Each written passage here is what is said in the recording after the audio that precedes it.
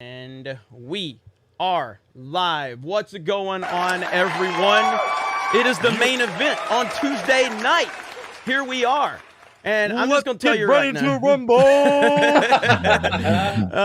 And listen, I know every time me and Ripa are on a stream, you see me beat him down and break him. Will that happen tonight? I don't know. We're not playing video games. He's a decent debater. He's a better debater than he is at Mario Kart, but we'll see what happens. So I steady kick this guy's ass, and he's confident. So I respect that much, but he's not better than me at Mario Kart. Oh man! Hey, I went ahead and got a Switch so I can join you. Oh, we got to get him on it. Oh, Jesus Christ! What the fuck is happening in this country, this world? Yes, I bought that just because I wanted to play with you guys. I'm not joking. Adam is coming to Mario Kart on Geeks and Gamers. You go ahead and book it. Let's set that shit up. Okay. Let's go. So this is our Tuesday night show. Myself, Eric, and Ryan will be the regular panel here. We're going to have guests on. It's going to be awesome. This is Tuesday night's main event, heavily inspired by the old school Saturday night's main event from, if you're a wrestling fan, that's really where the name came from.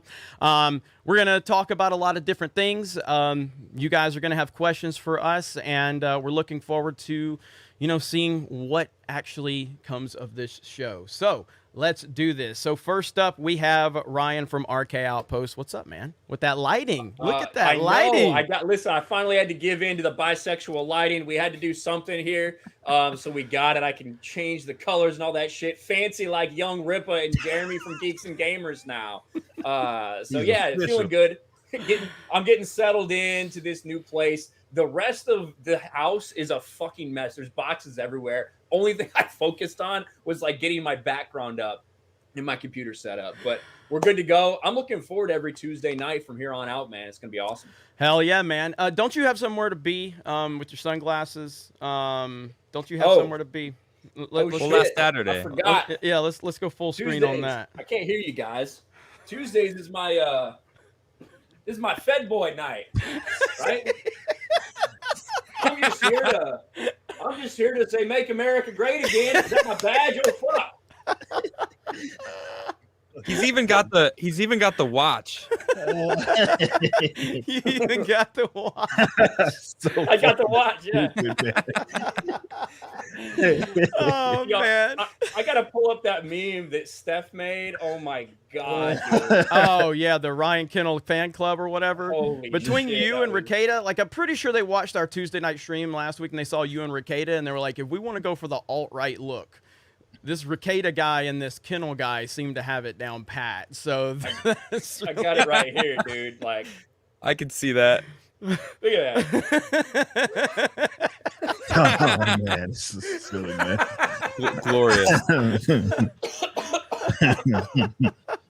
Holy shit. Oh man, that's good stuff. Love it, dude. Love it. But yeah, awesome to have Ryan here. Young Ripa, Eric July. I'll say it the right way for once. Oh, I should have said Ryan Kimmel or whatever whatever Gary calls him. But yeah, Eric July, Young Ripa. What's going on, bro? Same old shit, man. Busy. We do, still doing the show. I mean, the show has just been the numbers. I don't know what the fuck's been going on. I guess as crazy as the world gets, my numbers go up. So that's the positive thing about I guess the negative stuff that's going on, because it gets me more, it red pills people and it gets people more, I guess, privy to my content. But it's the same old, working on that comic book stuff. I'm just stoked. It just is an awesome time to be a creator, really, in any space right now. Doesn't matter what it is, definitely in any entertainment sector. So, I'm feeling real good just about everything. You know what I mean? And obviously us doing the show, coming together, all of us link up and do other shit and kind of have some more of an officialized show that people can kind of look forward to weekly is awesome, man. Yeah, absolutely, man. Happy to have you here. All right, and the silent producer, Krista Nova. Hi, Krista. Hi. How are you? Hello. I'm doing good. I had cookies and I feel fantastic now because of that. As you know, sugar rush. I heard that. All right, happy to have you here, Krista, as always. And our very first guest for the official name, Tuesday night's main event, Adam Krigler, Commodore Krigler. What's going Thank you. on, man? I didn't know that this was the maiden voyage of a new show. I figured I was coming in, just to join you guys on a Tuesday night, just hanging out. But I'm honored. Thank you for inviting me. Absolutely, to be your first guest. That's absolutely, man. Appreciate that. Yeah, it's great to have you, and I know you've been you were on Ricada last night, and all kind of stuff going on, and obviously. The moment I gained the most respect for you is when you held up that Nintendo Switch. As What, even, like 5 minutes ago? Yeah, like 5 minutes ago. That's like the highest you've ever been ever for me. So yeah, it's all downhill for now. So you can't. I mean, we'll see what happens. But Krista was talking earlier about how Ripa actually had his Switch on his honeymoon. So that means Ripa had to pack it up. Like he literally packed the Switch. Let's get the story. Let's get the facts straight first. Oh, yeah. It wasn't even my Switch. I want everybody to understand the facts. We need to get the facts out there. It was not my Switch. It was her Switch.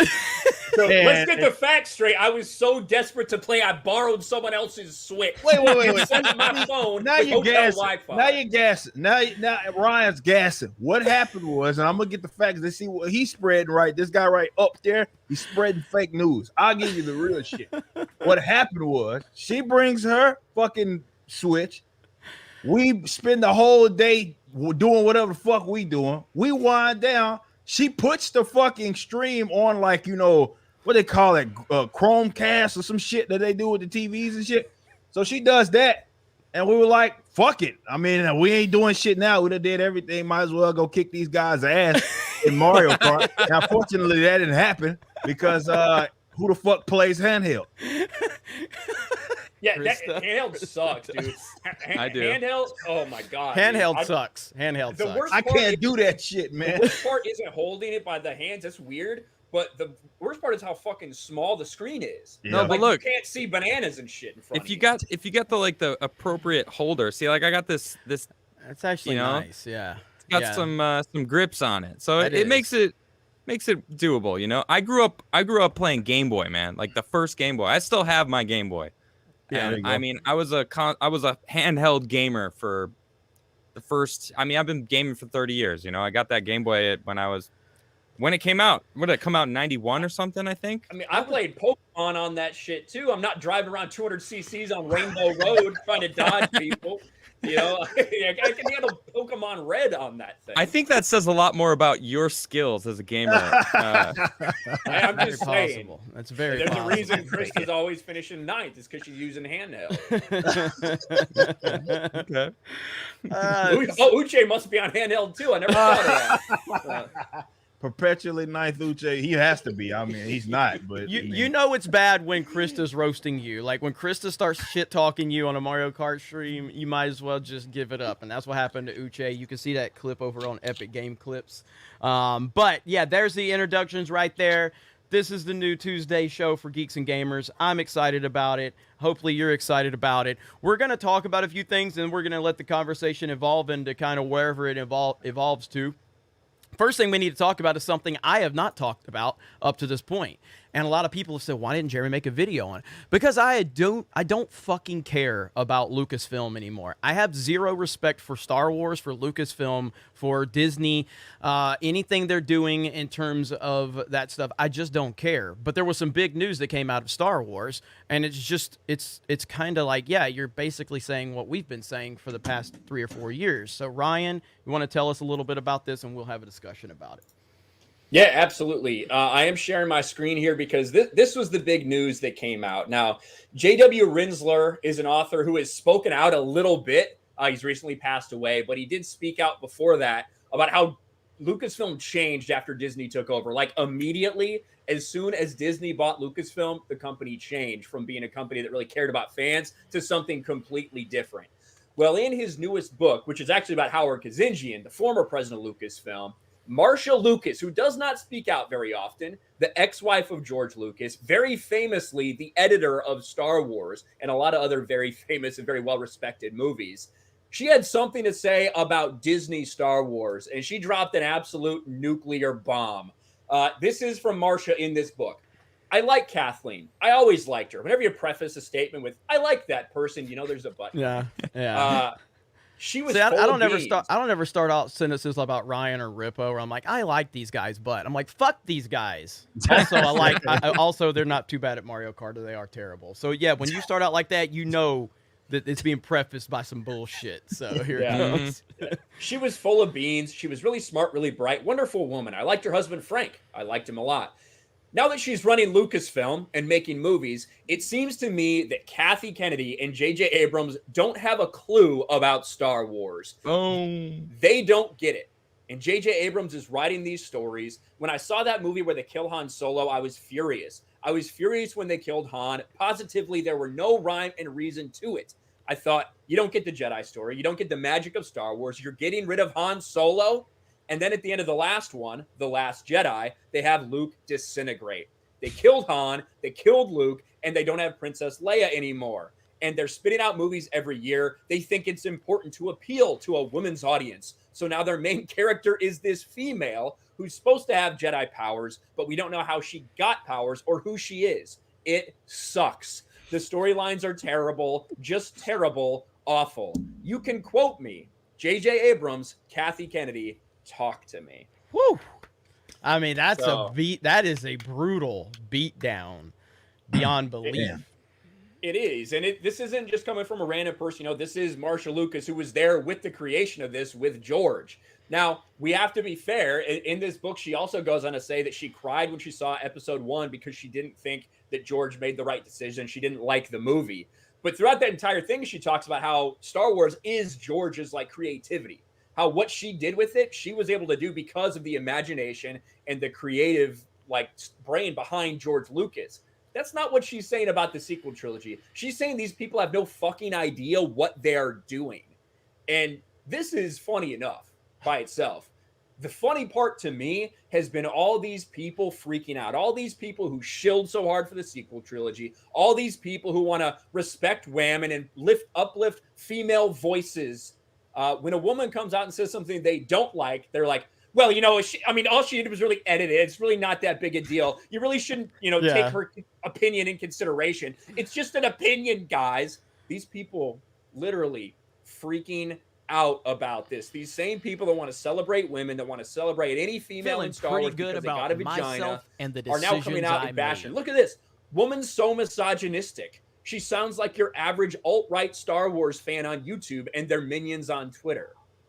Like, these are the type of things that I'll they're be right back. saying out Okay, there. you're good. You're good. Yeah, and this is exactly what we've been saying for the longest. And yes, I did. I saw this story. When did this story break, Ryan? 2-3 days ago, probably. Yeah, And it was actually on my stream. I found out about it on my Sunday stream. So it was on Sunday when it happened. nice. That's good timing. But I think that there's a bigger discussion to have on top of this, and I'm gonna bring some other things into it because, as we know, like Rip is not someone that's really plugged into Star Wars. Obviously, he knows what's going on with it, and it's a piece of shit, But when you're I know that seeing much. That's for sure. when you're seeing people like this willing to speak out, then all of a sudden you see what's happening with the comments, and this is something I'm gonna lean on Rippa more so, but like the Kelly Sue, what's the name? Comment. Yeah. What she's saying after saying, if you don't like my politics, don't buy my book, after she posted that picture with what's her face where they're like, we're taking over the comics industry, and now she's basically admitting that the comics industry is fucking dead, you know what I mean? Because professionals have destroyed it. That's the same thing that's happening with Star Wars. These professionals that you couldn't criticize are destroying it. And I think it's a bigger problem with what's going on in the world where there are professionals that you can't question, and the professionals tell you have to do this to your body. You can't question it.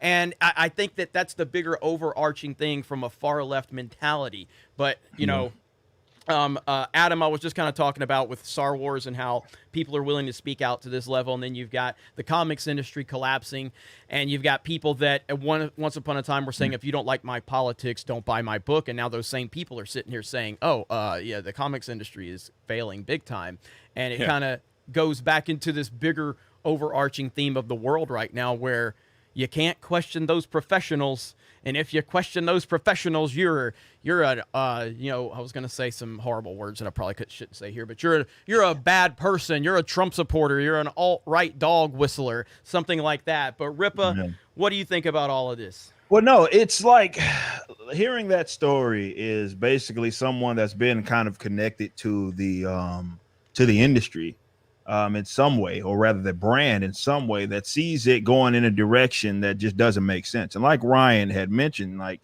yeah, you could look at something else that even maybe George was a part of and criticize that, but you can't say that he didn't obviously understand his creation. That's a different subject matter, and that's exactly what we're seeing. Ironically, now, I mean, I don't know if irony is really the proper term to use what's going on, but Disney also owns Marvel, and it's the same shit. As well as what's going on with Marvel, where you have a bunch of people that have no idea what they're doing, probably should be nowhere near any of these books, these characters. They don't really understand it. Yet now, unfortunately, they're in charge of like what direction that company or that brand goes in. And what I would say more of a comparison to her, we kind of see this with, I don't know if you guys have heard like Chuck Dixon talk about legendary Batman, Bat Family, really writer. And he said and echoed some of the same sentiments of what I've said. Despite being connected to all that, it's like Tim Drake gets bisexual out of nowhere, and he's like, what the fuck? Like, these guys have no idea. Yeah, I didn't create Tim Drake, but I had a lot to do with his development, and none of this makes sense. But what it does is echoes the sentiment of like, they don't understand. The people that are now in control of the brand don't understand. And yeah, obviously they're more connected with their like social views and social preferences than anything. And if they can use the stories or the characters to tell that, then that's what they're going to do. But I think they do understand. I think they do. I think they know exactly what they're doing with it. And you just said it. They're using the brands that they know people love and changing them to like push their ideology into everything. All these beloved characters. They know exactly what they're doing.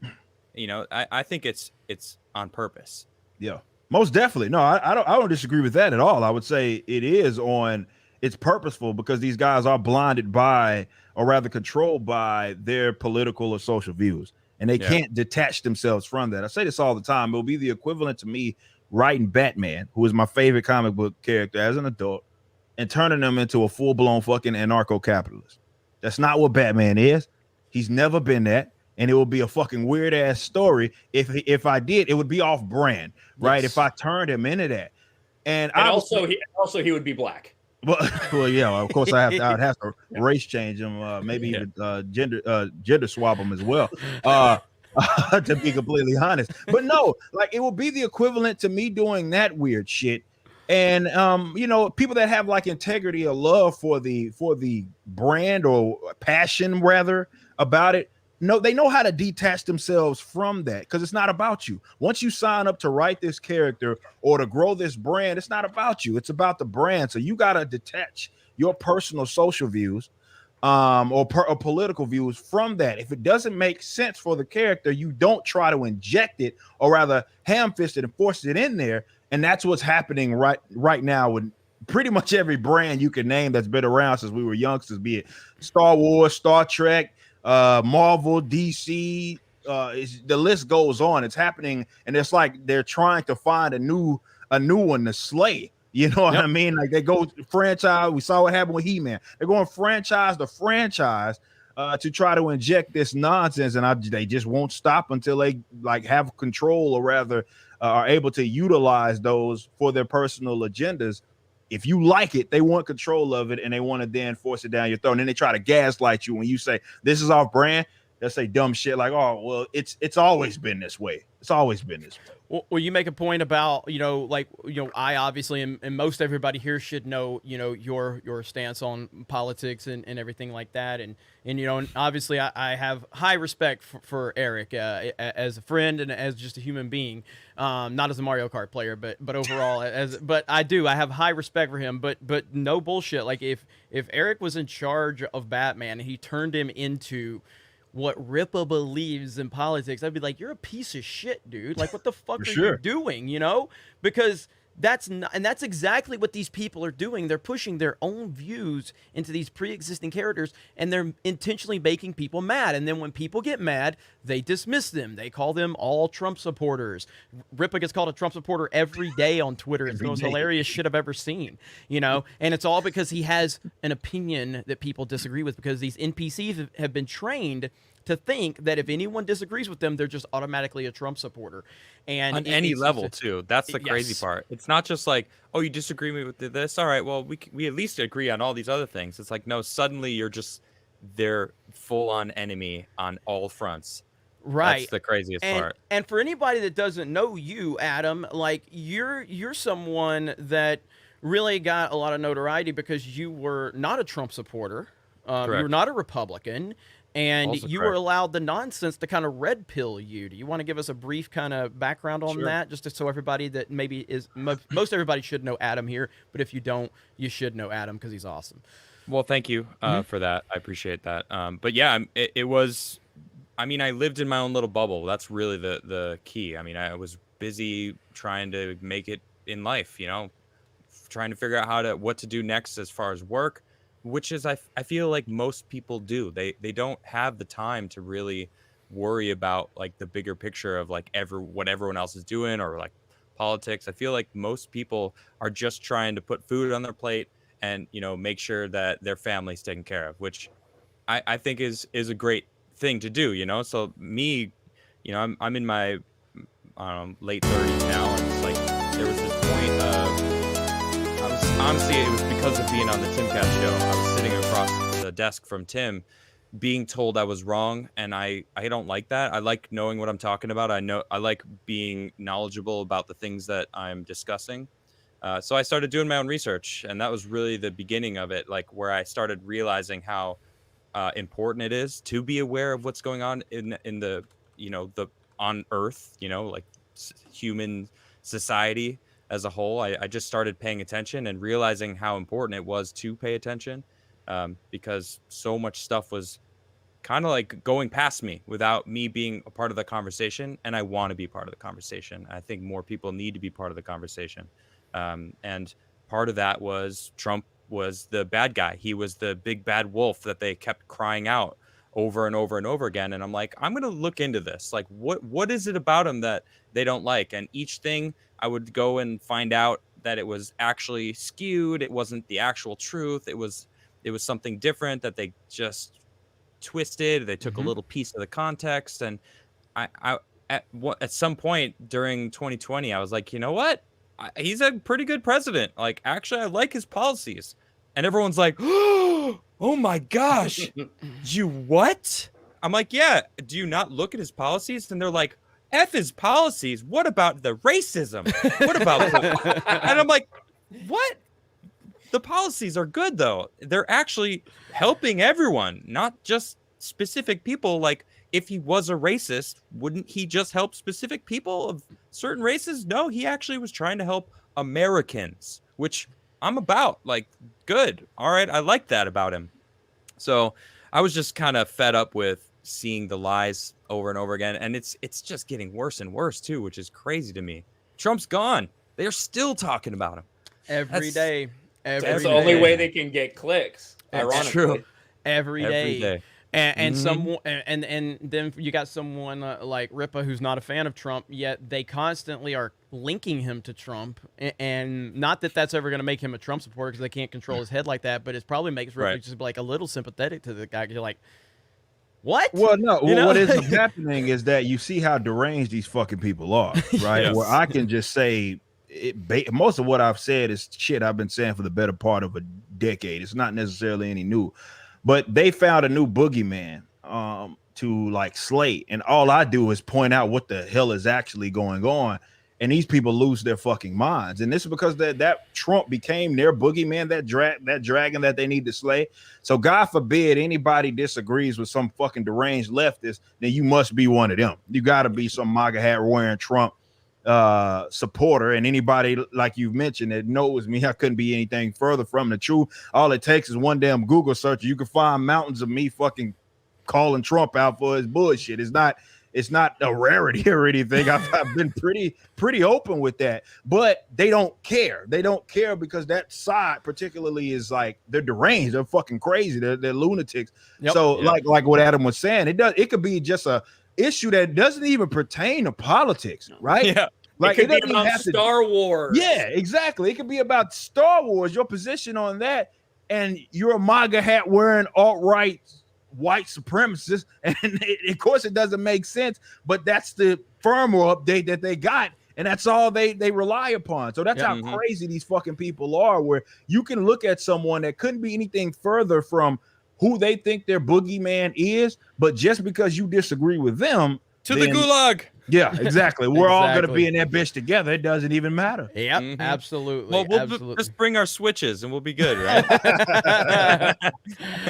and yes, while Adam was talking, I had some music playing on a video that I was going to show you guys in a bit, and I couldn't figure out where it's coming from, and I didn't want to derail the conversation because no one else heard it but me, at least on the panel. You guys heard it. Yeah, you guys heard it. Yeah, they were going fucking crazy, but I was like, I'm not going to interrupt Adam, but it was only for like a couple of seconds, but I was like, where the fuck is that coming from? I hope Adam's it made what I was saying like more powerful. You know, was, did it it was amplify like it? it was like some 8-bit video game music. Is Oh, all right. Well, that's all right.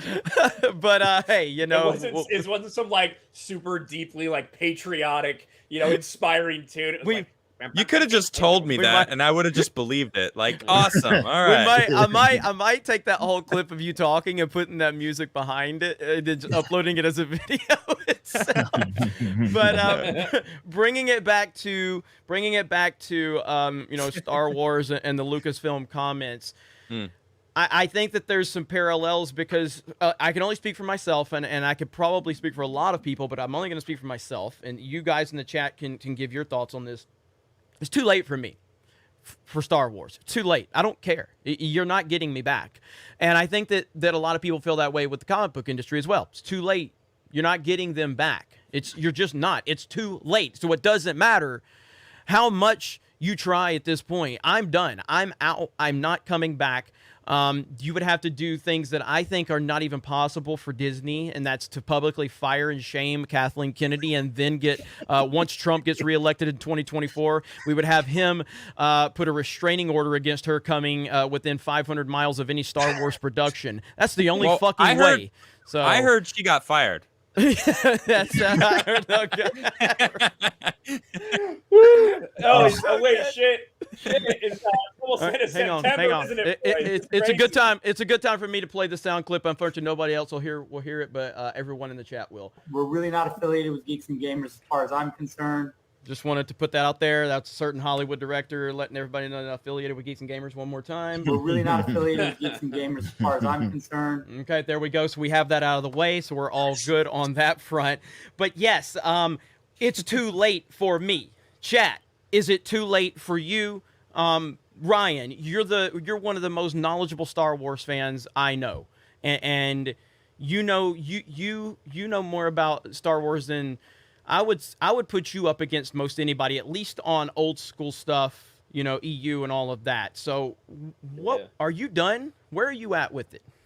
I mean, I've been done for a long time. Like, that's why when I came into this sphere, I was on a different level of grief than everybody else.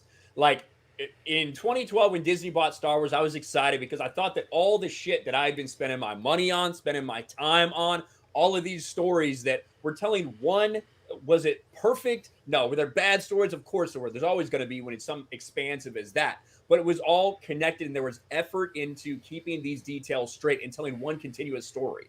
That's insane for a story that spans, over 40 years for something to be like that.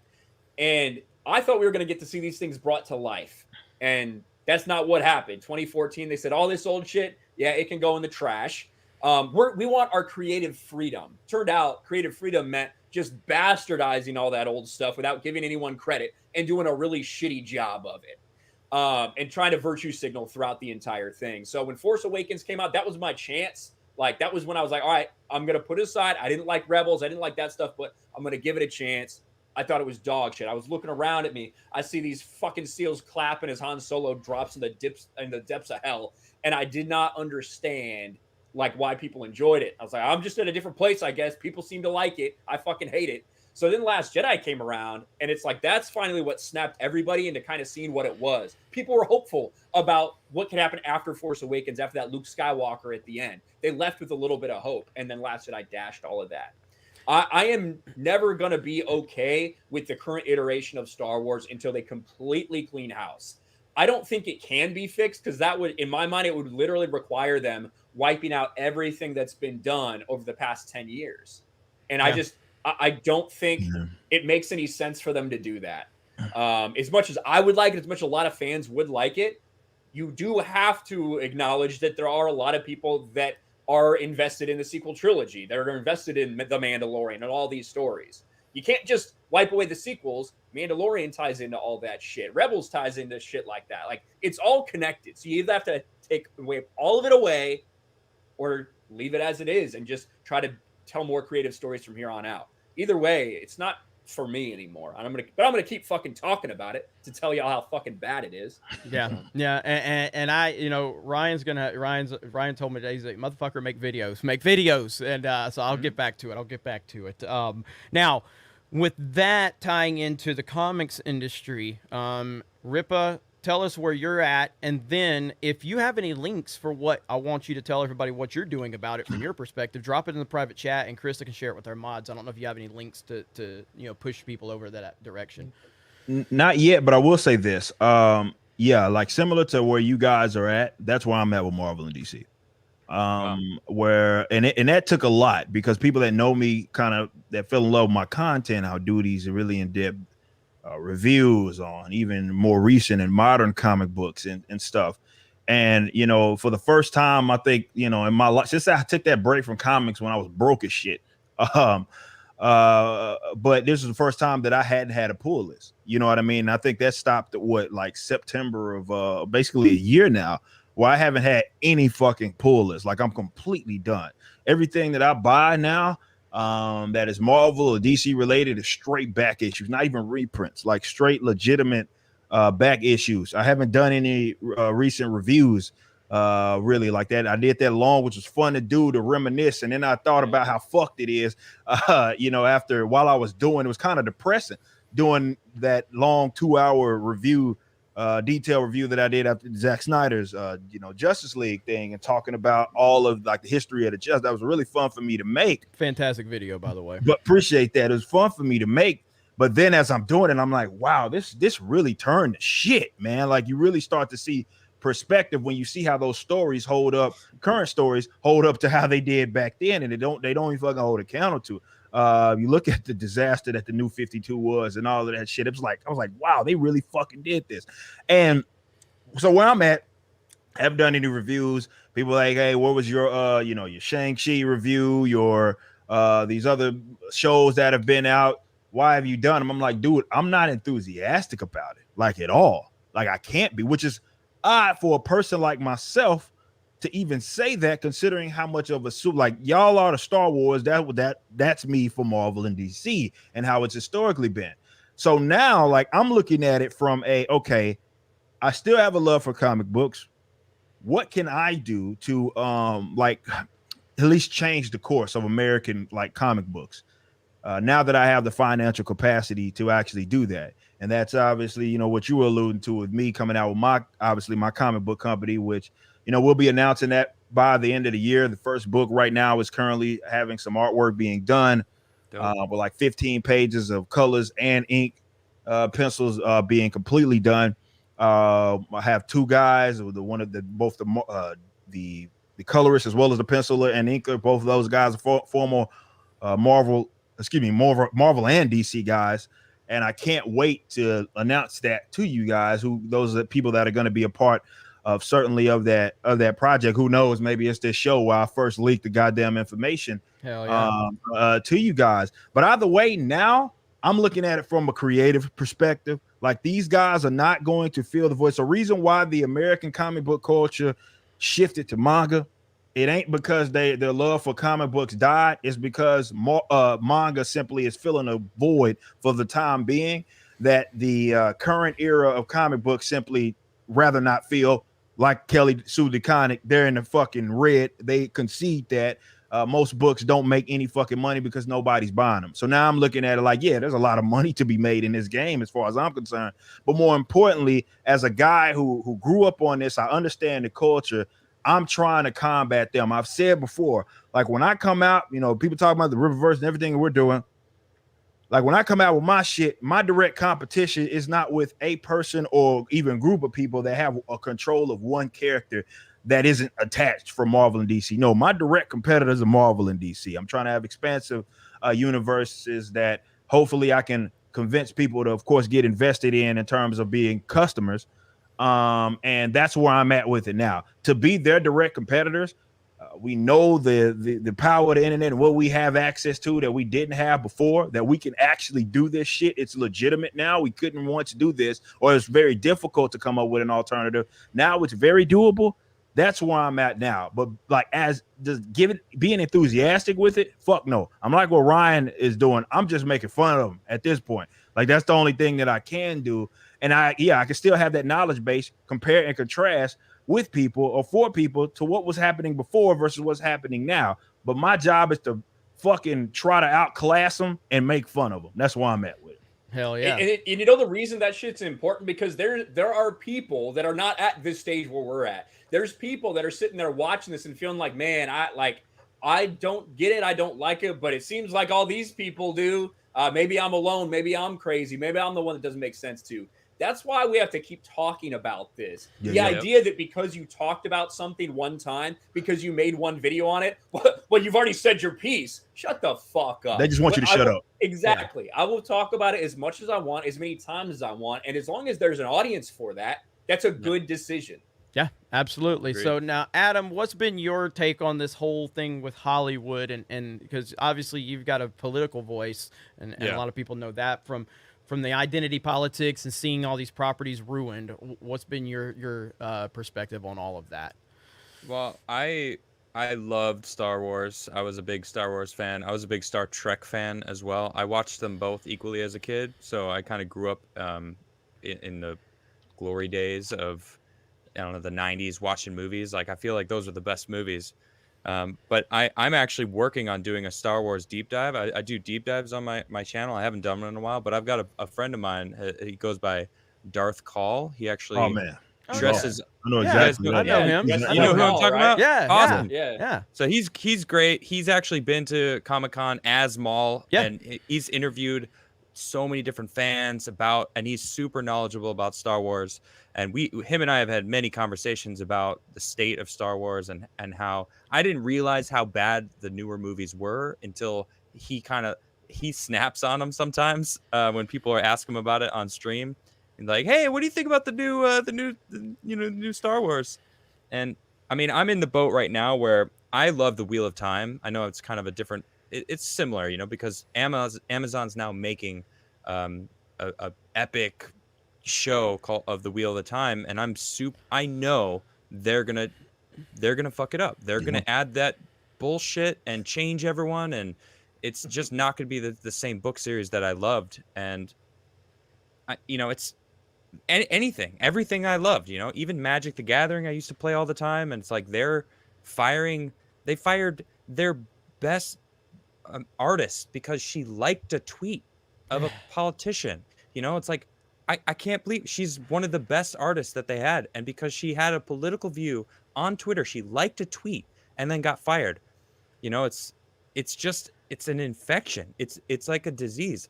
Like Eric said, they're delusional. These people, they have been programmed to just I don't know, attack almost everyone that isn't falling in line with loving the new Star Wars. You have to love it.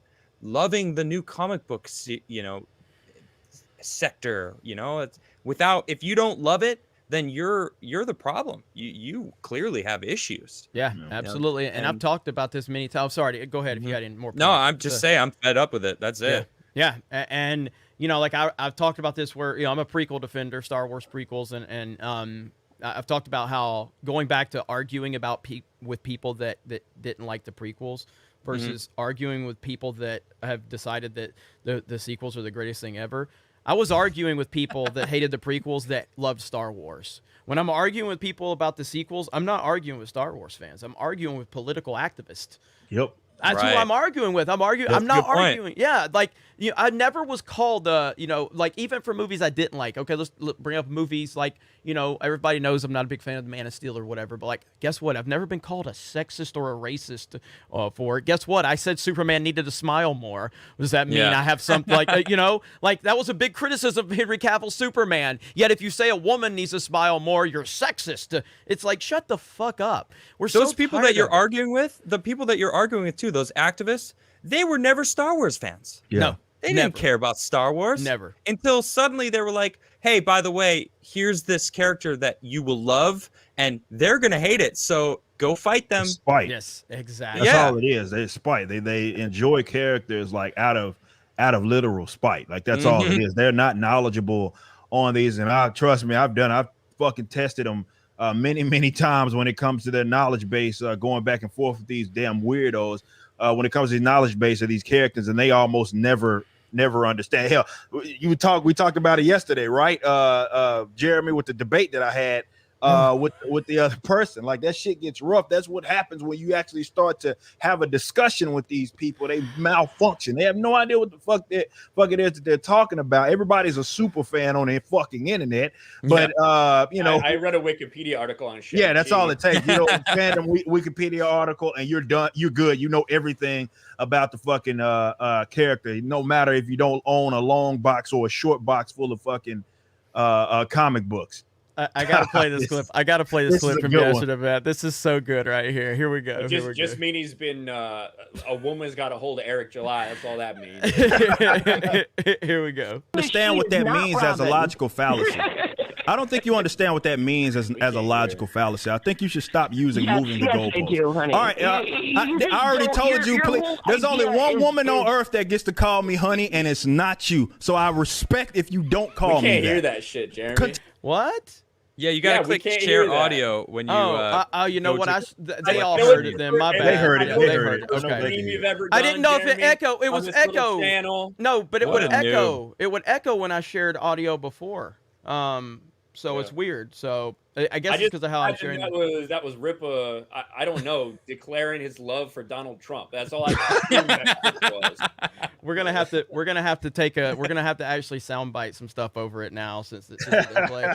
So the chat heard it, so that's okay. Chat heard it, so Yeah, all I'm good. sure they So did, no problem. So I'll have to make sure. So as long as if it is echoing, it's probably gonna be echoing for them, but it'd be echoing for us. So that's fine if as long as they don't hear that side of it. But yeah, Young Ripper when he said that shit, man, and that was I ain't even gonna mention the person that he was debating. If he wants to, he can. So I just I ain't fucking doing that. I gave that person an opportunity. I will put up for a lot of people that are asking about it, that saw it or want to see it again. If you're not a member of the channel, I will put it up. Maybe even tomorrow. I'll put the full unedited dispute up, and y'all be able to see it. But yeah, that's kind of what we're dealing with when I discuss with these guys, because yeah, a lot of these people just don't like the fact that you don't like the shit. It's all you're not a fucking. I hate people talk about the consumer and they use like cows. I hate that because cows ain't really like that. Pigs are really the animal analogy, and people that grew up on forums notice pigs eat fucking any fucking thing. They'll eat your ass if you fucking sitting in there for too long, laying down and not responsive. They'll eat your ass too, But they just eat anything. That's kind of what it is with them. It's like Marvel puts it out there. Disney or Lucasfilms puts it out there, and they're like, okay, I'm gonna consume it. I have to like it. And if you don't like it, then there's something that's wrong with you, because they think they're painting some sort of ideological line between the people that like this shit versus don't like it. So anybody that is not a fan of The Last Jedi or something like that, you hate the whammon, or you don't like Captain Marvel, you hate the whammon. That's what it's all about. It's not an actual argument, because these people aren't actually fans of this material. They don't like this shit. It's more of they are political activists, and this is just an extension of that, and they're realizing how powerful that it actually is, which is why they've been able to hijack shit. All these brands like that, it's funny. talking about like things like Star Wars, I even knew this, right? You can look at old videos of like when Star Wars was getting off the ground and people were getting so stoked, like the the reveal of Darth Vader and all of that. And you can see some of those old videos of people of all different ethnic background, races, and all of that were just so stoked on this movie and on this franchise. That barrier, or we already crossed that. We've been got there. All this whole trying to get people on the same page. Yeah. We already got there. You know what I mean? We got over the racism hump. And all of a sudden now we're in the 2000s and we're moving fucking backwards with this dumb shit. And these activists act like they're doing something special as they sit up there and pontificate about diversity and representation and all this other dumb shit that we already been there. We already done this before. Like, you're not doing anything special. The brand simply exists and brought people of all different ethnic backgrounds, races, gender, whatever. It didn't matter. It was about that, and people were fans of it. We didn't need to have to go out of our way to signal, which is basically what every single brand is doing right now. And that just goes to show how talentless that they actually are. Because if your material is good, you don't have to sit up there and remind people that you're utilizing a female lead or something like that. You don't have to do that. That's not even necessary. You only have to do that when you need a gimmick to fall back on, and you're looking for a shield of criticism. So this is how they set it up. Yep. All right, it's a female lead. You don't like it? Well, you must hate women, and you have a problem with female leads in movies. Of course, it's such bullshit, but they're just using it as a shield. Yeah. Well, and I think that when you look at this stuff, you're talking about people just eating the slop that's in front of them, like the Disney drones, because that's what they are. It's Disney drones when it comes to Star Wars or for Marvel. Those to me are the two franchises that, although we can sit here and look at like what they've done to them, they still have been successful while doing it in a big way. And I think that has a lot to do with just how much shit Disney owns and how they are able to put it out there in culture, because they own ESPN. So what do you have on ESPN in the lead up to a Star Wars movie, The Mandalorian, on SportsCenter, on Monday Night Football, and all this stuff? They integrate Star Wars and Marvel into these broadcasts because they're able to do, because they own that. ABC, all these different entities that they do own, that don't just say Disney on them. Whereas basically everybody else who's done this, it's just been a straight failure. Now we can look at the sequel trilogy and realize, Rise of Skywalker should have made $2 billion, right? But at the end of the day, they're still looking at that Solo's the only one that actually did lose money. Marvel, we still see the shit they're putting out that is still creeping up to barely break even. Whereas when it's like DC with Warner Brothers, when it's a property like Doctor Who, Star Trek, they can't do that. They're failing because they don't have that massive corporation, truly massive, that owns half the shit in the world behind them. Well, they even when these individual creators do something that's not attached to those brands, it generally fails. Yeah. Like, how many former writers that call themselves in the independent circuit talking about, I'm having trouble with August rent. Please buy a fucking comic, realizing that they can't fucking eat their goddamn shitty ass comics that they're putting out there because they have no talent. They have to attach this bad shit to brands that people already know, love, and recognize. If it wasn't connected to that, it'd be dead on arrival. And this is why it's so important. Like, for example, what it is that I'm doing, what you're seeing a lot of other people doing. I talk now a lot about the parallel economy and how, look, if you are a person, be it investor, creator, customer, whatever it is, you realize how deranged not only that the leftists are, but how much they fucking control with this culture. Now it's on us to kind of create something that's going to be more parallel to that, that may be in the same space. Yeah, it may be we have to come up with all these newer brands, but that's just what we have to do to compete with them, or rather give someone an outlet that may be interested in this stuff, and they don't have to now support people that fucking hate them, because that's all that happens. These guys go watch, we watch a movie or something by them, you pay money and you make their money, and then they get an award for the show, and then they tell you because you didn't vote a certain way, you fucking suck. You know what I mean? These are the types of people that we're dealing with, and I had to be even myself more mindful of not only where my dollar is, but when I talk about me as a creator in an entertainment space, like trying to reroute that and be part of like the solution as well. This parallel economy is something that we're going to have to come up with, and it's sad that we have to do that. That's how they took advantage, right? People that value liberty didn't give a fuck about any of that shit. We didn't care what the politics were of the person that was making something. Nobody gave a shit about that, and rightfully so. I would love to live in a world where that is the case. Hell, that's the point of fucking libertarianism. I'm trying to rid the world of politics. You know what I mean? I would love to be in that situation, but the reality is that leftists, the authoritarian left, when it comes to like entertainment or like all of that sort of stuff, they fucking control it top to fucking bottom, man. And we got to put up a fight. Yep. Well said. That's it right there. Those are some powerful words, yo. I've been saying for a while, like, I'm so sick of these people taking over. Why isn't anyone making new IPs anymore? What happened to like creating new shit, like making a new story? Like, where is that? Like, that people are afraid to do that now. So it's so refreshing to hear you say that, Eric, like that you're pushing forward and you're going to make your own universe. Like I'm hyped to see what you're doing, because that's what we need. We need more of that energy. Yep. Appreciate that. Hell yeah. Hey, listen, I'm only interested in the character that looks like me, talks like me, acts like me. It represents Ryan. Well, versus Ryan. Ryan, well, on that note, you didn't know that I needed a segue, but on that note, I think I got something that you might like. So no one here except for myself and Krista have seen this yet. So I'm going to give everyone a sneak peek at something. Those snaps. Make sure we can hear it though. Yeah. Yeah, you will definitely hear it. So this is the opening cutscene for the. See, I don't know why you can hear me. I hear it echoing, but it's whatever. It's because you're feeding your audio. Right. I know. And you're feeding your audio. So here we go. So this is the opening scene for the Geeks and Gamers video game, and young Ripa is in this. Oh shit! He didn't know that. He didn't know this that. is news to me. So here we go.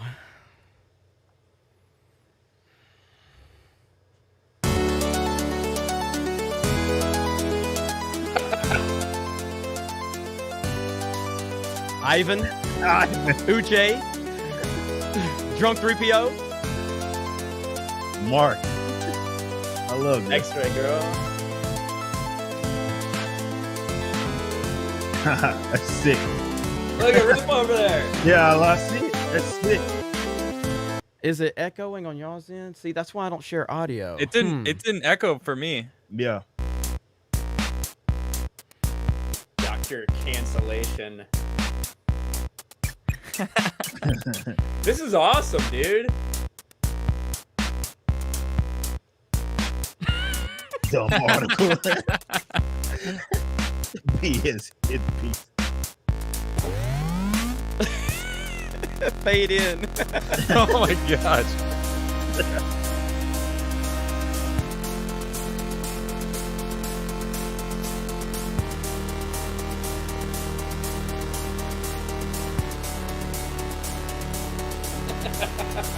That's amazing.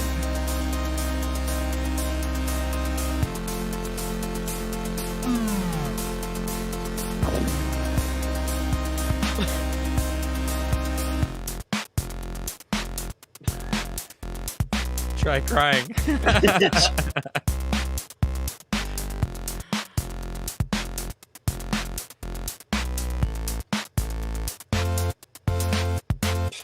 Provider. You look like Ash Ketchum right there, dude. Oh shit! You just got canceled. Blue check mark. So there we go, right there. So shout out to our developing team, T-Rev. Obviously, we had Fact Blast, which was a game that was developed last year, and that's still available in the description. But this is the follow-up. This is going to have more playable characters, and Ripa is so. I love it. From what I understand, so the developers are working on it. They're getting my feedback. From what I understand, hang on, let me get to the title screen when we're talking about. Okay, so from what I understand, when you play the game, I'm the lead character, and then obviously other people in the Geeks and Gamers team have their special power-ups. And Siobhan's in the game too. And it's funny because Siobhan, everybody knows she's our community manager. She's LGBT, and when the NPCs are coming after me, I can call her in for a special attack, and she comes and throws a rainbow at them and kills all of them.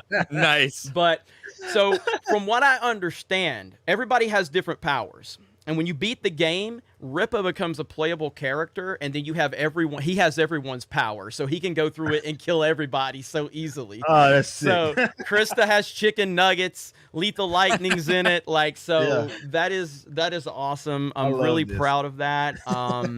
And yeah, so we're creating our own stuff here, you know, and I'm really proud of what we have going on, and it's going to be great. It's going to be great, and so that's what we're doing. So nobody here knew about that but Krista, so that is pretty damn cool. I'm excited. That's dope.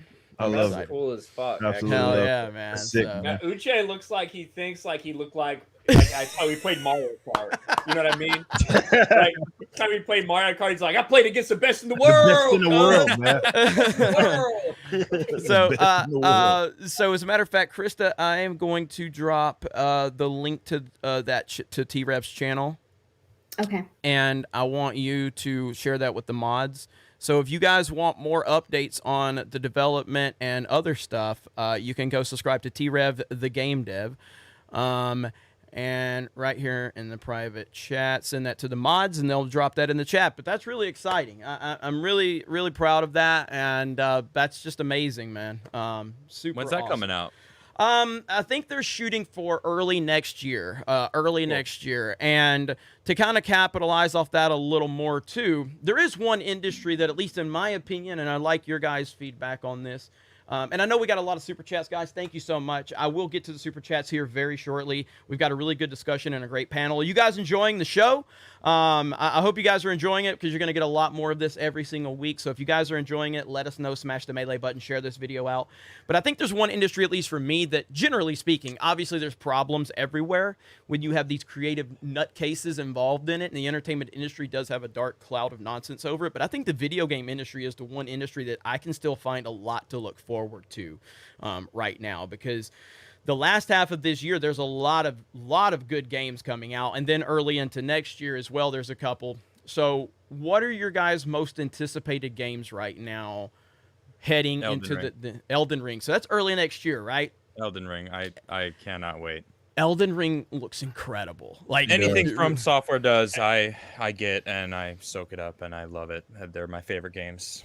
Yeah. I mean, the idea of an open world Dark Souls game with all that lore behind it. George R.R. Martin, instead of finishing Game of Thrones, is busy fucking writing lore for Elden Ring. That fat fuck. But yeah, I'm okay with it. Yeah. I'm okay with it. Y'all can wait. Yeah, but yeah, I think that's been a popular one for a long time, and finally got some information on that. So yeah, Elden Ring does look to be pretty cool. It really does. I mean, that game's gonna. I mean, again, I'm a little hesitant to get excited for anything on the next level because of what happened with Cyberpunk. Because I kept saying Cyberpunk was going to be something that people were going to talk about for the next. Well, we decade. all did. Yeah, Cyberpunk was awesome. I love that game. Was it? I'm sorry. Where did you I play played- it? So what did you play it on? I played it on my awesome gaming computer. Okay, okay. So that so I get that. Everybody know how I felt about the goddamn game. And, Well, I think watched you play it a couple times, Eric. I was fucking struggling playing that goddamn game, man. I was about to lose my fucking mind. Well, But to I Adam's know. point, like I found, all right, I will say this about Cyberpunk. I found enjoyment for what it was. Yeah, not when what it it was worked. supposed to be. But what it was supposed to be, what it was not. You know what I mean? And I thought it was going to be, and they marketed it as if it was going to be the next generation new concept RPG. And it simply was not. It was decent for what it was, but it failed on a lot of promises. So, I mean, I as far as what I'm looking forward to, it's like, you know, I haven't even, I don't know if y'all can see back there. There's a fucking Xbox that I ain't open. Still in the box. I haven't opened. I got that like the day that it dropped. I have not opened that. And I think Halo is what's gonna do it. Halo Infinite is what's gonna do Halo it for me. Infinite looks good. And getting kind of into y'all people that watch me. I'm really into like more competitive games. Definitely competitive. Multiplayer. more of those experiences. And I'm still looking for something that could satisfy my itch. I see a game that looks decent, and I'm like, all right, yeah. But I will say this: my biggest issue isn't with modern gaming, AAA gaming. It isn't about the like social justice bullshit, because yeah, obviously, Last of Us, we know what that was, and that stuff exists. But my issues have been centered around more so. It seems like a lot of games are appealing to like the lowest common denominator, and we're seeing games be dumbed down for the sake of trying to cater to everybody. And I think we get these ruined experience, definitely in the competitive way. I don't know if you guys, play like certain games competitively, but certainly in the competitive space, because, some fucking idiot games urinalist can't fucking beat a certain stage or can't do something or something like. But unfortunately, we laugh, and I laugh at them. Yeah. But it seems like the next games, generation of games come out, and that's who they're fucking catering to. Yeah, it's true. This is why I'm sleeping through the goddamn certain games, and I'm like, God damn, I mean, this is a snooze fest to fucking play. It has all these bright lights and cool concepts, but goddamn, I could play it with my eyes closed. And I'm not necessarily interested in that. That's why we talked about Elden Ring. I'm a big FromSoft guy as well, and the fact that that's one of the companies that's telling these motherfuckers that we're not putting easy modes in our fucking game. You know what I mean? Easy Get mode? good. What? You know what I Easy mean? mode, Dark Souls? The game is what it is, and I appreciate that there's one company that's going to do that. Mm-hmm. Absolutely. Yeah. Do you guys hear about Coder? Knights of the Old Republic? Yeah. Do we even want to go there right now? I'll let Ryan rant. Go ahead and rant about that one, Ryan. Yeah, I mean, this one, like, there's been rumors about this shit forever. And I actually did a video where one of the former co-founders of BioWare, who has his own like development studio now, actually pitched to EA to do a Knights of the Old Republic. They called it Reforge, where they were going to remaster a lot of shit for KOTOR 1 and KOTOR 2. EA rejected it. And it turns out that Aspire, with this bottom-up remake, is going to be the ones that are doing it. You don't need to rewrite anything for this. So all these arguments about people like, no one said Sam Maggs was going to be the lead writer. It's like, no one said that, first of all. But also, the fact that you have any writers attached to this project is bullshit. Right. There are just a fucking 100 hours of dialogue in Knights of the Old Republic that does not need to be written. It does not need to be modernized. None of that shit. That people still go back and download this game on Steam from 2003, not because the gameplay is good, because it's archaic, right? Yeah. That turn-based RPG is archaic. The graphics are archaic for what we have now. They do it because they love the story. And that story, the story of Revan, the story of Bastila, all of these things, there are so many opportunities for them to bastardize it and push identity politics into the entire thing. Imagine the character of Bastila, but without any perceived flaws, right?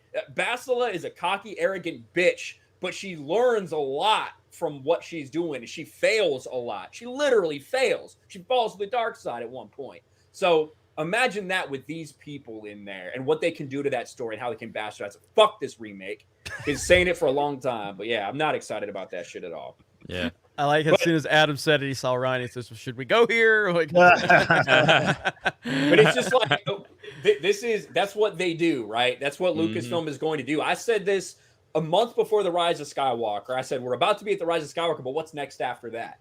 Because they've now run out of like original trilogy characters to bastardize. So what are they going to do? They're going to go to more like other ones. We saw them go to Boba Fett now. They're going to do that. But they're also going to go to characters that are beloved from the shit that they threw away, like Revan.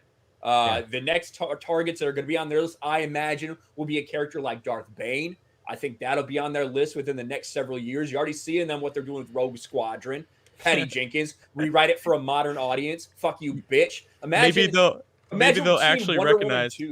Yeah, imagine seeing Wonder Woman 2 and thinking, yeah, let's give her a Star Wars movie. Jesus fucking Christ. I was going to say, imagine if they actually start doing something with Darth Plagueis. They're like, oh, I guess they like that guy now. Yeah, he's got the coolest weapon, by the way, I think. Yeah, we're supposed to talk about people we like, though. Right? Video games we like. It's Geeks and Gamers. We don't know how to be positive around here. Yeah. Wait, let's stay positive though. Let's get positive. Like, what games are you guys looking forward to? So and obviously I think Elden Ring is going to be just an insane experience. But I mean, like right now, like what's right in front of us is I'm looking forward to beating the shit out of Rippa and Hot Wheels Unleashed, a racing game that comes out in a few days. Have items. So I mean that will happen. Excited about that. That would happen, and so that's going to happen in probably about a week before we go to Boston. So Rippa's going to get beat down, and it's fine. I mean, he's excited for Nickelodeon racers too. Nickelodeon racers. That might be a thing. And listen, and I want to make a point, like, because Rippa thinks like Rippa don't think people notice this, okay? But like he strategically had to go on that debate on Monday to beat down somebody to make himself feel better about what happened to him on Sunday. You know, he had to recoup. I'm not even gonna bullshit. That was a bad Sunday for both. You played like dog shit yesterday.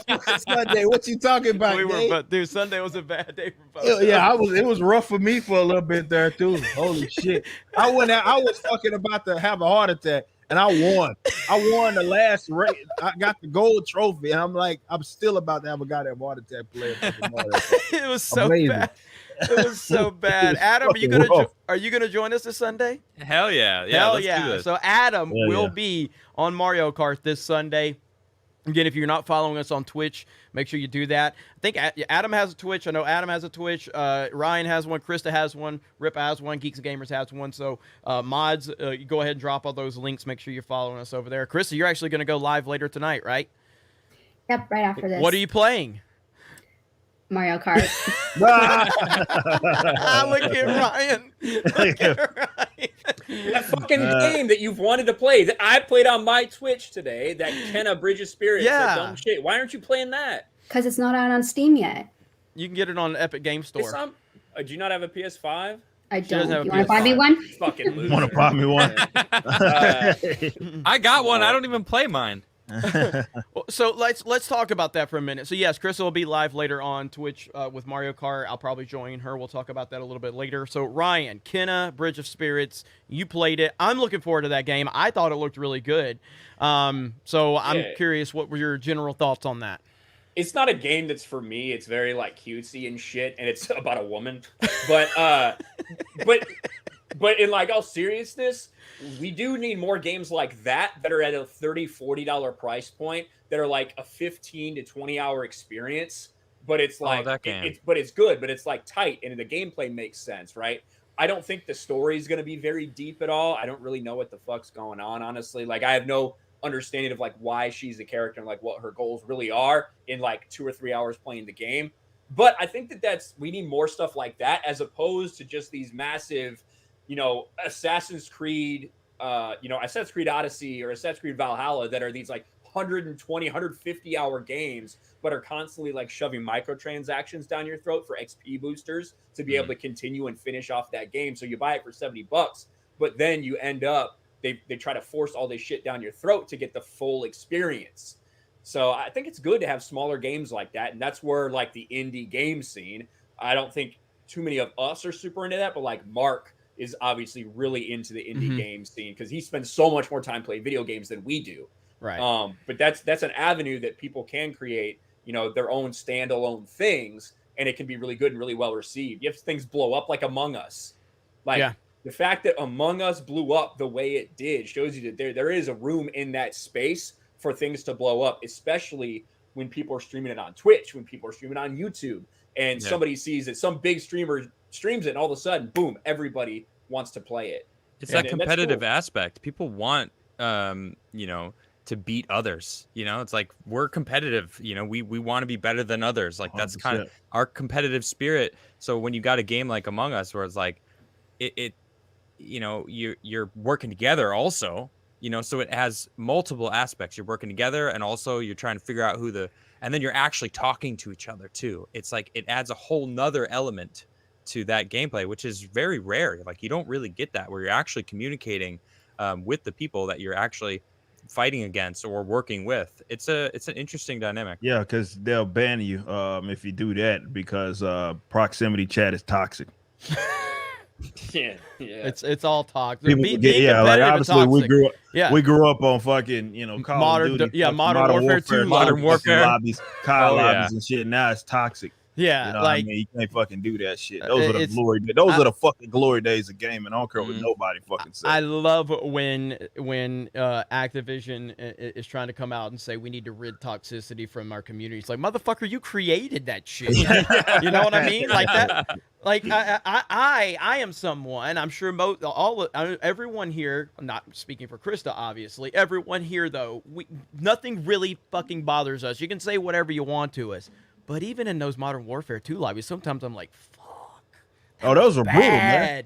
Those are brutal, but I loved it. No, it was bad. And then it would make you, and then it would make me go, okay, well, I got to get worse. I'm about to destroy this motherfucker. Yeah, exactly. That's what I was like. It wasn't nothing like being in the lobby before a game starting up and some other dumb motherfucker chatting off, talking all this shit. And then he gets destroyed, and I go for like a game going fucking 30-2 on his ass, and I'm coming right back in the lobby talking hot shit, man. Those were the fucking days, man. Those were the days. Those are glory days of gaming, man. Like we need fucking more of that shit, and I think that's why also we have a generation of fucking pussies as well, because they didn't fucking experience that. Anybody went through a fucking actual Modern Warfare 2 COD lobby, you fucking can deal with anything. Someone calling you shit over the internet ain't nothing. You know what I mean? Exactly. That ain't shit. That ain't shit, motherfucker. Now we got motherfuckers crying about being misgendered and all sorts of shit. Like we was called all kinds of shit. Motherfuckers talking about your mama. You was white. They still calling you the N-word. We was dealing with all of that, but it was all good. It kind of hardened us, man. And what it bred out of me was just obviously me being an athlete my entire life. That's how I was. But just being competitive as fuck. I love that shit. That's why Mario Kart is entertaining for the audience, because we sit there and talk shit because they're trying to beat each other's ass. And it taught you that words like that don't fucking matter. It don't mean shit. You know what I mean? It doesn't mean anything. That's how people fucking talk. Here's a spoiler alert. That's how normal people talk, which is why you went in there, and that's the way it was. Yeah, right? That's true. That's true. That's very true. It was a reflection of how what the real world regular people were. Like that's all it was. You know what I mean? Guess what? It's pretty normal. If you didn't hear let's see, the baguette slur. Oh yeah, most definitely. Everybody dropped that. If you didn't walk into your place of work and hear that 5 times before noon, something was fucking weird. Yes. You know what I mean? Like that's just how it was. That's how it is. And how it is. Just saying. So, it's true though, but Modern Warfare 2, Black Ops 1, 2, those were the lobbies too. Those are the fucking days, man.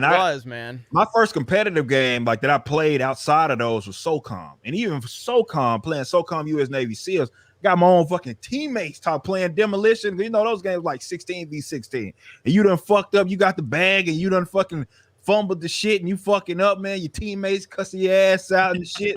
Like those are the days, man. Those were great fucking experiences. That just really, that was like pre-social media, obviously. You know what I mean? And now, like I said, you got a fucking generation of pussies who can't. If they were to experience that, they have a fucking crisis, and they be going to their fucking psychiatrist getting all kinds of pills and shit. If they had to experience what the hell we experienced in those Modern Warfare 2 lobbies. And now we live in a world where social media. Yeah. That's now we live in a world where bully hunters was created. Okay, bully hunters. I mean, that is the most embarrassing thing. That if bully hunters, where and that was all fake. That was all fake too. That was the best part. Oh my god, man! Like calling in, like they couldn't actually find someone bullying women.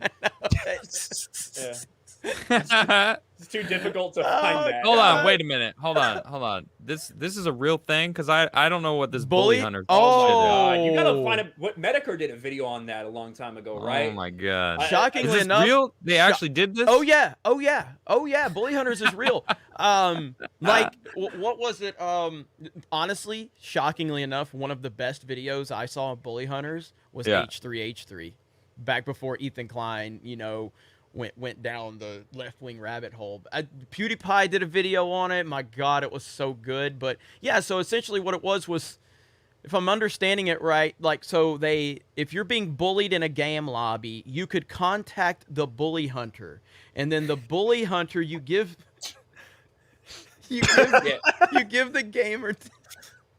Bro, like oh my god, they literally had this setup. They were streaming. It looked like it was a fucking CIA op, right? Like these lights and shit that we got, it was like nothing. It looked like it was the fucking like beneath the White House. There's just people on computers sitting there ready to take action. If you're bully, contact the bully hunters. You let them know, like, nah, that ain't real. I ain't believing that shit until I see that shit, bro. No, pull it out, Ryan. No Find a decent little 2-minute video or 3-minute video ain't no recap fucking on it. cringy. Oh my god, dude, it's so bad because what was it? Zombie Unicorn, was that the girl's name that got memed to hell and back? It sounds like a terrible fucking but no, seriously, as we're talking about all this goofy shit, it just goes to show like the world that we're in and how much different it is from when we came up in our era of most of us around the same age, you know, in our era of gaming. It was a completely different experience, and now, like I say, people are cringing fucking out of their minds, or cringy out of their fucking minds about this, whether it be with this bullying shit, toxicity, female gamers and shit, thinking they fucking special because they got called out of their name on a fucking proximity chat or something, and their whole life is destroyed now. I'm like, dude, we got called worse. You think you the only one got called a bitch? You know what I mean? Like, like in my day, that was par for the fucking course. I walked into a Modern Warfare 2 lobby, and if someone didn't call me a nigga, like as soon as I walked in that bitch, something was fucked. Something was fucked. Like straight up, something was wrong and incorrect. I was like, wait a minute, do I got everybody muted? What the fuck's going on? Something ain't right. Something ain't right. Dude, what we used to do, DM that to me on Twitter, Krista. DM that to me on Twitter. Go ahead, Ryan. What we used to do playing NBA 2K, me and my buddies, because obviously we're all white. We go to the blacktop. Nobody fucking wants to play with me. I fucking stand in line with somebody. The blacktop in NBA 2K, they fucking walk out. They go to another one. That shit is real, dude. So we just started fucking trolling people on there, fucking spelling out shit with our tattoos on the back of our neck. On the back of our necks, do the fucking thing before the game. Oh, dude, there was so many. There's still people still troll on fucking 2K with that goofy shit, man. But they get banned. Okay, here we go. I've got a clip that Chris has just sent me. Oh, is this is Moist Critical, isn't it? Yeah, this is Moist Critical's video. So jump to 125. Yeah, I got it. The woman. Yeah. I got it. Okay, so I'm gonna share audio. Hopefully it doesn't echo too bad. Here we go. You don't whore, learn how to play the fucking game properly. All that you still suck. I guess girls just suck at video games in general. It was at this moment when we saw that it was not just trash talking. It was straight up harassment. So that's when the Rose Thorn, our casual gamer, decided to call on one of our bully hunters. So the bully hunter has now been alerted and should be joining the game soon. Okay, pause right there. Now zoom in to the bottom left corner. Holy shit, it's Counter-Strike, right? Response time that blows the police, fire department, every emergency service out of the water. Apparently within the span of 45 seconds, the Rose Thorn was able to contact them via satellite phone and just some direct line of communication. They were able to hop into the game immediately. And there it is. Pause right there again, please. Now, our bully hunter has asked the Rose Thorn live in-game who is harassing her. And our victim then immediately replied. So we are watching our bully hunter. Our victim. She knows who the harasser is, and she is on the hunt. This has to be satire, bro. The harassment in the background, it doesn't stop. So now bully hunter 77 is looking for the harasser. And it looks like she's going to use her knife, folks. And there it is. Again. This has to be satire, bro. There's no way this shit is fucking real, bro. Well, A very difficult move indeed on a man who just fucking fell asleep at his keyboard, apparently. This is some of the worst fake gameplay I've seen. You can definitely fake gameplay and make it look convincing, but this isn't even trying. This is like 2009 era top 10 plays where you'd fake that shit. It's like when you were forced to do a video in middle school, so you just had to poorly act something out just for the sake of the PowerPoint. It's pathetic, really. And look right there. See in the lower left-hand corner. Let's pause that and zoom into that. Oh my god, bro. This shit is bro. Like, all right, yeah, obviously this is a front. This is a front Wait, of them this is trying what to show. This is where they do the awkward clap. Watch.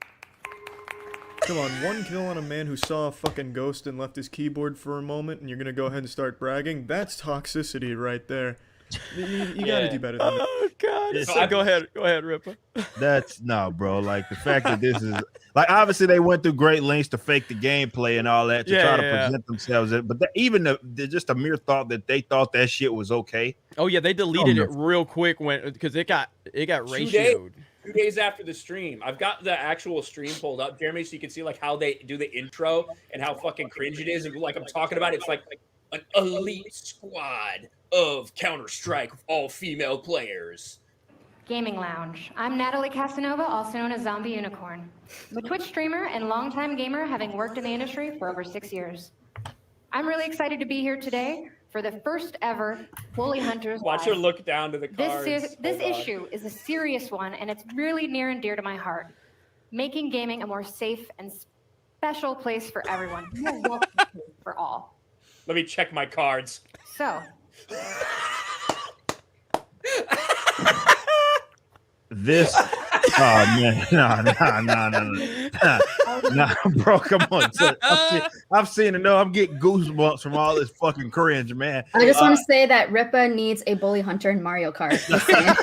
Well, Hunters. I need some. Yeah, I mean, I do need an enforcer because Jeremy pays fucking employees under the table to target me. So absolutely, I do need an enforcer. Maybe I will call a fucking bully hunter, the elite fucking Japanese Mario Kart player to fucking help me out with that. This is goddamn. Like I said, I'm getting goosebumps because I'm cringing so hard. Like this is inducing, bro. So you didn't hear about this when it happened a few years ago? No, this is my first time hearing about this shit, and even hearing about it now. The fact that it's only 3 years ago. The fact that they even thought that shit was fucking okay, bro, is that like, whoever that Twitch streamer, like she can't be still streaming, is she? Oh, she's had to still retire. like she's still an activist and shit. Like she's still involved in the games industry, goes to these cons, drums up all this controversy and shit for being a fake ass fat victim. But they had to shut it down because the debut live stream, which reportedly featured pre-recorded stage gameplay footage and specially branded SteelSeries headphones used for charity giveaways, aired Thursday night. And the idea of someone's bullying me in this game, so let's somehow load in an elite hit squad of female gamers, which I don't think you can find 6 that are good enough. But regardless, like you load in alone in Counter-Strike, literally to then attack and harass somebody else. Yeah, like, that's basically what they're doing. That was the premise. Is someone was like, that makes sense. It is so dumb, and it got absolutely destroyed. What is she? She's Zombie Unicorn or something. Zombie Unicorn. Like, I don't see how something like that happens and that person still has a career. Are you serious? Never seen anybody fail upwards in the entertainment industry? Well, then again, nowadays you're asking that. Come on. Yeah, she has neon colored hair, does she not? Yeah. That's a guarantee that you're gonna fucking fail upward. That's a prerequisite. Oh man, Pseudoconic, all those fucking weirdos got neon. Hey, look, I ain't no disrespect to people that color they fucking hair. I'm just saying, y'all crazy as hell. No disrespect, just a little bit. But yeah, just a tiny fuck y'all. bit of fucking disrespect. I mean it, but damn, like that's like thankfully it got ratioed to fucking hell when it did get put out. But the fact that someone thought that was okay. It just really goes to show kind of the era of gaming that is just so different, because if it got ratioed now, imagine if some shit like that tried to exist during COD lobbies. Yeah. Like that would have been ugly. Absolutely. All I know is that Diablo 2 game, when that I'm excited about. I don't know if you guys were Diablo fans. It's coming out in 2 days. If I can't create a PvP character and join someone's game and instantly go hostile to kill them, I'm going to be pissed off. Because I don't know if you guys could do that. That was my jam. Toxic, man. In this day and age, you can't be doing shit like that. That's toxic. It's so bad. Another part of the game. I think like Jeremy, like the way you started when you talked about how gaming hasn't got as bad. I think it's just only a matter of time. We've obviously seen this infestation in the gaming industry since 2014 is when it really started getting a lot of precedence. Something called Gamergate. I don't know if anyone heard about that, but but the reason I think it's late on the pickup is because comic books and TV and movies have been around for so much longer. That was the industry, and now that's shifting. Now, video games are the industry. So you're going to see all these same people try to flock over and invade it. And they have been for quite some time. And the parasite. It's just not as bad yet because of how big. Yeah, it's like the last thing standing. These guys are fucking going franchise to franchise, industry to industry, trying to fucking destroy it. And they've been rather successful. So yeah, you're right. It's only I mean, definitely with AAA gaming, we've already seen that, right? With some of this, like I can't even fucking play FIFA without these motherfuckers telling me Black Lives Matter and all kinds of other dumb shit that ain't got nothing to do with kicking a goddamn ball in the net. Press F to kneel. Yeah. It is, man. So yeah, like, but no, there are games that you can look for, and that's sad. This is what I will say. I know this is kind of a slight deviation, but it goes into everything we're talking about today.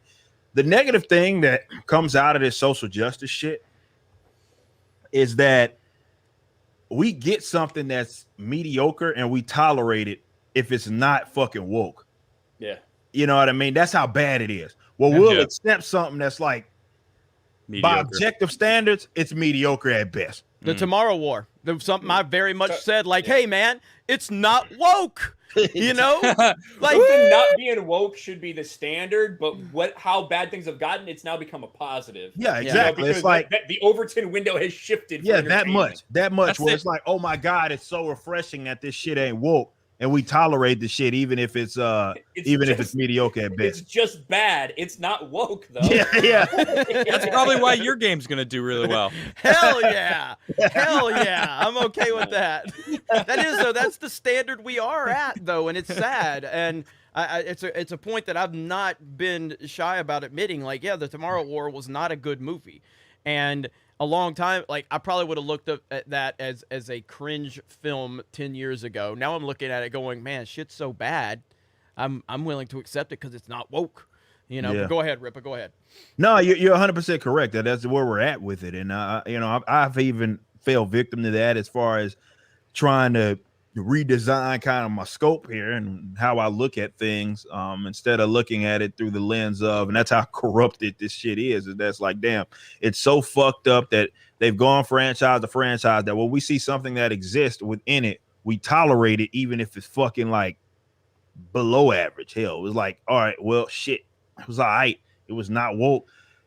And it shouldn't fucking be like that, but that's where we're at. But that's just how bad it got. So with video games though, yeah, they're moving franchise to franchise, and the AAA studios have already shown you that, yeah, even the people that they're hiring to be a part of these projects, they're kind of letting you in on like, yeah, this is about to be some fucked shit that nobody, and it's weird because gaming in itself, definitely considering the people like the prominent like adult gamers or like most of our age anyway, for the most part, laugh at this shit and cringe at it anyway. It doesn't stop them from doing it because, like I said, like you can't even play a sports title these days without some fucking ridiculous activism type of shit. Latest 2K got literally a 4v4 court that has Black Lives Matter on it. Mm-hmm. Yeah. I mean, what the fuck? They won't let me on it. Yeah. yeah, exactly. If your character that you created is white, you can't get on the 4v4. Is that what happened to the Mandalorian? I see a lot of people because I liked the Mandalorian, but I mean, I know you guys said you're done with Star Wars, so I don't know if it's was it mediocre? Was it just okay? I think the Mandalorian's a mediocre show. I enjoyed the Mandalorian. The The Mandalorian is a glass of water in a fucking desert. That's all it is. Yeah, that's really all it is. I think I've said this a million times. I think Favreau has good intentions with that show, and I think him and Filoni are the best. I fucking can't stand Dave Filoni. When you're compared to the rest of the dog shit, just like Ripper said, when you compare to the rest of the dog shit at Lucasfilm, they have told the best story, but they are completely reliant on making the universe as small as possible so that the 40 important characters in Star Wars all fucking know each other and all interact every fucking day somehow. It's so fucking laughable. I'll come back to that in a minute, Ryan. But yeah, with the Mandalorian, like, I was fine with the show. I actually enjoyed a lot of the show. But when they fired Gina Carano publicly, when they publicly fired and shamed her, that's when that was the end of the road for me with Star Wars. And it was already I was already in a bad place with them. But The Mandalorian, to me, it was watchable. I enjoyed a lot of that, and I enjoyed a lot of what they were doing. But when they fired Gina Carano, not only fired her, I haven't seen it since. Yeah, I didn't watch The Bad Batch. I think when that happened was, what was that fucking show that was going on? The one that started out in the 40s or the 50s. What was that? WandaVision. I stopped watching WandaVision because that's when that happened. And I have zero respect for that company, and I have zero respect for the people involved with that company. And that includes Dave Filoni and Jon Favreau, because if they have the power that a lot of people claim they have, then that means that they were in on it too.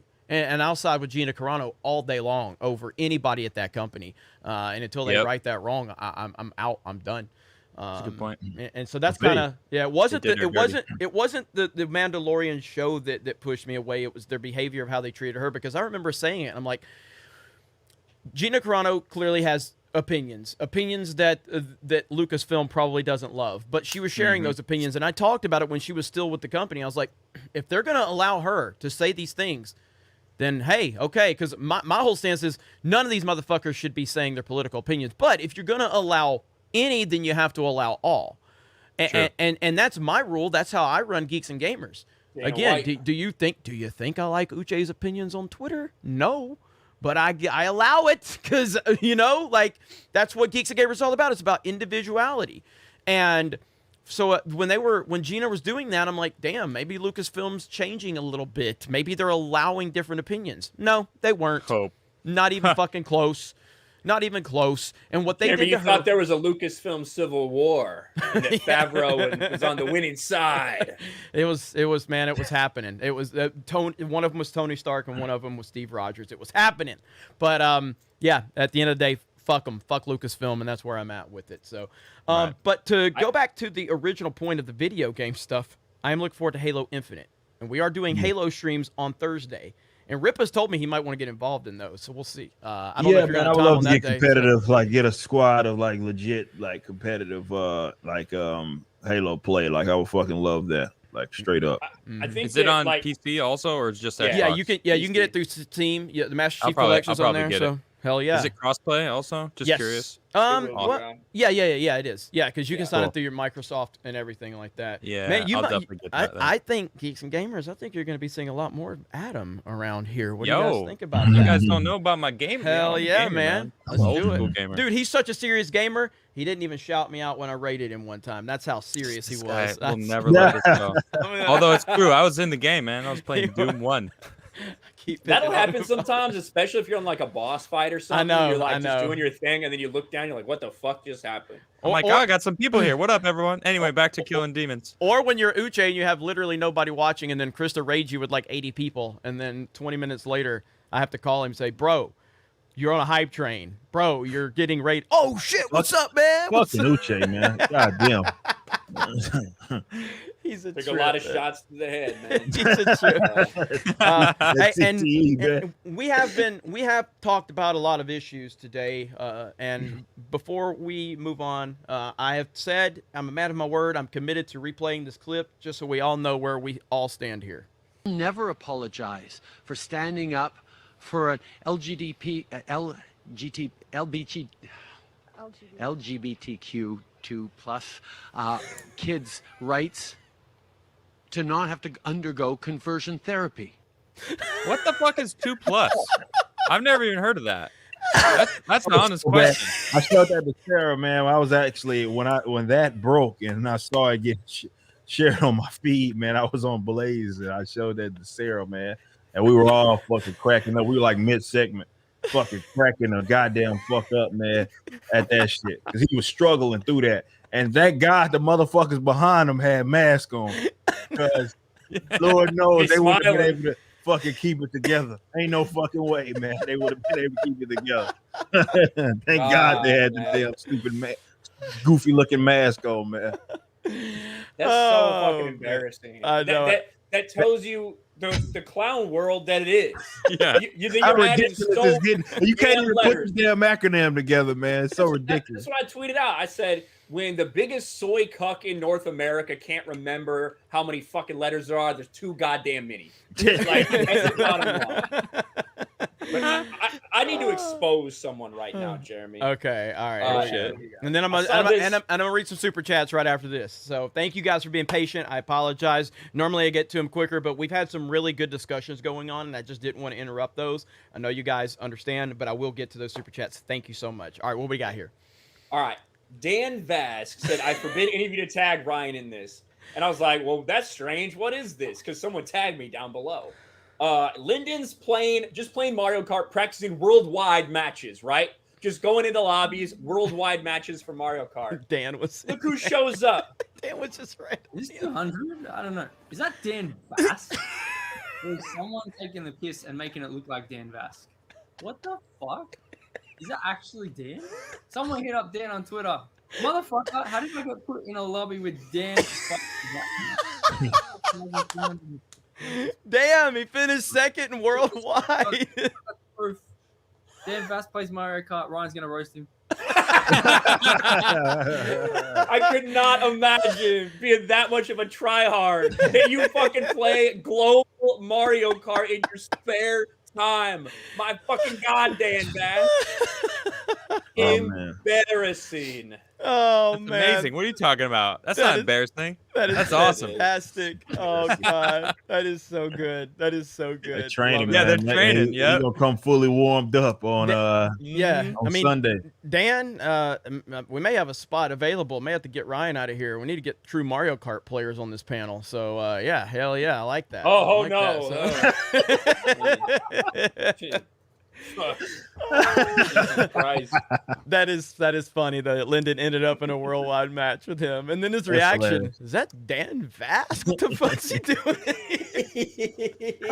Motherfucker practicing, man. Oh, I gotta get Looking for all the practicing, cheese. yeah. He gonna watch. He gonna be try hard. He gonna be a Waluigi on the Wiggler coming Sunday, bro. He gonna have full try hard build. All right. So before we get started on the super chats, Adam, are you good for a while? You need to. Yeah. You good? Okay. So we got 2 $5 super chats from Canaries asking about the premium membership. I did talk to you in the private chat. I did call my webmasters. So according to our system, you are fully capable of using premium services on the website. If you're still having problems, I know you've screenshotted some stuff and sent that to Krista, so please continue to send that to us. We will get to the bottom of it. I apologize for your inconvenience. Based on our information, you do have full premium access on the website, but if you're still having those issues, make sure you're signed into the website. And if you have dual accounts, which I'm not saying you do, but if you have 2 different accounts, make sure you're signed into the one that has the premium. If you're still having issues, we will get to the bottom of it, and I will refund you for, and not that you've asked for it, but I will refund you for that first month just because of the problems you're having, and I apologize for that. So Retro Meister says, "Hail all. With all this talk about Lucas's ex roasting Kathleen Kennedy, 007's ending of Spectre on the ongoing or going into the sunset, or is it Spectre or Spectre? I don't watch Bond. Spectre of the going into the sunset is going to get ruined with what's the next Bond movie? NTTD? What is that? No Time to Die. Yeah, No Time to Die. Barbara Broccoli is destroying the Bond franchise. Now, again, I'm not a Bond person. Josiah did make a Bond video on this channel. I know about the news with Bond, and Daniel Craig is such a fucking bitch. The only Bond I've really ever cared about was Pierce Brosnan Bonds, and only played those because of the 007 games on the N64, or at least, GoldenEye. But yeah, Daniel Craig is a bitch. And if I'm not mistaken, a couple years ago, Daniel Craig had said that we need a female Bond. And now he's coming out saying that we don't need one, but he also virtue signaled with it by saying women and people of color deserve their own role that's just as prestigious. Isn't that what he said, essentially? Kind of, yeah. After he said what he said today, I went back and looked at the 2019 quote, and I kind of wonder if we maybe misunderstood that quote. But yeah, it looks in 2019, somebody asked him about someone playing Bond, and he said, "I think we need to consider everybody." He said, but also I think that roles need to be created for women and people of color that are just as prestigious as Bond. He said those words back in 2019 too. I agree with that, though. I mean, create something new. Don't change a character that's established. Yes. I guess I wouldn't. I wonder if we may have misinterpreted, but either way. But when he dressed up like a fucking woman for International Women's Day, fuck him. Yes. That's what I'm like. Fuck him. I said that in my video. I pulled up that picture of him in drag in my video. Yeah. And I was like, now when Daniel Craig is coming out and saying there doesn't need to be a female Bond, and this dude did this shit, and I pulled up that fucking picture. I said, you know it's for real. But I do think it's damage control because of how disinterested people are. This movie has a budget of $300 million. Which that means 600 needs about 500 or 600 to break even. No, needs more than that. I mean, you're talking around. By the way, Dan Vasquez in the chat, $50 super chat says, "Shut up, Ryan." I gotta say, your chat is classy. Also, shout out to chat. What up, chat? How you guys doing? I see all you talking about how Sean Connery is the best Bond. Absolutely agree with you. Anyone else is subpar. Yeah, I like Sean Connery. I like all of them in their own fucking way for like different reasons. Like Roger Moore, as goofy as that shit is, it was good for that era. Pierce Brosnan is fucking classic fucking Bond. And there's elements of the Daniel Craig movies I like, but they have gotten too far away from what Bond movies are supposed to be. Yeah, I think Casino Royale is fucking incredible. I fucking love that movie. I like Skyfall, but it's not like a Bond movie. I think it's a good movie though. So they need to fucking restart this shit and do it the right way. But that's not what's gonna happen. They're gonna make him black. They're gonna make him fucking a girl. Who knows what they're going to do at this point? They are going to change it, and it's gonna fail, just like all this other shit we've seen before. Yeah, absolutely. So yeah, I mean, like I said, Josiah did make a video. Ryan, you made a video on it, correct? So I mean, you guys go check those videos out. I mean, Bond is not my expertise, and I just think Daniel Craig's a bitch, just because of that dressing up like a fucking woman. Like, if that's what you're gonna do, I don't give a fuck what you got to say after that. So, because that's just pathetic virtue signaling to the next level. But thank you for the super chat on that. Benny Canuck says, "Spin the UFO, Adam."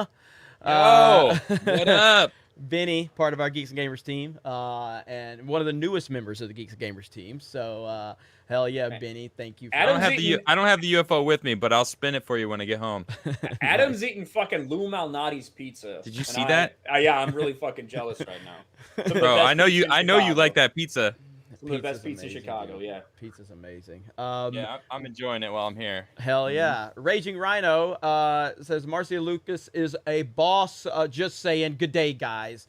Yeah, I mean, I'm happy with what she said. I'm just at the point. I just don't care what anybody says about Star Wars anymore because I'm just desensitized to it at this point. I'm past the point of being aggravated or even excited because someone trashed it, because I'm like, it's already dead to me. It means nothing. Like, that's where I'm at with it. It means absolutely nothing.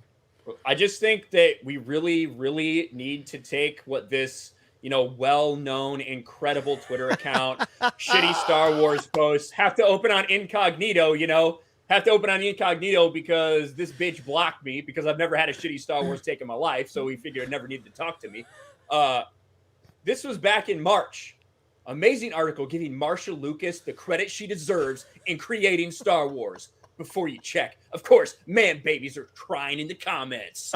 Shitty Star Wars post knows the importance that Marcia Lucas had in creating Star Wars. So I just want to make sure that's known to everybody, regardless of whatever might be on that timeline right now. That account has trashed all of us so many times, and now I love that.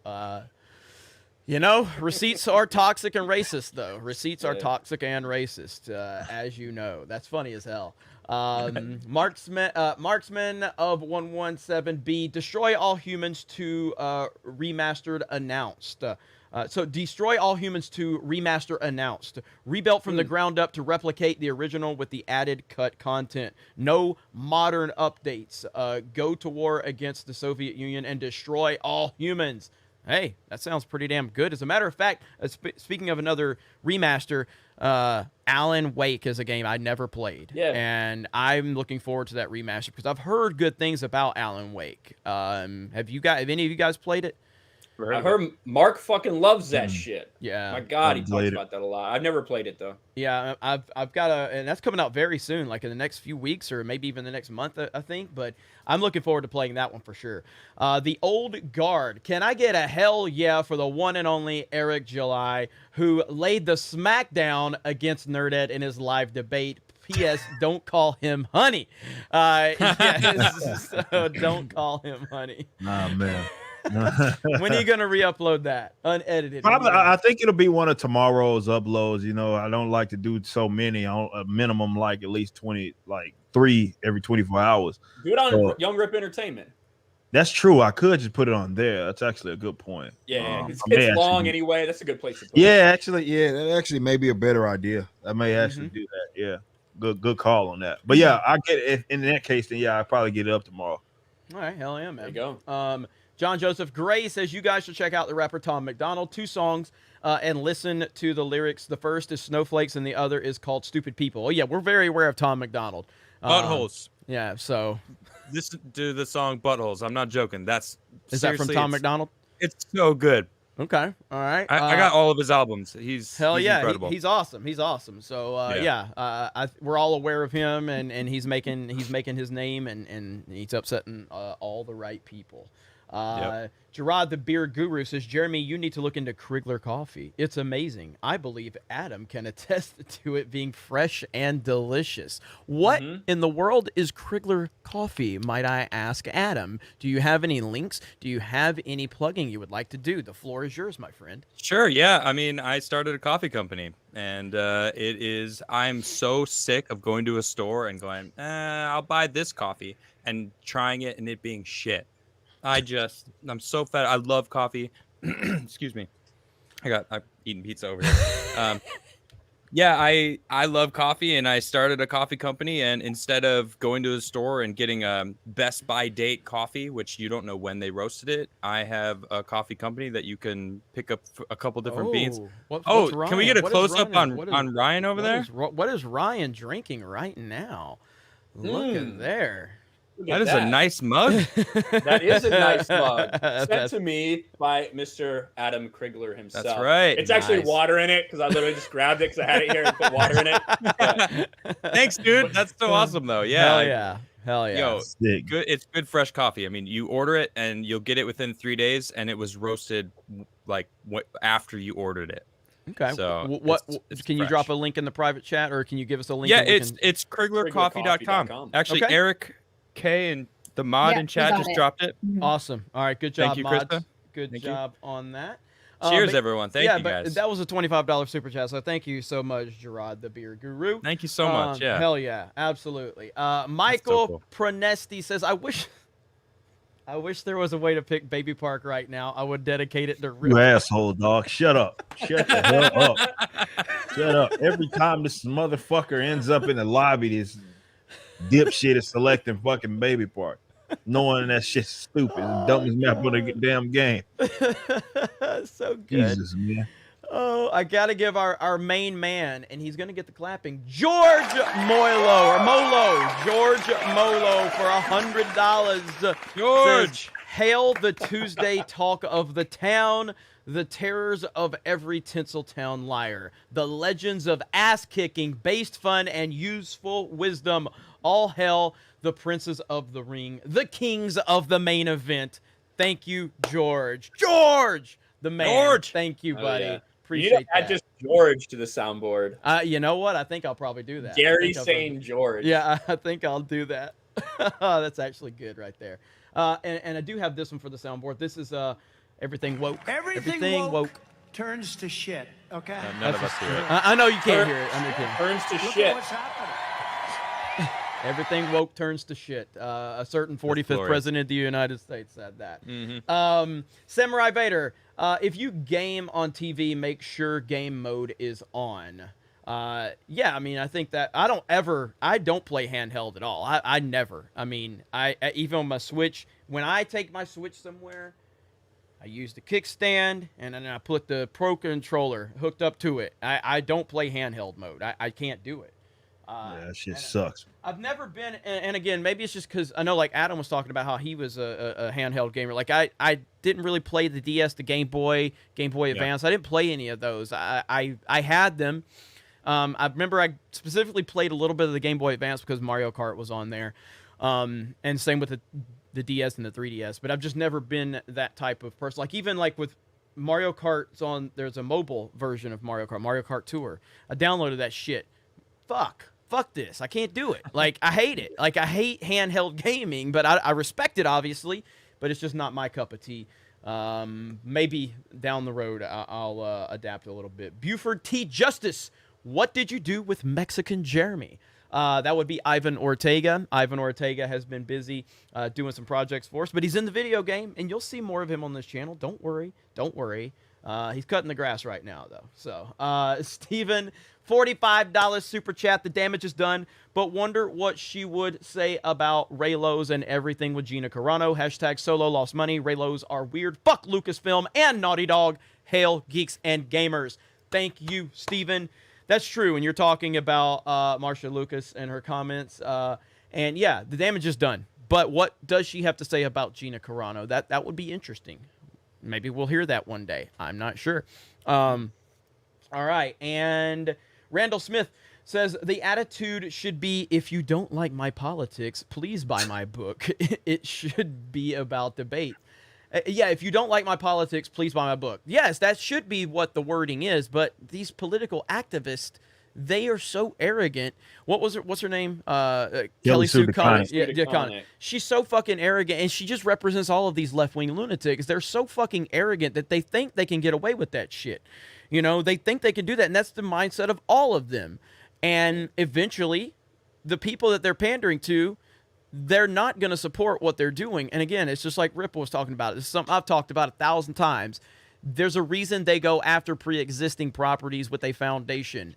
There's a reason they go after that instead of creating a brand new IP from nothing, because they can't, because they know that no one's going to support that shit.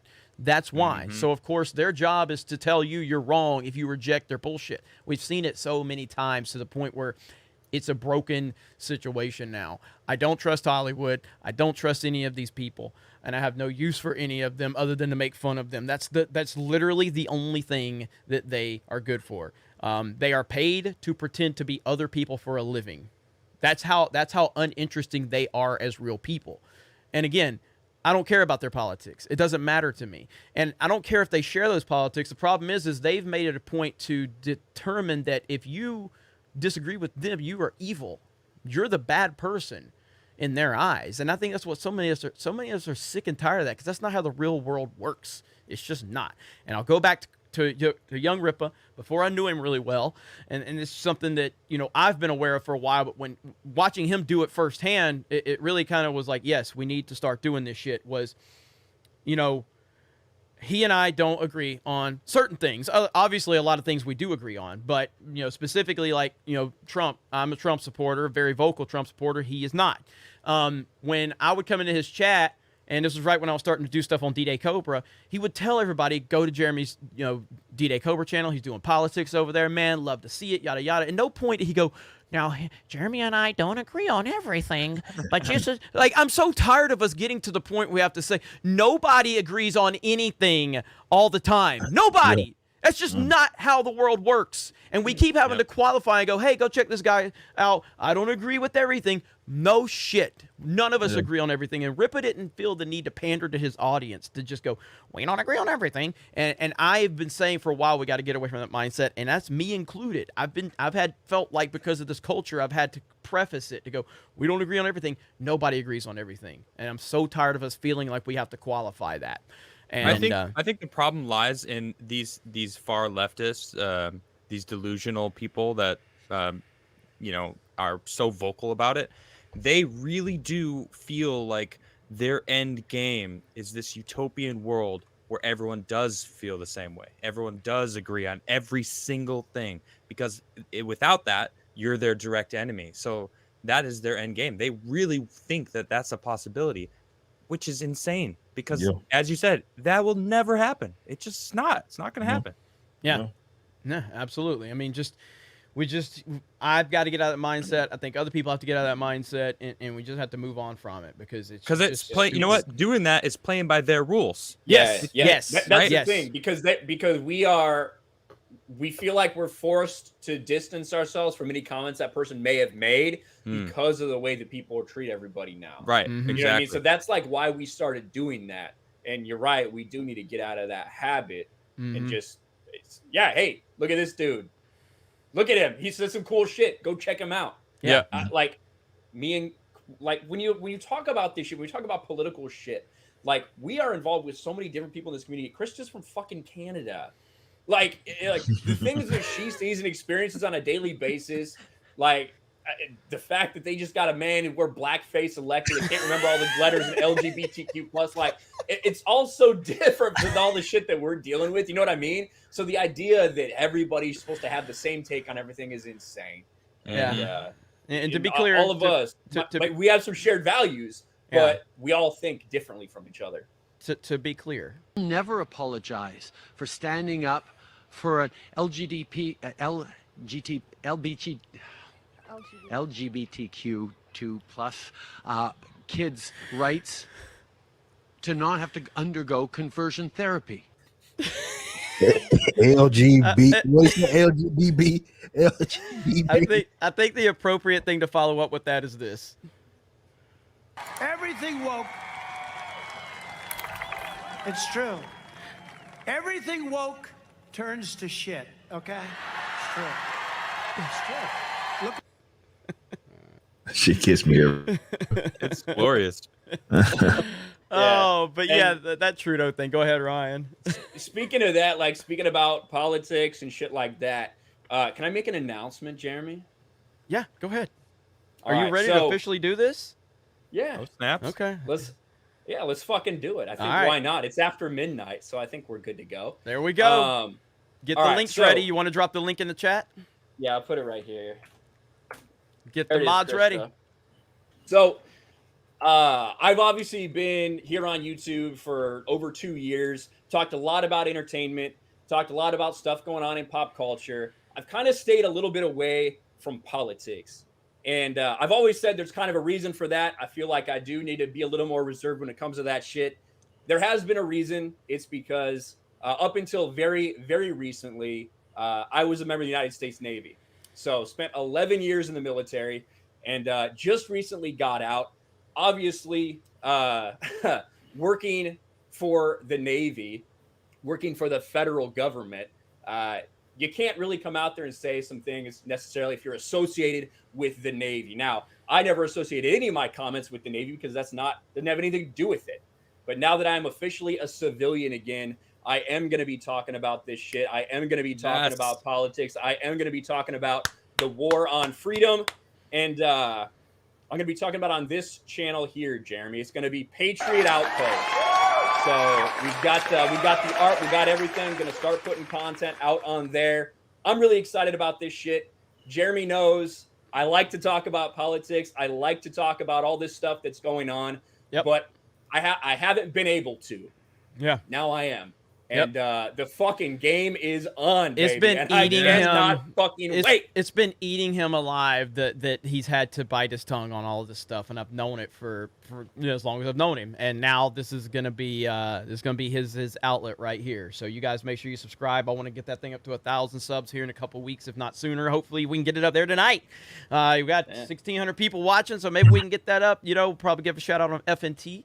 But hell yeah, man. So I'm happy for you, Ryan. I know this has been a hell of a road, you know, these last 2 years, and you got a lot to say. I was the third sub. Just want to say. Perfect. Nice. Thank you, man. Yeah. So if you guys could go there, give it a sub, I'd really appreciate it. I know that's not going to be the content for everybody that's in the stream. Yeah. Because some people don't want to hear about that shit, and that's fine.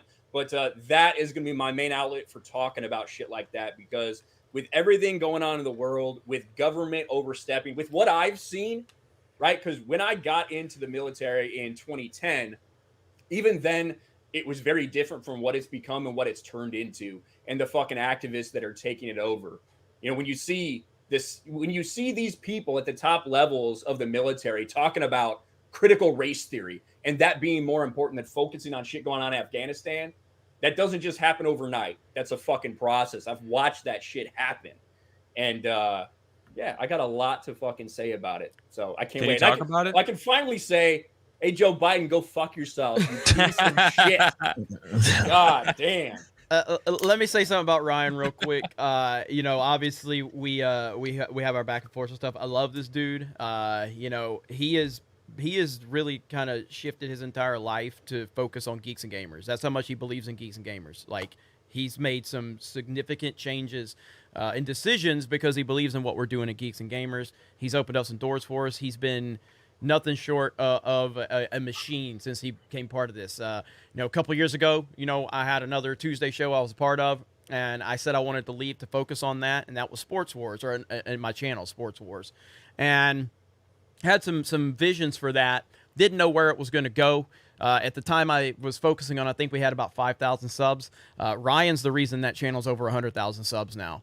Ryan's the reason that we're getting, certain like hookups, not from people that support us that have like purchased tickets for us to go to the New England Tampa Bay game in a couple of weeks, just so we can go cover that for Sports Wars, Tom Brady's return. Sports Wars has been amazing, but Ryan's been the machine behind that, and I'm really proud of him and the support you give us.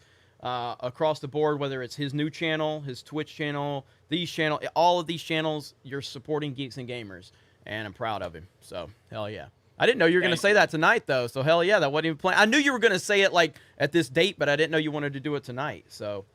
Yeah, you know, I figured why the fuck not, and we've got a lot of people watching. This Tuesday night thing is going to be the big thing on Tuesday nights for quite some time, so I'm looking forward to it. If you want to support the channel already, you can go to my TeePublic store, where I made a couple things public earlier today. So I appreciate it. You guys are fucking awesome. Like Jeremy said, the reason I came down to Florida, there's a lot of things factoring in, but one of the big things is Geeks and Gamers. And now that I'm out of the military, this is what I'm focusing on here, full time. So we got a lot of things we're going to do, but we're going to grow it. And I hope that channel, as well as everything else we're doing, can be a really big part of that. So hell yeah. Ryan, you got to come on my show and talk about your story and your new channel and try to, get some more.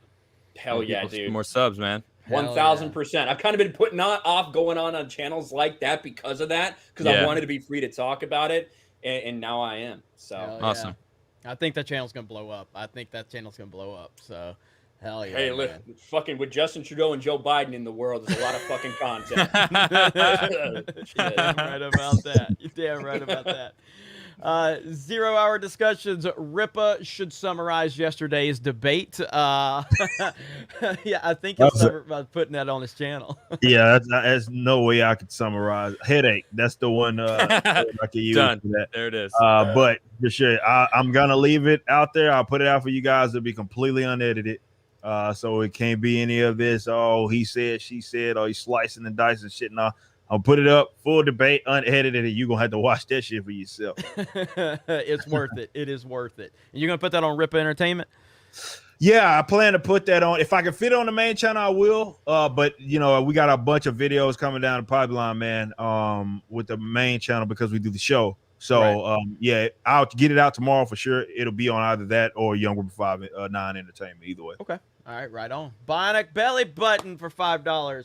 Wouldn't it be great if they said, if you don't like my politics, don't worry because they aren't in my book? That would be perfect. Yes. That's what Ripa can say. That's what Ripa can say. Yeah. Exactly. It's like, this is why I was telling people about the upcoming world. Don't expect to be ANCAP comics. Like, no, I'm not doing that shit. I'm not fucking interested in trying to. I believe there are universal truths that apply no matter where you're at on whatever spectrum that you call yourself being on, and that's what comic books have been about. It's not about one person's politics per se. And when you do deal with in the political sphere, you got to at least have some sort of balance. You know what I mean? Like, because not everybody thinks the fucking same exact way, and that's what's lost right now in how Marvel handles politics. What's seen as the positive politics is just fucking authoritarian leftism. That's it. Yeah, absolutely. And man, I missed a great opportunity. Again, when I'm gonna get more used to my soundboard here, but Joseph Finley just sent a super chat. Boom, $99.99. Boom. Hail Ryan. Sorry we couldn't meet up in Cleveland. America #1.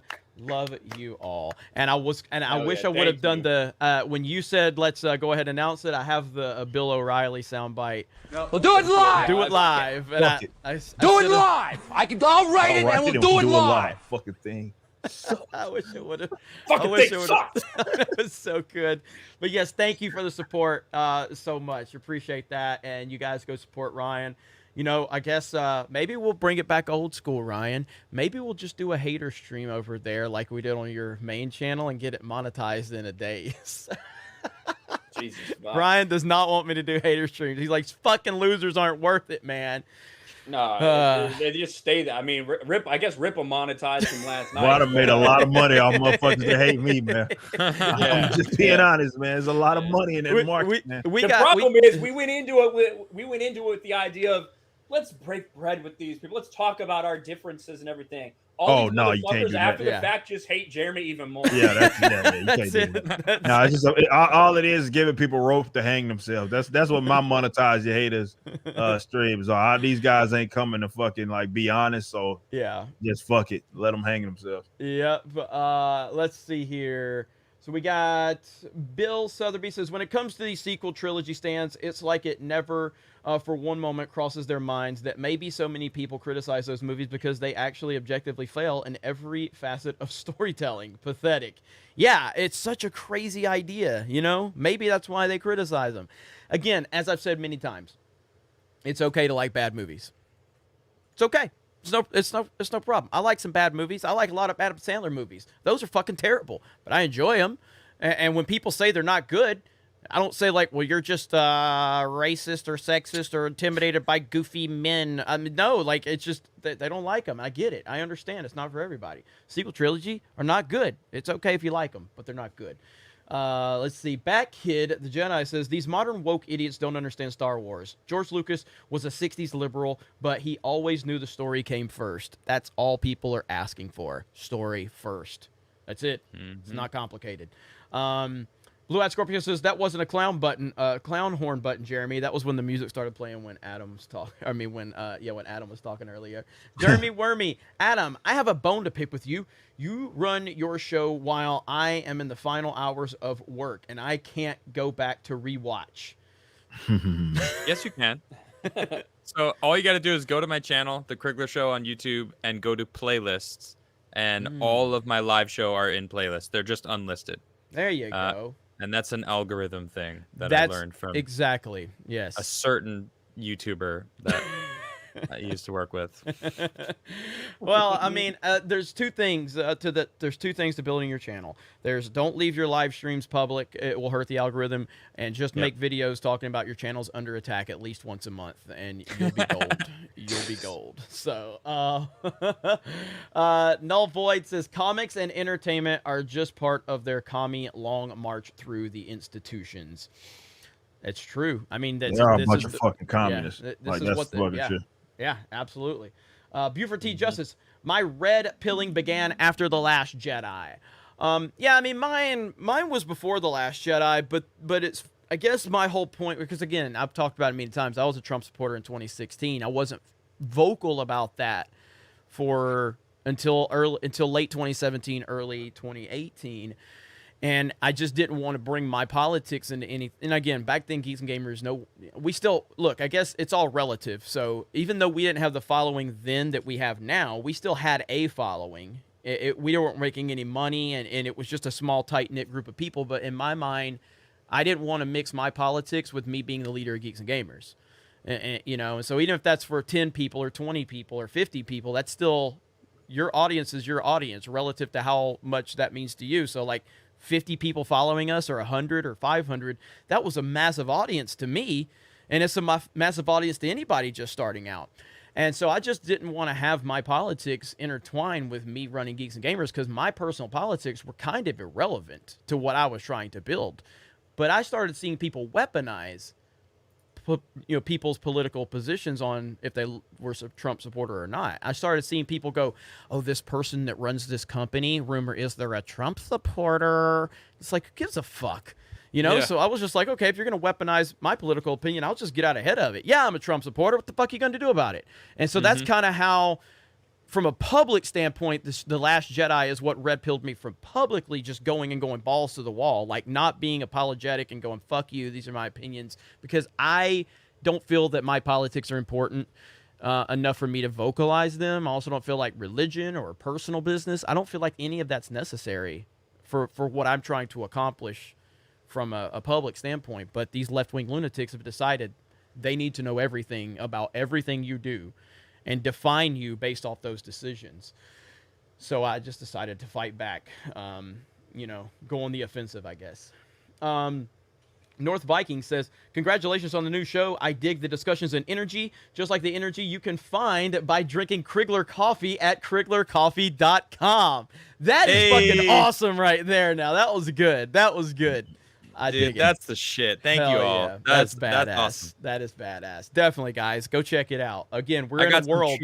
I got some true supporters out there. Thank you all. Anyone out there right now. Adam creating coffee is the equivalent of Ripa creating the Ripaverse, or 100%. anybody.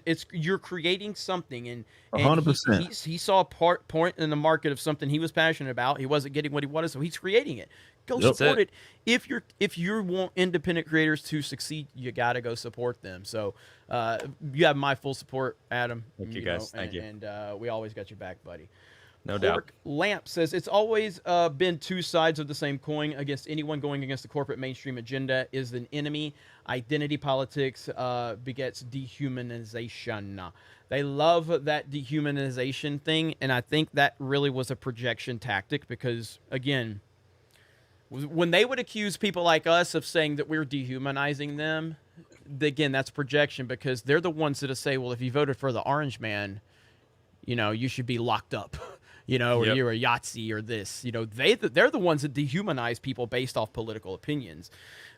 Again, if you voted for Joe Biden, I think you're a fucking idiot, but I still think that you have that right, okay? Like, I do. I think you have that right. I know people that voted for Biden, and I think they're fucking idiots in respect to that political opinion, but I still feel that they have the right to voice that political opinion, and I still support them to do that. I mean, that's just how it is. You can think someone's a fucking idiot for an opinion or a decision and still have respect for them. I think Ryan's a fucking idiot for how he talks about Nintendo. And Ryan thinks I'm a fucking idiot for playing Mario Kart as much as I do. But that's just how humans operate. And you don't let it ruin your day. No. Also. No. Like, these people let it ruin their lives. Exactly. Well, and that's why people are like, it'll be like they'll watch a 10-minute video of me bitching about what something Marsha Lucas said or whatever, Kathleen Kennedy, whatever. They're like, you just let this ruin your life. That's all you can think about. It's like, bro, you clicked on it and you watched an ad of me, getting passionately, upset about some bullshit they're polling. There's more than 10 minutes in the fucking day. Yeah. You know what I mean? Right. And these people don't understand that shit. And George sends $150 on the Streamlabs side. We got to get the clapping emojis for that, or the clapping sound for that. This was going to be an interesting talking point. Uh-oh. $150 for George Molo. Frankenstein Fauci just said he approves mandatory vaccines for our children ages 5 to 11. We have to step up.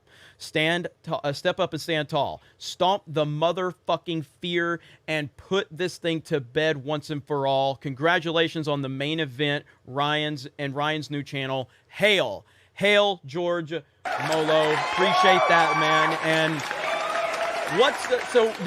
when was that announced? When did he say that? Because I haven't paid attention. I haven't heard anything. I know. He said he just said it. He said he just said it. Yeah, he must have just said it. Today, yeah. All I've heard him was talking around it. Flip-flop so many goddamn... He's literally always been wrong. Yeah. He's literally always been wrong. No, he was right when he said masks don't do shit. No, that's how he works. It's like the Always Sunny in Philadelphia meme. I take both positions, so I always come out on top. That's how fucking he is. So he can't. This fucking crackhead Fauci said today, was it? No, it wasn't. It might be a few days ago that we're seeing more children die of the COVID than we're seeing with the influenza. That's a literal lie. Like that's a false statement. Like, as an objectively speaking, according to their own data, that is a false statement, and he's gonna get away with it. I've said it many times on my streams. Y'all know, because I am more the political guy here. I talk about that dickhead every day. It feels like it, and I get paid to do it, so it's awesome. But talking about that idiot, prison isn't even far enough considering how many lives this guy has ruined. under his recommendation, he probably belongs under the motherfucking prison. Like, not even joking. Yep. Yeah, I mean, it's absolutely insane. These motherfuckers said he was the sexiest man alive. Oh, yeah, I mean, Guardian or some shit said that shit. I can't. I couldn't believe that. Sometimes I can't process the stupidity that I'm hearing, and they've made it to where, you know, they are intentionally trying to make people scared to talk about this shit, you know, and I loved when we had Alex Jones on Friday Night Tights, and then Jeremy from the Quartering did the thing we all have to do, which is we're not a doctor, yada yada, and just I almost did it. Alex, what? Because when Fauci was right when he said that, and I'm like, shit, like, is YouTube? I don't want to get your channel. I know. You know, It's I'm crazy. like thinking, I'm like, damn, do I need to say that shit right now? It's crazy, and that's the thing, is they're trying to instill that, you know, and like Ripa's been struck a couple of times. He's fought back on both of them. Fought back to back fucking champ. I'm going for the three-peat if they want to fucking give it another shot to try to give me a fucking strike. I'm going for the goddamn three-peat. and I know Adam's channel's been hit, you know. And why we are allowed to ask questions about these things, and they're trying to make it. This is a protected person, and again, it goes back into that same mindset about when we go back to. It's all a bigger picture story. So when you go back to things like Captain Marvel, when they changed the Rotten Tomatoes scores so that they were protecting the movie, that's a smaller scale version of what we're seeing now on a bigger scale, where they're wanting to protect anything that goes against that narrative. They want to protect it.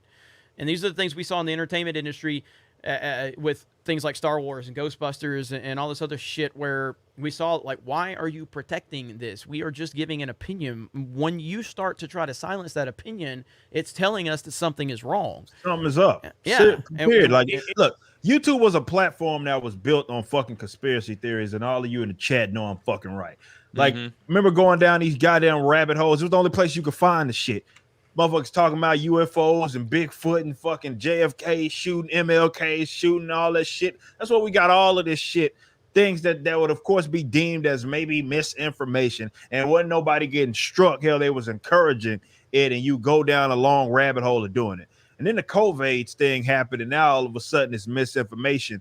If you say something that is not in line, it's not that it's not in line. You can't say something that contradicts what the WHO says. The same WHO that wrote off that it was a lab leak, that then after the fact had to admit that maybe we were too early in the writing it off. Which fucking WHO are we supposed to be paying attention to? But that's the problem with the conversation, is that it's not allowed to happen.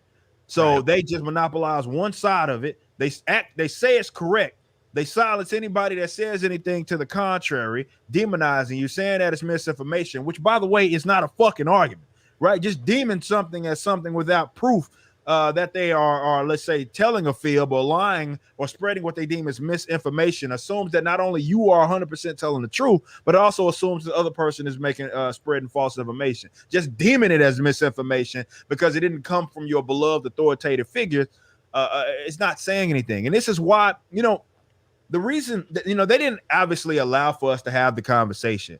And now we're hearing about all these weird things starting to happen with, you know, definitely like young men, for example, with the myocarditis and the heart issues that their risk is increasing. They're even having to concede that that's a problem. This is why they're having this dispute right now about a third booster shot for those people. And they're like, I don't know if we want to do that because we're increasing their risk for exactly what I just mentioned. If there were people that warned against stuff like that were experts, that were laughed out of the fucking room just because they weren't spreading the doom and gloom about the fucking virus. Like, we're what? It's fucking September the fucking 2021, and they're finally starting to admit what natural immunity actually even fucking is. Like, but they're blocking they're blocking the hashtag, right? They're blocking the hashtag. Fauci's he's now at least acknowledging it. He's dancing around it, but he's now at least acknowledging it. This is stuff that if the dialogue was allowed to happen early on, we would have been able to cross these bridges, dot our T's, cross our T's, dot our I's, in regards to this situation, but they're not, because they didn't allow it to happen. Now, after the fact, we're finding out about these issues, and then you got folks that have been vindicated, people that have been banned from fucking social media that are now vindicated because now even they have to concede because they can't fuck the numbers up anymore. When Israel has high vaccination rates, and yet their fucking case rate is like what it was at the highest point that it's even been in terms of the peak back last year. Same thing with fucking Singapore. So they can't bury this shit no more. Now they're like, oh, maybe there was some fucking problems. This is what happens when you don't allow the dialogue to exist, man. And you know, it's about the money in a lot of ways. 100%. You know, Of course. the reason they're blocking natural immunity, the reason that it's very strange that after it got recommended that no third booster is necessary. We're not going to recommend that. We don't think that should happen. Surprisingly, the next day, Pfizer says, hey, by the way, we've determined that it's safe for kids 12 to 18 or 11 to 17 because they've got a bunch of this shit that they've made and they want to sell it to you. Of course. Like Johnson & Johnson announced the other day, they're talking about every 2 months, booster shots in 2 months. That's bi-weekly. What the fuck? Yeah, no. Well, I mean, I think we need to hear from an expert on the situation. So I got this video right here to show you guys. This is an expert on the situation right here. Oh shit! Boom. We won't play the whole clip, but yeah, and then somehow he gets the shit fully vaccinated and still comes out saying, "Oh, you don't want this shit? Go get vaccinated." Yeah. Like Chris Rock, what the fuck? Right? Like, What happened to him? What the? Exactly. What happened to them? But like what Ryan said, and alluding to what Chris Rock was talking about, even back then when he was kind of all in jester, but he was correct, and that was that. These guys, these pharmaceutical companies, what was Pfizer's like? Profit like huge, $20 billion. $20 billion. I don't Dude. think people understand how much fucking money that is. Paul, I got some statistics here, right?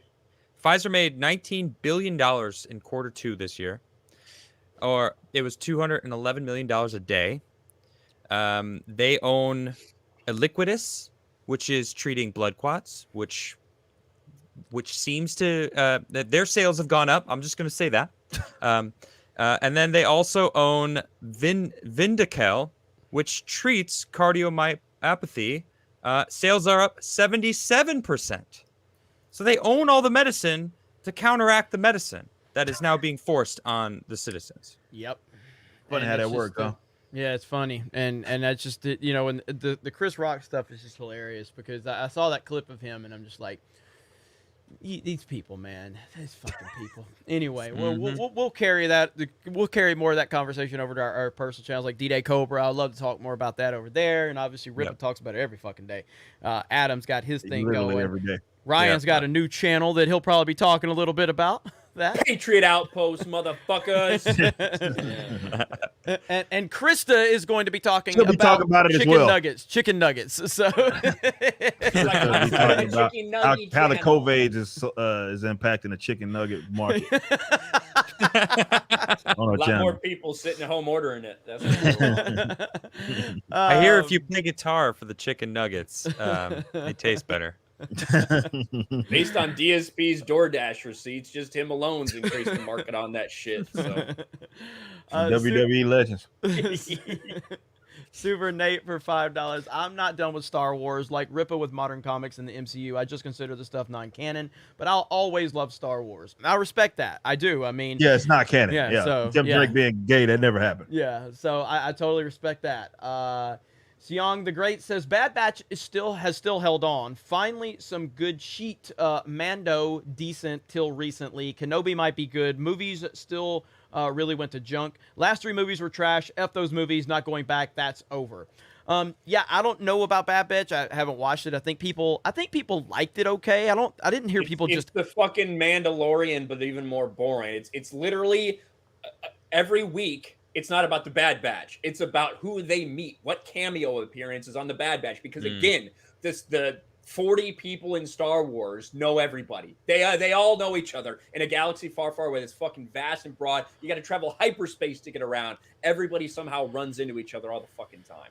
Yep. But the problem with Star Wars is that they're stuck in this era between the end of the prequels and just a little bit after the original trilogy. There's only so many stories you could tell in there or should tell with the same characters. That's the problem. It's getting so convoluted because they can't do their new shit. They have to tell a story about Obi-Wan. And you know what? Since they have to tell a story about Obi-Wan, the only way they can think to make that intriguing is not to do what the EU did, not to tell a story that's not galactic level. It's just a small contained story, a Western about a dude in the middle of nowhere on Tatooine, struggling with his failures as a friend, with his failures as a Jedi, with his failures as a master, trying to come to terms with that while also not taking all these actions that he feels like a Jedi is supposed to do because he has to look at the bigger picture. That was a great story called Kenobi, John Jackson Miller, Expanded Universe. Instead, what they're going to do is they're going to be like, let's have him fight Darth Vader again and completely fuck up continuity. Hey, everyone will love if Hayden Christensen comes back. Yeah, that's awesome, but it's not a story you should tell. And that's the problem. They're stuck telling stories they shouldn't tell to make you fucking clap. Yeah, I mean, he's right. He's 100% right. And I was one of those people that's caught up on a lot of that stuff. And eventually, like, it's okay to admit you were wrong about some stuff. I was wrong about Disney Star Wars when I first fell for it. And even trying to hold on to other aspects of it, eventually I was proven wrong once again. Fuck Disney Star Wars. It's Rogue One was all right, terrible, though. So fuck that movie. I liked Rogue One. I hate that movie, Nope. too. So. I know you don't like that one. Well, I thought it was good. I didn't hate it, by the way. Let me be clear. Now I'm just anti-Disney Star Wars complete, but like I didn't hate Rogue One. I liked it. It was fine, but I felt like everyone else liked it a lot more than I did at the time, and I think the Vader scene actually really kind of... I thought the last 45 minutes of that movie were really entertaining. But what I didn't like about it, when I was watching it, is I could feel... Watching that movie, I could feel the fact that they went out of their way to not cast a white male on the rebellion side. Like, you could just tell, like, they were actively not trying to cast a white male on the rebellion side. That story's been told. Yeah. That story's been told in Dark Forces, except they fucking gender swapped the roles. It was Kyle Katarn and Jan Ors. That's who fucking stole the Death Star plans. That's the story they told, a bastardized version of that. But they fucking put a woman in charge. Like, that's all that happened. And so that's one of the reasons I wasn't a big fan of it. And it's, to me, the first half of the movie is just, like, I don't remember anything from it. I remember fucking cross-eyed bitch fucking screaming about fucking rebellion and shit. Saw Gerrera. I remember that. And then I don't remember anything till the end battle. Well, I will say, I really like the actor that played Galen Erso. Like, I like that guy. Mads Mikkelsen. Yeah, he's cool. I mean, like me, I'm Ben Mendelsohn. I'm a big Ben Mendelsohn fan, and he was Krennic in that. If Rogue One is the worst thing we've gotten from Disney Star Wars, we'd be in a great place. I'll say that much. If that was the worst thing we were dealing with, we'd be in a great place with Star Wars. But it's the opposite. But it's the opposite. It's the best thing we've gotten at this point now. Oof, so bad. Maybe it was just good compared to everything else that I had been seeing coming out from them. And I was like, it's not shit. It's not, it's like we were talking about earlier. Yeah. I hear you, and I got let's see. Ty Sloan says Jedi Fallen Order is the best Star Wars game in my opinion. Ty's a big fan of Jedi Fallen Order, and it was good. I don't know where Respawn's at right now because obviously I've always been a big Respawn fan. That's the developer for Titanfall 1 and 2, Apex Legends, and Jedi Fallen Order. My faith in Respawn has dwindled massively, but I think that they've had some different leadership now. Like Vince Zampella, who's the guy who was like involved with. Or Zampella, I can't remember how you say it, but he was the guy that was involved with Modern Warfare 1 and 2, and then they moved over and created Respawn. Titanfall 1 and 2 came out, two of my favorite games of all time, and then the Titanfall 2 disaster, how the game's completely unplayable because it's been hacked to hell and back. I don't know what Respawn's doing. It seems like their focus is on Apex Legends, but I don't know what side of the studio or the leadership that's involved with the next Jedi Fallen Order, so I like Jedi Fallen Order from what I played, but I don't know what to think because I don't. But you know what? You didn't finish it though, Jeremy. Right. You didn't beat it. You know why? Because it wasn't a fucking that compelling story. It was. That's why you didn't finish it. No, you're right. What do you know? Another fucking Jedi that happened to escape Order 66. Oh, and guess what? He comes face to face with Darth fucking Vader and survives. Oh, cool. All right. Yeah. But in terms of the gameplay, though, I did that. The gameplay mechanics were really good, and that is true. Yeah, and that's the Respawn element. They obviously with the story they were tied to whatever Lucasfilm was wanting them to do from that standpoint. But fix Titanfall 2. That's my answer. Fix Titanfall fucking 2. That's all I'm asking for. Sage says, I can never completely turn my back on Star Wars. The OG trilogy will always hold a place in my heart as the myth that defined my childhood. I've got to believe in the possibility of redemption even for a post-Kathleen Kennedy Star Wars. And I totally respect that. I do. And I was once there. And I was there for years, which is why I talked about this shit so much for years. And I just feel like it's never going to happen. But I totally respect your position. I really do. Chrissy Mayer. What's up, Chrissy? Money towards the Chrissy Mayer. The Chrissy Mayer. Chrissy Mayer. Oh snap! Who was talking some shit about us last night, from what I fucking heard. So go ahead and read her super chat. Though. Don't worry, she'd say it to your face, Ryan. Yeah, we know. Money towards new glasses for Krigler. I didn't recognize him. Yes, she did. Yes, she did. Yes, I didn't yes, recognize she him without the beautiful locks. So it looked like Ryan for a second when he joined in. I was like, "What the hell's going on?" I thought he looked good when I saw that. I actually told him that he doesn't look like he's gonna hit me with a fucking bike lock. And so I like it. Oh, I love Chrissy. Chrissy's awesome. So shout out to Chrissy. She's great. She is great. So she's doing awesome stuff. Chrissy's Null Void. Pretty good. Pretty good. Null Void, when I regrettably worked for making Star Wars, I was neck deep in living Star Wars. Since then, years later, I couldn't care less for it. Yeah, I hear you on that. I don't know what that would have been like making Star Wars, man, with Jason Ward. And that had to be some interesting stuff that you experienced. I can't believe you didn't get abused. So, yeah, I heard that. Eric K for $5. Jeremy, do not worry. You will get the hang of the whole streaming thing someday. I haven't streamed in so long regularly. It's pathetic. It used to be what this channel was built off of, and then I stopped doing it for months and months. Too many things going on. My focus is all over the place. Sometimes I'm focused on this channel. Sometimes I'm focused on another channel. Now I'm streaming on Twitch more than anything. Ryan's yelling at me. He's like, "What the fuck are you streaming on Twitch for all the time?" You know? So I don't know. I'm all over the place. This is what happens when you create Geeks and Gamers, and I've created all this shit. Like, there's so much stuff to keep up with.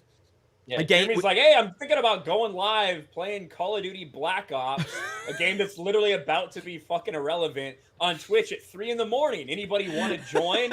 I'm like, "Could you please just make a video about Marsha fucking Lucas, you dumb bitch? Like, what the fuck? Like, God."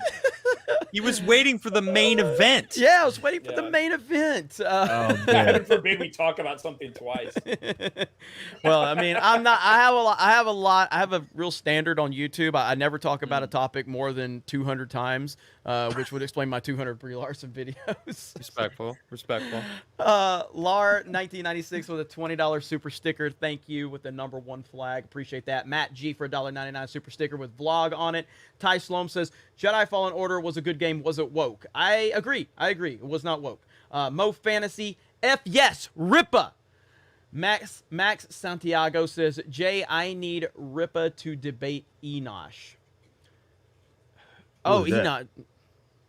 Nobody worth your time. Not even remotely close. To be fair, no one really is. I mean, look, I'm the idiot that wasted time with that guy. I went on a stream for like 3 hours. Ryan once again yelled at me. What the fuck are you doing? I was like, I just wanted to fight with somebody because you won't let me do a hater stream.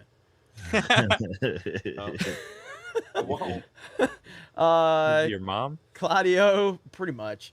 Let's see. Claudio says, you looking forward to Gotham Knights game? Haven't thought about Gotham absolutely. Knights. All right, that I will say. That I will say. Because I did forget about that. I can't believe I fucking forgot about that. Of all of them, absolutely for sure. Unless they're gonna have fucking gay Red Robin in it, and then I'll fucking be mad. It has potential to be fucking awesome. Yeah, it does. Like online, like I said, I'm all about them online RPGs, and that's right up my fucking alley. If that's something I play along someone through the whole entire deal, I'm gonna have a lot of fun on that. Hopefully, it's awesome. I've Mitch said, Dyer writing for that. I don't know.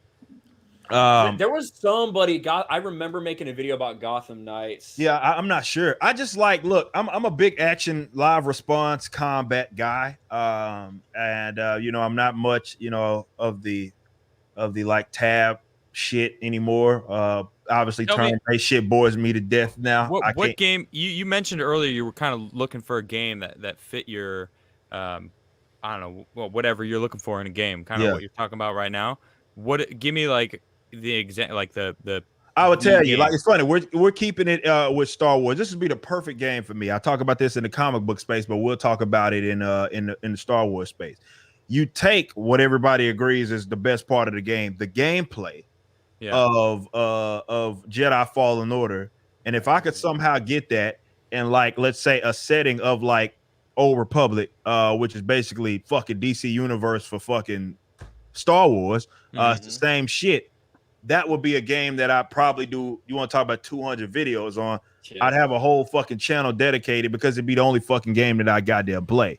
Yeah. For sure. Like DC Online, like DC Universe Online, it's still kicking. Like there's still people playing that game. They're still making It's still content. kicking. I would love that game if they got, if it was actually a good game. Like I still like playing it, even with how I bad enjoyed the fuck out of playing it years ago. Dude, when I played it. like it's just dated now, and it's not. Again, we talk about like it's not like. Could you imagine if that you've seen, like, for example, Gotham Knights in its gameplay? Could you imagine if it was more of like you still had the similar concept of you create a character, which is the coolest thing about it. Yes. You can that's.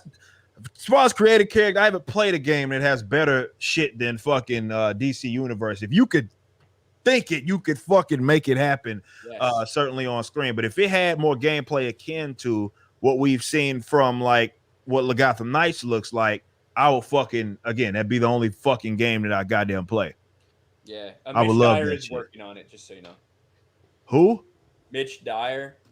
You Used don't to know be- Mitch? You don't know Mitch? Oh, well, Ripper gonna have Sounds some like fun someone with I don't need to know about. It's true.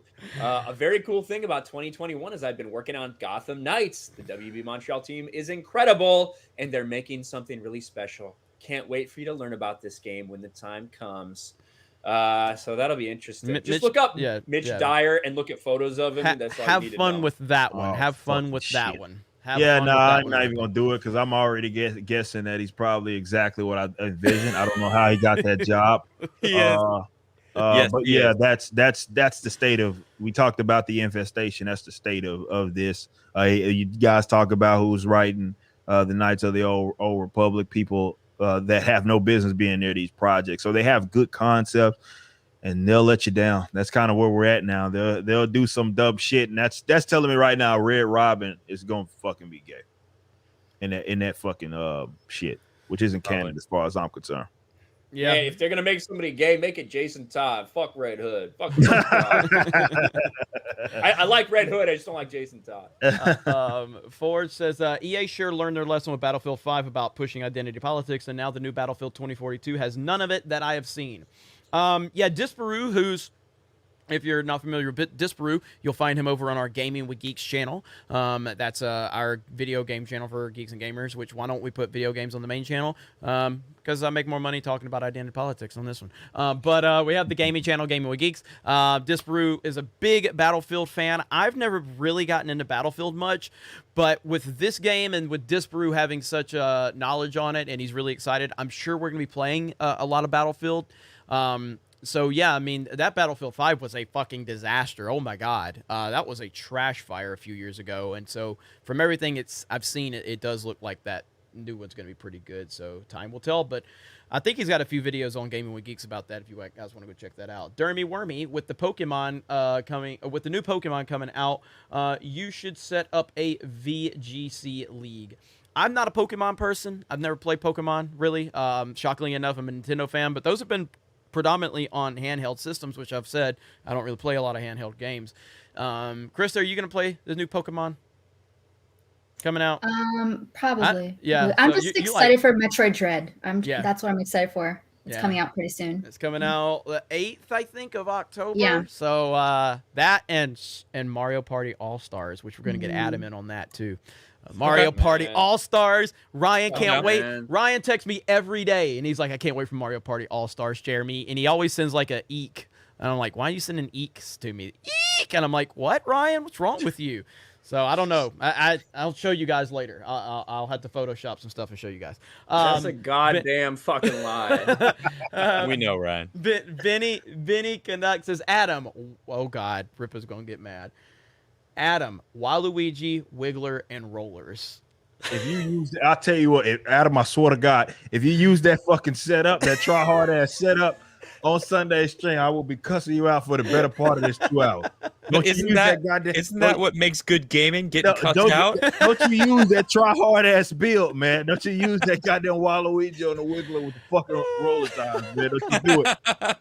Well, now I want to do it just to spite you. Oh man, that's gonna be good. Don't do that shit, man. I'm excited for Sunday Mario Kart. So on a programming note, so we'll be live this Sunday. The following Sunday, I don't think we're gonna make it. At least I don't know. I'll have to see if there's somebody else that can host, and it'll only be probably on the Twitch channel if that happens, because obviously most of us are gonna be in Boston. So we're doing a Boston meetup, and then we're also gonna be doing the game, and we're gonna be vlogging and getting a lot of content as well. We're gonna be doing some really cool stuff, and a lot of that's gonna be creating content for the channel. So so we'll be there for this Sunday. The following Sunday, I don't think we're going to pull that one off, but we'll see. I just want to give everybody a heads up on that. Boma Gum says, Krista, holla at my boy Nia, or Star Wars Theory, they call him. Weren't they live tonight? Him and X-Ray Girl and Tugs doing one of the games? On Twitch. Dead by Daylight, I think. I love that game. You guys ever play that? I haven't played it yet. I've heard it was pretty good, so I guess we're gonna check it out. So watched a lot of people playing it. It seems fun, but I just don't have enough time for that shit. Yeah, that game is good. No, let me just break it down real quick. Okay. It's a PvP game, but one person is significantly more powerful and kills the rest, and the rest need to escape and run away and outsmart the killer.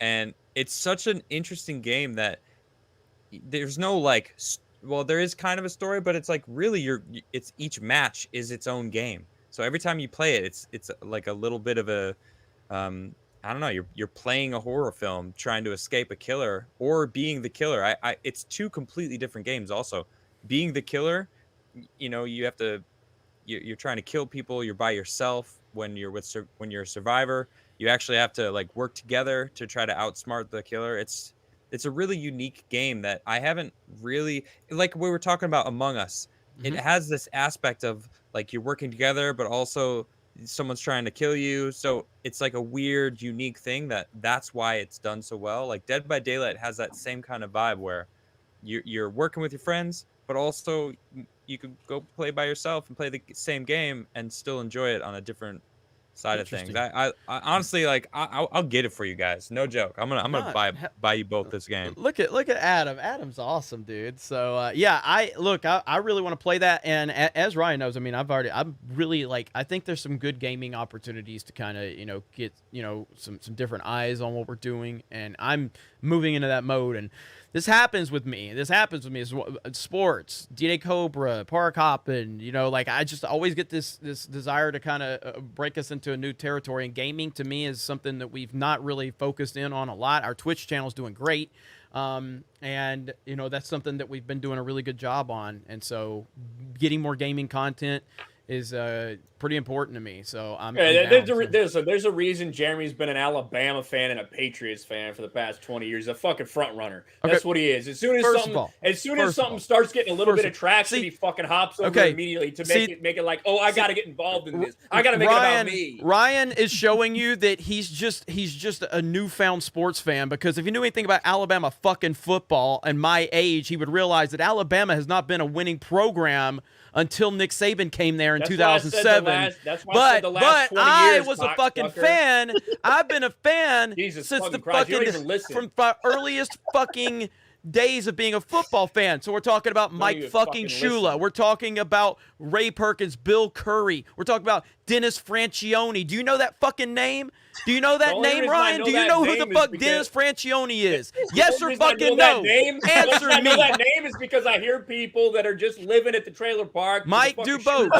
You know that name? Every Saturday. You don't know those names because you're a fucking front runner, because you only criticize what's popular because you don't know shit about Alabama football, so keep your fucking mouth shut. Imagine a Purdue Boilermaker fan being a fucking front runner. Are you fucking kidding me? No, you're a front front runner in me? terms of criticizing it. Oh, Alabama's relevant. Let me pretend that I actually know anything about this shit. You don't know who the fuck Mike Dubose is, do you? If I wanted to criticize front runners, Jeremy, I'd aim higher than you. Let's just be honest. All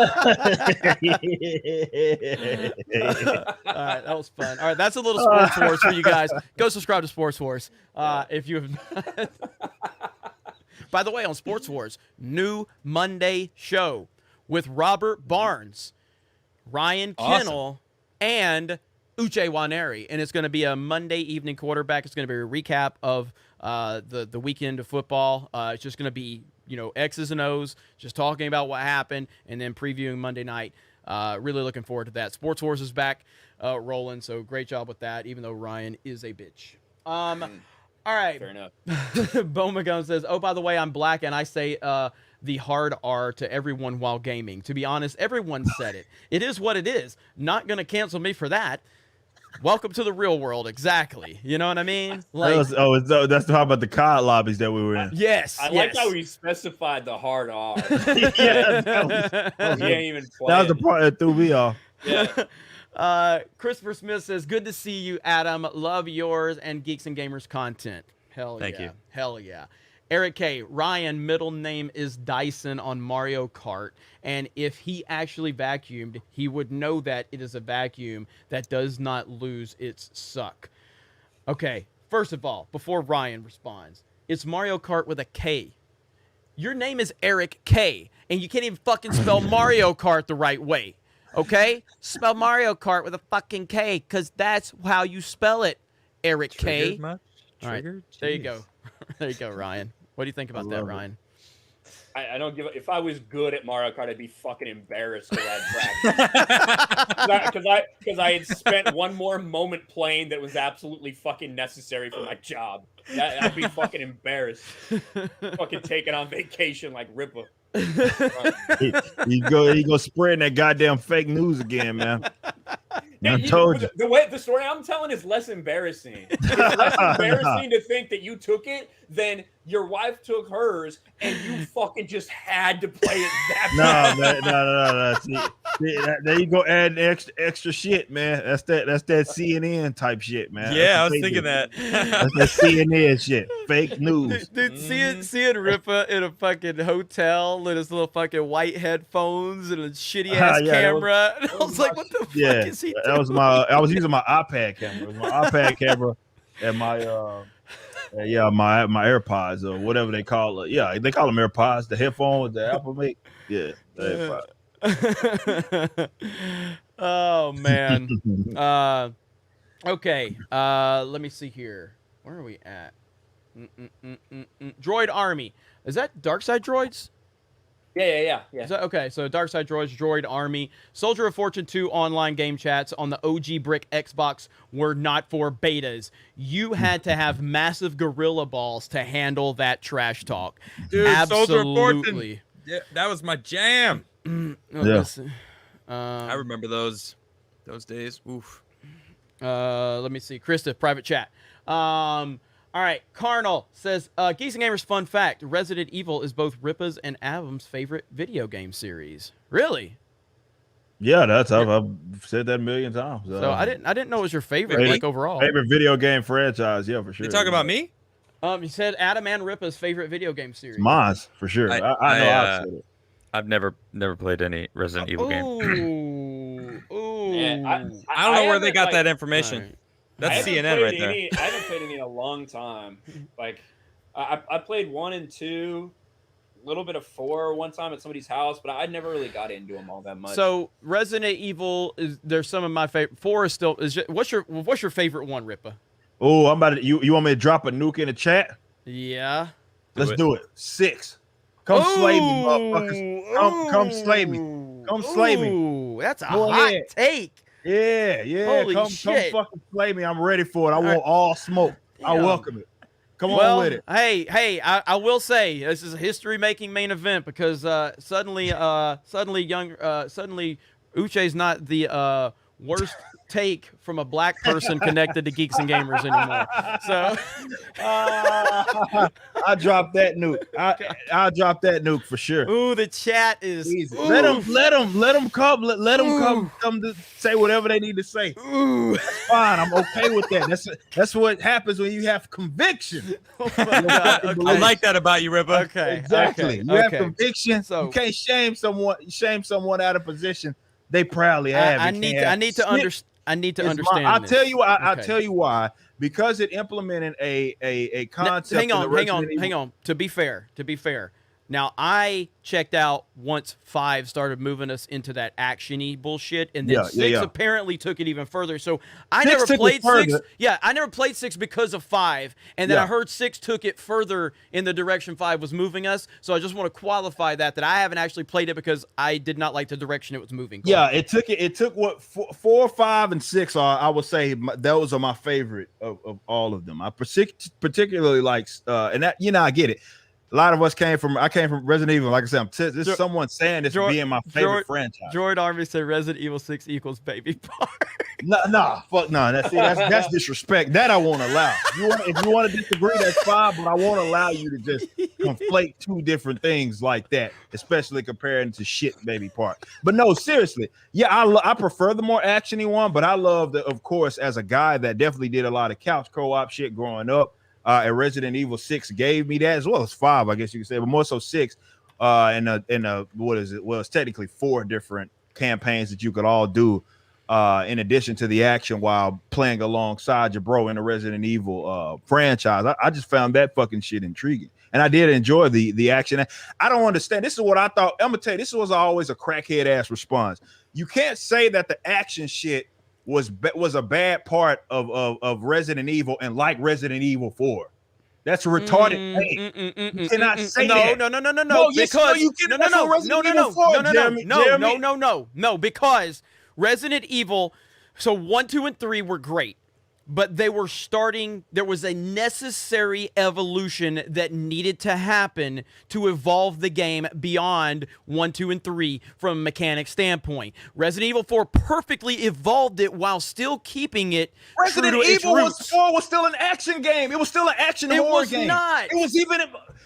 dog. The movements are not. The movements are not. Jeremy, the movements are not that. You got back there, not Jeremy. that But if you're gonna tell me Resident Evil 4 on the fucking GameCube was not a fucking action game, you're smoking crack. That's exactly what the fuck it was, man. No, 5 is an action game. 4 is sweet in that middle. 5 right is in the more middle. Advanced, yes, 5 is a more advanced version of that. That I will say, and it does take it to the next level. But 4 absolutely was a fucking action game. It evolved the Resident Evil formula where it needed to go without which was action. Diverting from where it was.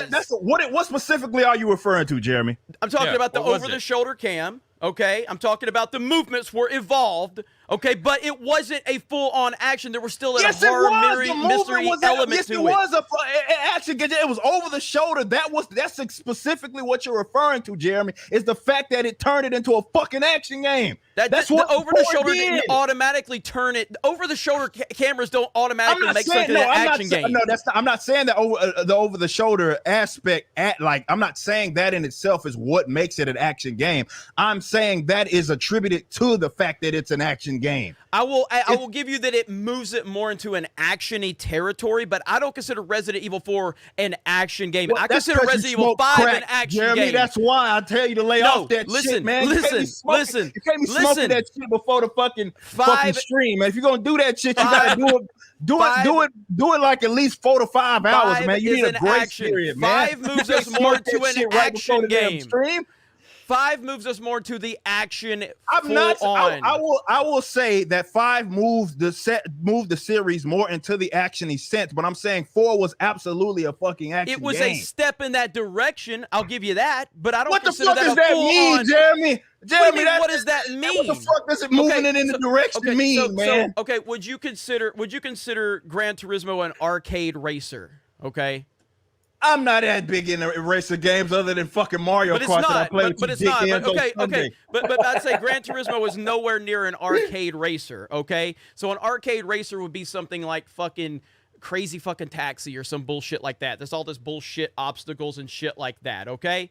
So there's this massive gap between an arcade-style racer and a racing simulator, okay? And I think that's where Resident Evil 1, 2, and 3 are. They are hardcore, like, survival horror, whereas 5 and 6 were arcade shooters. 4 is right there in the middle where it takes a step away from that survival horror, but it still doesn't make it feel... There's not enough of it to make it a full-on action shooter because of the atmosphere, because of the mechanics, because of the movement, because the mechanics aren't that much different. What are you talking about, Jeremy? In what way? In what way? You're over the shoulder. What, Leon and 6 can fucking sprint side to side a little different? You're still hanging over his fucking shoulder. What, he can forward roll now a little faster and now it's more action? What the fuck does that mean? It sounds like to me what you're describing is the technological jump between those games that allowed them and afforded them more like, I guess, attributing to the more action style game that let me 5 ask you and 6 this. was. He's got you, Jeremy. He's got you. Let me ask you this. So are you saying Resident Evil 6 is your favorite game of all time, considering Resident Evil? No, I'm not saying Resident Evil 6 is my favorite game of all time. I'm saying of the series, that's what it was. Okay. But if I had to select, some people like 1 through 3, that's their favorites. Mine are 5 to 6. I mean, excuse me, 4 to 6. Okay. I would argue that, of my favorite, I would say 6. 4 is arguably probably the best that it's ever been. See, but like, you're not gonna sit here and tell me like, that shit ain't no fucking action game. Now again, with five, I played it enough to where I was turned off pretty quickly because of how actiony it felt versus 4, where 4 still made me feel like I was in a survival horror game. I didn't feel like I could just run and gun and do whatever the fuck I wanted. You can't do that. You can't do that, and then you can't really do that in 5. It's more. I will give you that argument that yes. In comparison to the 2, if you had to describe both of them, you'd say 5 is the more action game of the 2. That's what I'm saying. That doesn't mean 4 isn't one. But I'm saying 4 definitely stepped us away from 3 and got us closer to where we ended up with 5 and 6. But Correct. I still feel that 4 managed it perfectly. It was an evolution that was necessary for the Resident Evil franchise. I think that I would disagree in the sense that I think a lot of people are saying that are like tryhards when it comes to fucking anime and dubs versus subs. It's a retarded non-argument that doesn't make any fucking sense. No, I'm gonna tell you, it's a retarded fucking argument that doesn't make sense. And there's a lot of people that envision how the shit was, but I would encourage you right now to go play Resident Evil 4 and then go play 5. The mechanics are almost fucking identical, man. They're almost fucking identical.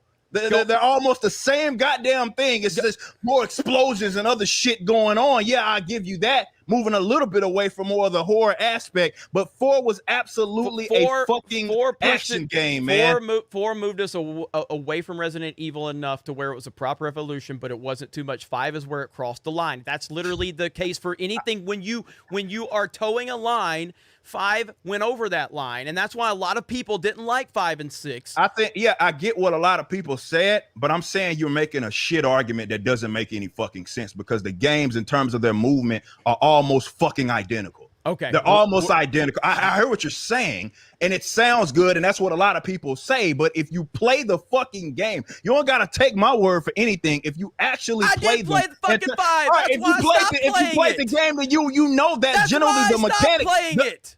But the mechanics are almost fucking identical. The only thing is happening is that the atmosphere in which they are around is a little different. Though. The atmosphere of Resident Evil is a crucial aspect of Resident Evil. What are you talking as far as the what?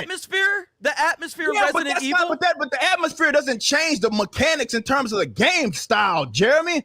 It just changes the fucking atmosphere. That's part of it. Just because I'm not hacking and slashing. Wait a minute. So you're saying if I played Resident Evil mechanics in the world of Animal Crossing, it's still a fucking Resident Evil game? That's going to change every fucking thing. No. See, that's not what we're arguing. Now you're moving you're pulling a Fauci right now, man. I ain't moving shit. Yes, you are. You're pulling a Fauci. You said the environment doesn't matter. No, I'm saying the environment doesn't necessarily like change. In fact, what the game mechanics literally are. does. No, not the mechanics. No, I didn't say that's that what it I'm changed saying. mechanics. That's what we're talking about. The mechanics of whether or not it's an action game. Right, you can have a cartoony, Looney Toony ass action game, and you can have a more dark action game. You can have a more dark hack and slash or something like that, or a more goofy hack and slash. It doesn't stop it from being a fucking hack and slash, Jeremy. That's part of the element, though. All right, we're gonna do this. I'll come on your fucking show. We I got would more love people to here. do this We got because you're more people wrong. on. Objectively speaking, I'm not wrong. Objectively speaking, you're I'm wrong. not wrong. You're incorrect No, on this. and you know For the why? record, You know why? Hold on, Go ahead. Jeremy. I Go need ahead. to just interject here. I gotta tell you. All right, the entire chat. I've been watching. I've never played these games. I have no part of this conversation. The entire chat is telling you you're wrong, and Ripa's got you. How am I wrong though? It's about the action can't answer sense that. is what it is. I'm telling like I Jeremy's think about a lot to of say people that Rip is using overstate. his blue check mark. No. No, so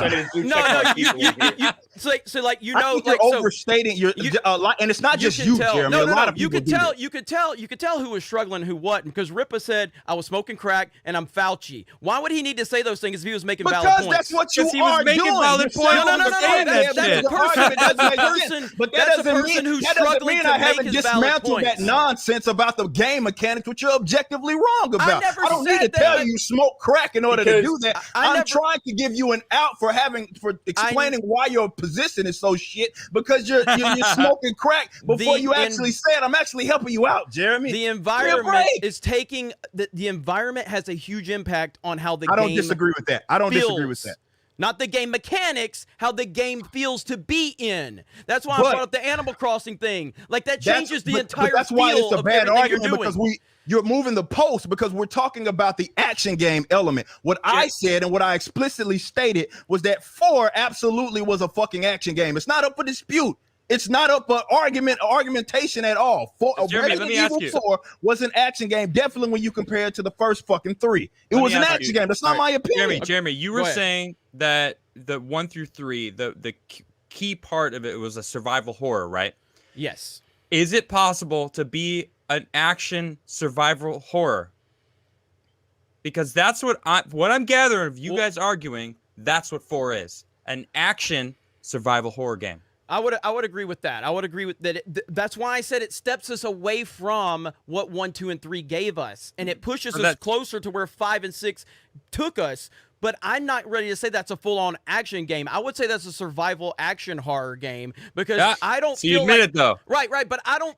But an action game is where I feel that I can just run and gun and blast everything in my way. But and you couldn't, I feel do that in any of the Resident Evils, man. But I think the problem is we're talking about action game. I think that's like not a really good term to be even arguing about. Well, Because, I guess it's like, how do you define that? That's really what it because comes what down you guys to. are really talking about are like a horror game, vice maybe like not really adventure game, but like an adventure shooter type of game. You know what I mean? Where like you're not sitting there creeping around corners, worried about what might come out in front of you, regardless of whether you're first or third person. Right. So what you're saying, Ripa, is you're saying 4. There's no difference in 4 to 5 to 6.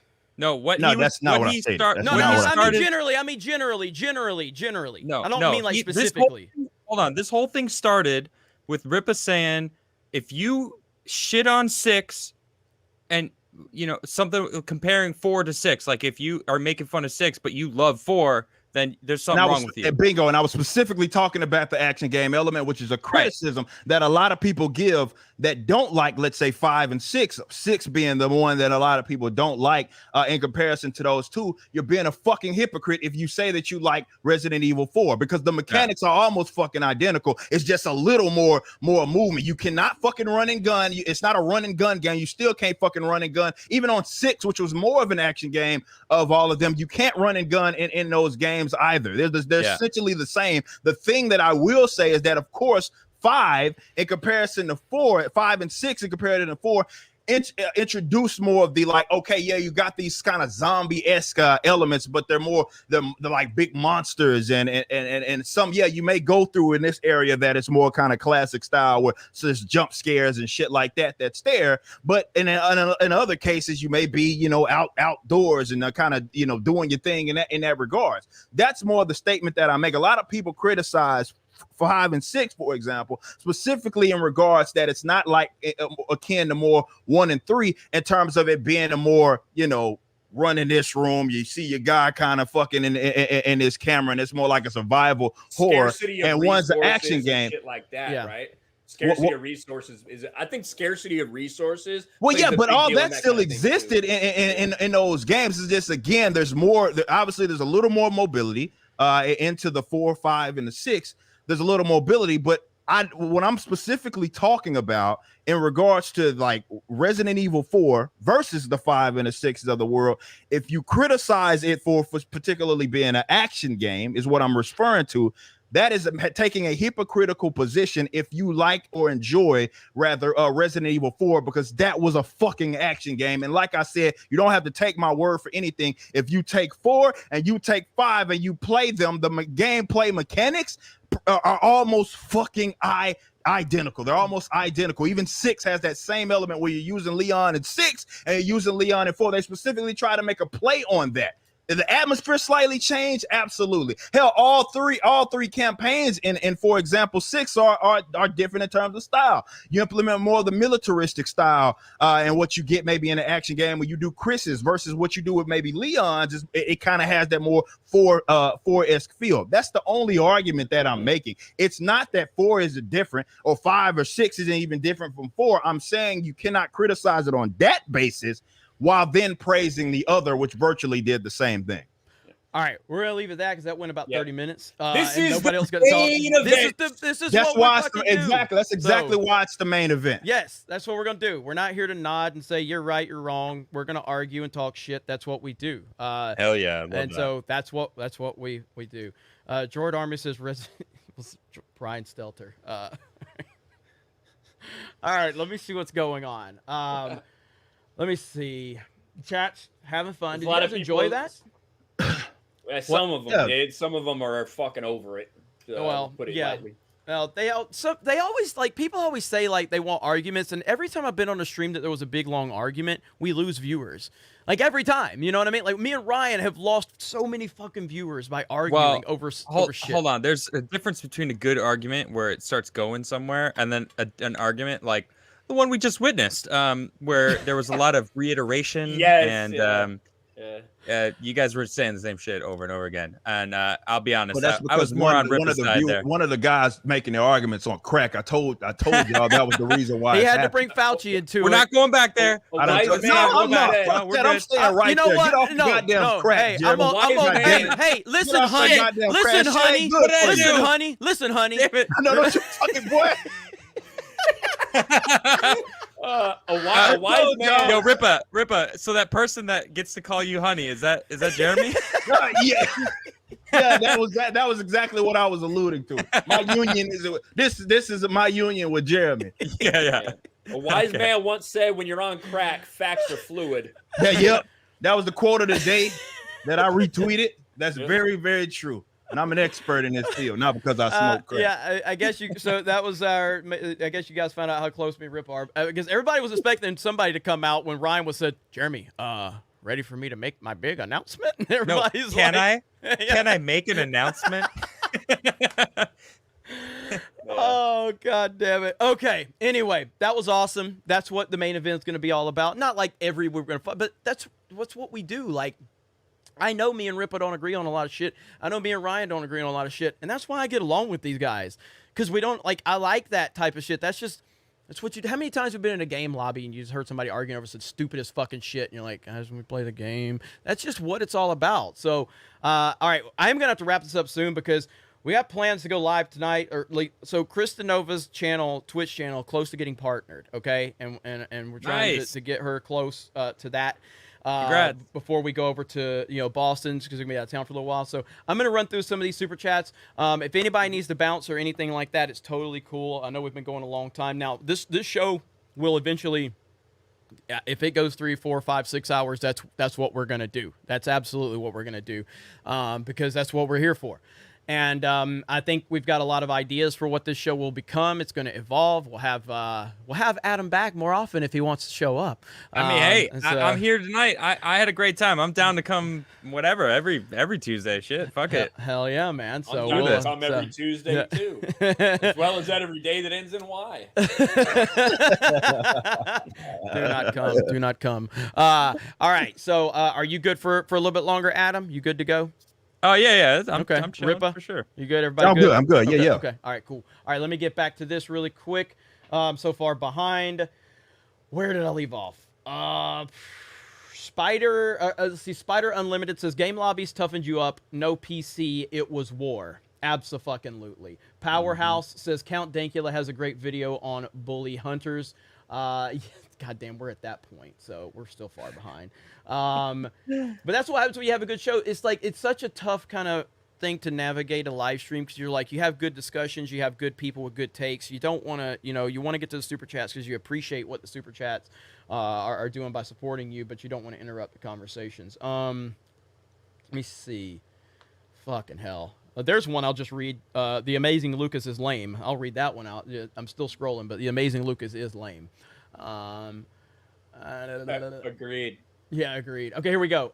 Stone Cold's Beer Cooler. Friendly reminder. Oh my God. I'm gonna read it. Yes. Michael J. Fox has handled Parkinson's better than Ethan Klein does his own eyebrows. Yeah. There you go. There you go. Jay Mills. Ain't nothing wrong with that. Nah, it was funny though. All right, so Jay Mill, just saying, regardless of Tomorrow War on a whole, the Yvonne Shavowski's aged daughter, Colonel, would have been 100 times better choice than Captain Marvel. Again, just saying, literally anyone would have been a better choice than Brie Larson's Captain Marvel. But I wouldn't have gotten 200 videos out of it. So give me Captain Marvel 2. Samurai I don't know Knight. why Jeremy was like worried about that joke or that super chat earlier. Everyone's always so shaky No, about telling Michael J. Fox jokes. I don't get it. You motherfucker, man. Fucking son of a bitch. Samurai Knight said, I wish they did. I wish they did it would. Okay, I wish they did it would hunt the hunters for fun. I wish they would have done it and hunted the hunters for fun. I guess that's what you meant to say, hunting the hunters for fun. So the bully hunters get hunted for fun. Lucy says, I grew up playing Game Boy Color and much rather play Miss Pac-Man and Pac-Man again than waste my time on a new KOTOR. At least Pac-Man is tried and true. 100% on that one. Ryan's ex-girlfriend says, is Ryan playing pocket pool with Adam sitting in? What? Is Ryan playing pocket pool with Adam sitting in? I don't know what that fucking means. Analogy or some shit. I ain't hip to the slang and the lingo. God Emperor Mark. I didn't see the full name because Robert's son, Shadow, maybe. I'm not sure. Do you like coffee? Do you hate wokeness? Then you need Krigler coffee. It has all the energy you need to fight back against the woke dribble nonsense.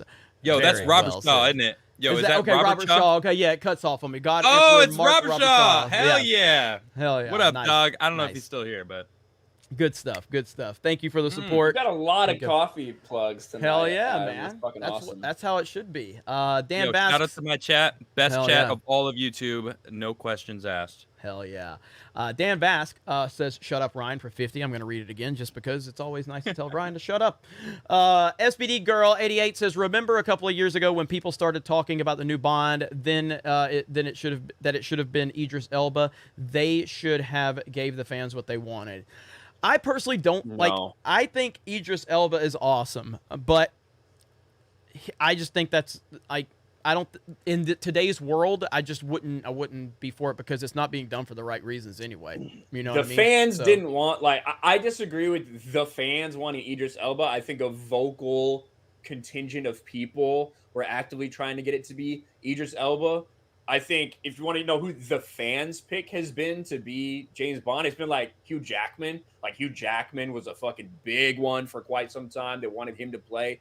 I'd say Henry Cavill's a big one right now. Armie Hammer was always thrown around there a lot as a potential Bond until people found out he likes to eat people. So You know, I think Idris Elba's always been brought up, but I don't think the vast majority of people want that. I think they want Bond to be true to who the character's supposed to be. Think of the backlash when you get a light-haired James Bond. Imagine if you turn him black. Like, you get backlash when there's a James Bond that doesn't have black hair. So, I don't know. Yeah.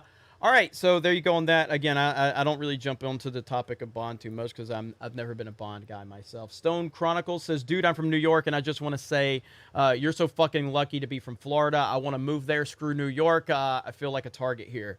Yeah, I mean, I've heard some terrible shit. As a matter of fact, I'm cutting, like, I'm not going to be in, we're going to do the Boston trip. We plan on going to New York. I'm only going to go for like a day.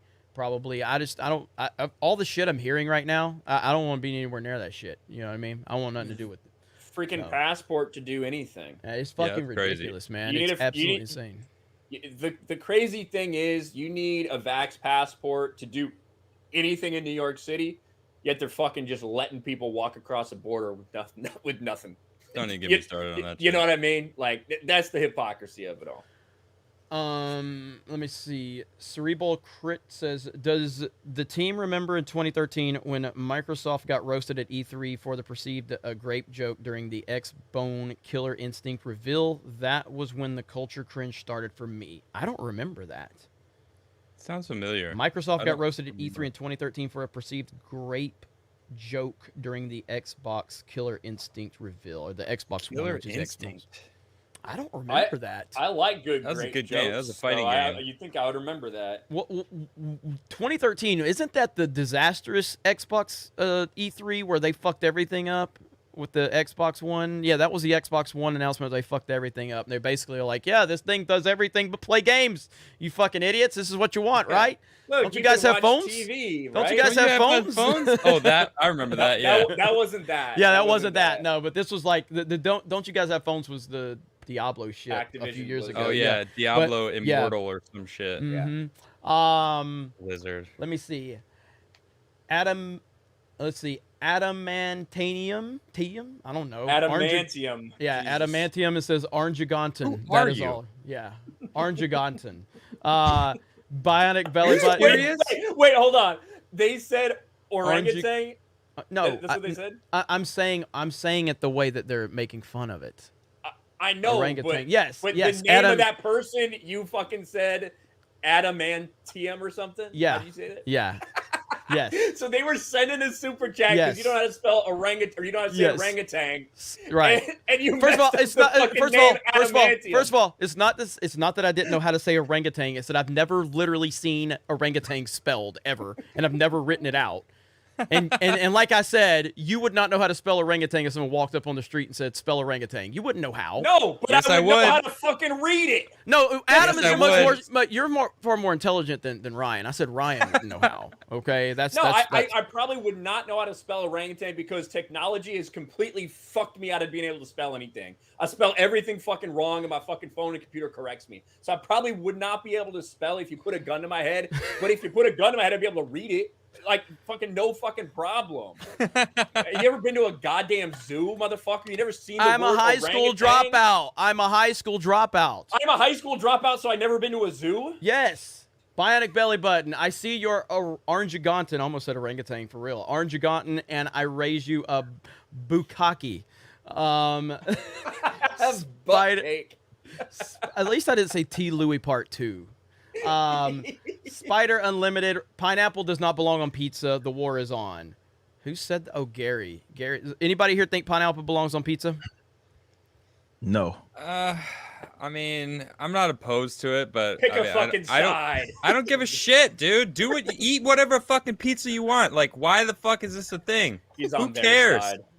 Eat the fucking He's on pineapple their if you side. like it.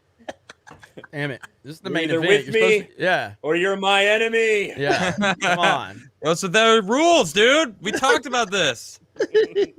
East Coast Their Wizardry. rules apply for this. East Coast Wizardry says, much love to Geeks and Gamers. I am Geeks and Gamers. Thank you. I appreciate that. Stone Chronicle says, I also want to shout out a really great and underrated YouTube channel, America Uncovered. Well, go check them out. Sounds like something I would be interested in, probably. Dos Gecko, RK, do you believe conversion therapy works? Dos Gecko always asking some weird shit. Dos Gecko's always telling me this shit. Yeah. Hey, I think anything works if you just try for hard and long enough. So. Eric K says, I knew it. Ryan was a Navy guy. Village people in quotation points. Oh, yeah. In the Navy. Yeah. Joe Voss for $4.99. Thank you so much. Dermy Wormy. So Ryan was a seaman. Thank you for your service. I was a seaman at one point. Got out as a chief. So, yep. Joseph Finley. Boom. Oh, I got that one. That's $99. I will say it again. Hail, Ryan. Sorry we couldn't be at the Cleveland meetup. America #1. Love you all. Right back at you. T-Rev, the game dev, says, update in the game. Jeremy dies in the first level, and the rest of the game is all about Krista. Well, God. Let me see. So it is woke. It is Don't woke. You're not supposed to tell anybody that before the first weekend, man. James L. Jesus says, funny Jane Bond song by Owen Benjamin, 0077 cents on the dollar. So 0077 cents on the dollar. Is Owen Benjamin still on YouTube? Last I heard, so. but I haven't seen him in a long time though. Doesn't he like keep when he does them? They like take him down and shit. Yeah, I think so. Mo Fantasy, been a fan for a while. It makes all the sense now. The pizza boxes and Mountain Dew bottles. Hell yeah. Much respect, brother. Army vet here. That one's for Hell you. yeah. Thank you, man. It's nice to be able to like talk about that shit because for a long time I've very much been like skirting around that topic when it does come up. And it's funny when we start talking about this shit, people send in super chats or they'll be like, you know, sometimes you might not understand from a veteran's point of view, from someone who's in the military. And I'm like, you just kind of like bite your tongue or whatever and kind of hold off. So it's good to be able to talk about that shit now for sure. Yep. Joseph Finley says, Jeremy, Biden voters are idiots. Also, Krista is too hot. There you go. BFSD 150. What's up, y'all? It's going to be entertaining listening to Ryan's shit on Shrivel. I refer to Biden as Shrivel because he's a shriveled up old fart. Subscribe to Patriot Outpost. Mods, drop that link, please. Paula Stella says, same people who were saying punch a Yahtzee are now demanding medical papers to enter a restaurant. Crazy. Yes, indeed. Dos Gecko. Jeremy, any thoughts on why channels like Nerdrotic and Hill vs. Bayface keep subs trending up while Geeks and Gamers main channel sort of stalled out? Well, it has to do with if you don't post content on a channel, you probably won't gain traction. Yeah. That's why. I literally went from posting 3-4 videos a day on this channel to once a week, and then Josiah posts some fucking weird movie review that nobody's ever heard of. And Ryan said it best a long time ago.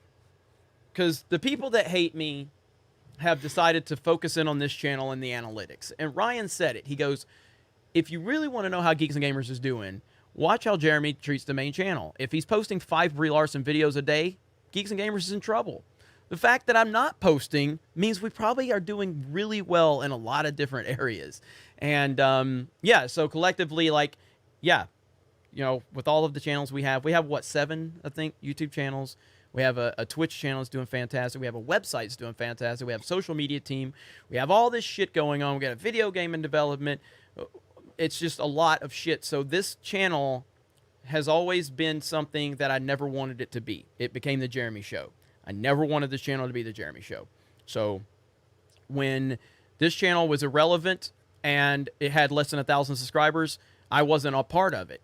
And I got frustrated because it wasn't growing. And so I decided I'm going to wipe out what we're doing. I'm taking the channel over. That's when, early 2018, that's when it started getting traction. It had 800 subs, and then now here we are. But through all that, I always wanted the Geeks and Gamers main channel to be about the team and not about me. But unfortunately, you start chasing that algorithm, you start getting views, you start posting that shit, and I'm like, yeah, I'm going to do what's building. And so eventually I got to a point now, once it hit like 300,000 subscribers, I really wanted to focus on other things, and I'll get back to it here. I'm not abandoning this channel by any means. That's why we're doing these live shows, and We're going to clip stuff out of these live shows and post them back on the main channel. This is what Ripa does. And yeah, that's just that my attention's always moving in different directions. Full team on the website, all that shit. Like, we're trying to build it in a lot of different areas. Thankfully, I got somebody like Ryan, got people like Krista, everybody else. So we'll just keep moving. So, yeah, you know, we've gotten to a point now where this channel can truly become what Jeremy intended for it originally, right? It's not called Jeremy, right? It's called Geeks and Gamers. It's supposed to be a team effort going into this. It's supposed to be about a bunch of random shit, from games to random movie reviews to whatever, and occasionally bitching about fucking Disney Star Wars. Yeah. So now that he's got D-Day Cobra rolling, now that I've got Sports Wars rolling, Jay's got Park Hop, we got all these other things going on. So we have that freedom because of you guys' support. So yeah, it's only up to go. Yeah, it's low hanging fruit for the people that hate me to kind of focus in, like, oh, just videos aren't doing good anymore. Jeremy's not, you know, channel's dying. It's like, no, I'm just not posting to it like I used to, and that's just it's. I have a philosophy of sometimes you got to take a step back in order to take a step forward, and I'm not worried about today or tomorrow. I'm worried about next year and 5 years from now, because I have visions of what Geeks and Gamers will become, and it's going to be a hell of a road to get there, and it ain't going to be fucking easy. The easy thing's me just to continue doing what I've been doing, but I can't keep doing what I've been doing. I've got to evolve, and I got to change it. And so that's why. So that's a long answer, but you know, you sent a super chat. I wanted to get you to get your money's worth on that. There are people that will try to just do the same thing over and over and over again that maybe got them a little success at first, but you gotta evolve while staying true to how you got there. And so that's what we're doing here. Yep. Bat Gamer says, support the company that doesn't bash customers like mine, the Real Bat Store. So support the company that doesn't bash customers like mine, the Real Bat Store. Yeah, I mean, customers are important. Fans are customers, essentially. That's what they are. And, you know, when you have people that are constantly attacking fans, it's eventually going to take its toll on that company. R. John Wilberforce says, the vaccine. All right, first of all, before I read this, let me just say I'm not a doctor, and the person reading this has not told me they're a doctor. The vaccine isn't a vaccine. A vaccine is something that lasts for the rest of one's life. This one only works for 5 months, mutates the DNA, and keeps you from being a parent. Allegedly, according to the person that sent this, who has not qualified themselves as a doctor. And again, that's just what we have to fucking do. We have to say that bullshit. Changed the definition of vaccine, so that might not actually be accurate anyway. Yeah. Well, as a matter of fact, they changed the definition. So Fauci just updated his thoughts again, so it's changed already. So yeah, from earlier tonight. Yeah, Shane Keena. I'm gonna give an elevator pitch here. A patriotic billionaire and a real estate developer becomes a secret agent and uncovers a conspiracy. Love it. Michael Prenesti says, Adam, when you play Mario Kart, you motherfuckers keep saying it with a K, okay? I mean with a C. It's a K. It's a K. I'm not gonna say that third K. I'm not gonna say that third K because that'll get clipped out. But Adam, when you play Mario Kart on Sunday, pick Baby Park every time. Ripa loves Baby Park. I mean, I got a question. Ripa must love Baby Park after that Resident Evil. God damn, you guys are retarded, man. WrestleMania. What's the donation goal to get Jeremy to live stream The Last of Us Part 2? No joke. We should do this. I mean, I really love The Last of Us Part 1. Fuck Naughty Dog. I won't play that game after what Naughty Dog did to me and so many other people. Fuck those bitches. Eric K. Jeremy was feeding golf balls into the water like an old man feeds bread to ducks. Yeah, I was. I can't even front on that one. Jay Hellstorm. I fucking slayed you guys on the goddamn golf course. I need to edit that video up. I have all that footage. By the way, I did say you would beat me though. I never talk shit on the golf. Basketball, beat your ass, and Rippers too. Jay Hellstorm. Bro, I done told you. No, hold on. You don't get to move on from making such a false claim like that. I am hands down the best goddamn basketball player in this fucking like stream shit, and it's not even close. Well, you just gonna disrespect Crystal like that? Hold on. Are you talking about in real life? I put a personalized guarantee on that. I just want to say this is the same guy that was talking shit when Ren joined the Mario Kart stream, and we saw what happened. He was broken after that. You were talking shit too. Wait a minute. No fucking put the evil on Jeremy. me. I ain't scared of Jeremy on the basketball court. He'll leave like Conor McGregor on a goddamn stretcher. Ripa, I mean, he's got some advantages on me on the basketball court. Ain't no denying it. But I'm gonna go Kirk Heinrich on his ass. I'm gonna make it fucking tough for him. We'll see how it goes. Oh shit, that was good. Man. That was good. All right, that was good. All right, Jay Hellstorm says 4 is the greatest, meaning Resident Evil, and I agree with that. Although 1 has a special place for me. It's just the mechanics are so dated, man. On the first one, the first 3 actually. I'm sure even 4. I haven't played 4 in a long time, and I'm sure the mechanics are dated. Yeah, I'm sure this dated as fuck The too. mechanics are a little better on 4 because it's an action game. So. Well, preach, Ryan, preach. Chris, he don't fucking know what he's talking about.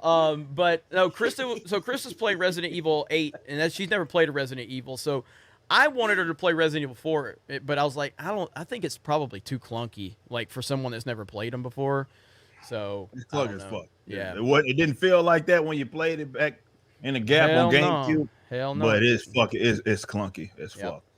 Everything that was from the GameCube era is clunky as fuck now. True. Yeah. Honestly, I think the 64 stuff doesn't hold up well at all. I think GameCube stuff holds up pretty well. Mario Kart does. Yeah, Double Dash holds up. Double Dash, I was just about well. to mention that. Yeah, that's the greatest Mario Kart ever made. But that game holds up well. A lot of games on GameCube actually do hold up decently, but I think the 64 shit's what is bad. It's really bad. It's like fucking 8 years older. Yeah, but I'm saying the Super Nintendo stuff does hold up well. Like I'm just saying that's because they weren't trying to do they 3D. weren't trying to do what they were trying to do with 64. No, I 100%. I agree with that. 64 paved the way. Yes. Yeah. Yes, absolutely. Yeah. Butterbiscuit says that you literally button mash a knife fight action. Wait, you literally button mash a knife fight action, LOL. Butterbiscuit. Oh, like a press this button to fucking kill a zombie or whatever. Yeah. Let's see. Michael says settle the Resident Evil debate mano a mano on the track on Ripa's favorite track, Baby Park. You guys are stupid, man. I don't know why y'all keep trying to put that evil on me. I'm gonna practice Baby Park over and over and over again. Ain't no point, man. It's a lottery. Super Nate, why does Venom Let There Be Carnage look like the only Marvel movie worth a damn? I mean, I like the first one. I like the first one a lot. I didn't hate the first one. I love Tom Hardy. The first one wasn't great. Tom Hardy's great. But Tom Hardy was awesome in it. I'm looking forward to it because Tom Hardy's in it. And Woody Harrelson. So yeah, I mean that's awesome the only Marvel movie. That's the only Marvel thing that's worth a shit right now because it's not directly into the MCU. Like that's not tied into the Marvel Cinematic Universe. Right. So it's kind of a standalone thing. So Miss May I says enough of the Resident Evil debate. I'm just ready for the Dead Space remake. I love the first Dead Space. I don't think I played the second one. The first one's fucking great though. So is this as long as they don't fuck it up? As long as they don't fuck it up. And then Benny says settle this in Mario Kart tonight like men. I Holy hate the fact that people are even saying that shit. Hey. 1v1 on Rust. That's a real thing you can do. I mean, that's true too. That is right. true. Well, Ripa, you don't even play Call of Duty anymore, though. We got to get you back man, on I that haven't shit, played dude. fucking COD in so long, man. You think Ripa won't still talk shit? Hands down. Because all I need is about, the game. I know he will. Not even, I mean, 20 minutes of me getting warmed up, and then I'm fucking cocky as I've ever been. Let's see. Let me see. Abomination AJ says, I'm tripping, man. Love the energy and the passion for the dumbest shit. That is literally nerd fight geek culture. That's this show. We all do. Welcome to the main event. Yes. Echo Base Network. What's up, guys? Still out of town, but just want to say hello. So how do we get relevant enough to get on a Geeks and Gamers stream? Well, you stop being a fucking Auburn fan for starters, and then you can talk to me. As long as you're a fucking Tiger fan, you can get fuck out of here. Nah, I love you, Nick. You're good people, man. We'll talk soon. Echo Base says, let's get the amazing Lucas versus Ripa on a stream.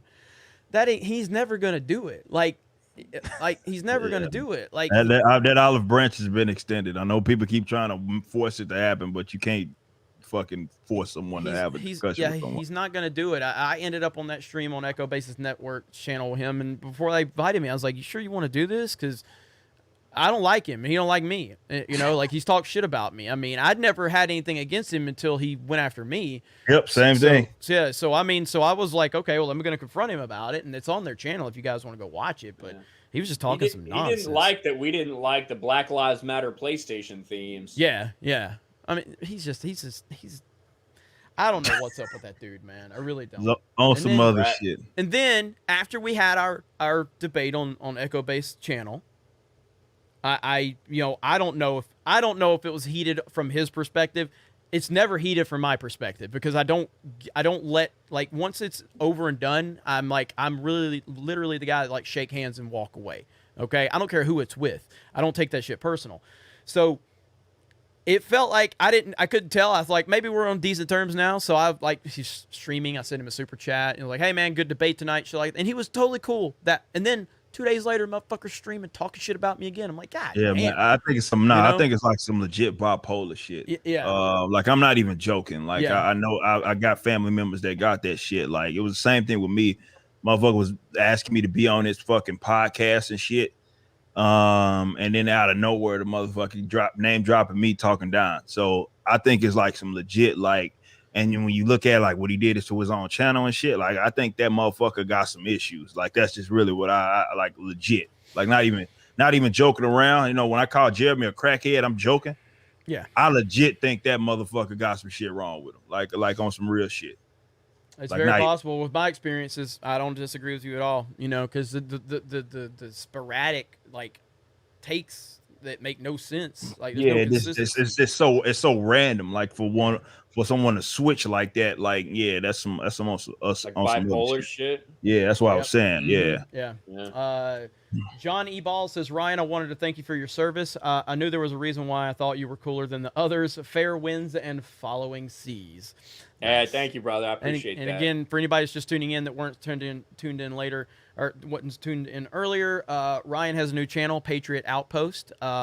He has announced that he is no longer part of the U.S. military. He's a veteran of the Navy. Look at that, man! Almost up to 500 subs. Man, check you out. I ain't even got a video out yet. Hell yeah! No, I'll put a video out tomorrow. We cracked 500. Hell subs yeah, tonight, man! So thank you guys. I appreciate that. That's awesome. Feels good to be a civilian again. Feels good to be able to talk about that shit again. So I will definitely be delving into whether it's cultural stuff, whether it's political stuff, whether it's just simply talking about dumb motherfuckers that want to take away your freedoms. We're going to talk about it over here on this channel. So I have big things planned for here. Yep. Cannot wait. I really appreciate all you guys in the chat. You know, all this stuff about, thank you for your service. My response is always, they did pay me, so it was a job, has ups and downs like any others. I it's not. I'm sorry. No, you're wrong. It's not just a job. You used your time to serve others, and that there's a big difference in that. Well, yeah, I appreciate it, man. I really do appreciate it. And yeah, I joined. My grandfather was in the Navy in World War II, served on an aircraft carrier, and so that was like one of the reasons that I did decide to join. And my thoughts and my opinions on maybe how the military is utilized, what the federal government does, has changed a lot in my 11 years that I've been in, and I've witnessed, government efficiency and things like that. But I always do really appreciate anyone who's made that decision, because I know the shit that comes along with it. So thank you to all you guys out there. Hell yeah, man. I'm looking forward to it, bro. Really am. All right, so I know I got some Streamlabs I need to get to. Thank you, Krista, for telling me about that. So Krista, you want to go ahead? I know you want to get your stream ready to go. So I think we're going to go another 15 or 20 minutes. You want to go ahead and bounce and get your stream ready? I could wait. It's fine. You sure? Yeah. Okay. I didn't know if you needed to prep or anything like that. So, okay. Where's it at? HTK bass player. Hot take. I hate pizza. Well, Rippa don't have the dumbest take tonight. They never tried Lou Malnati's from Chicago. Ooh. Oh, man. Full Metal Viper says pineapple doesn't belong on pizza.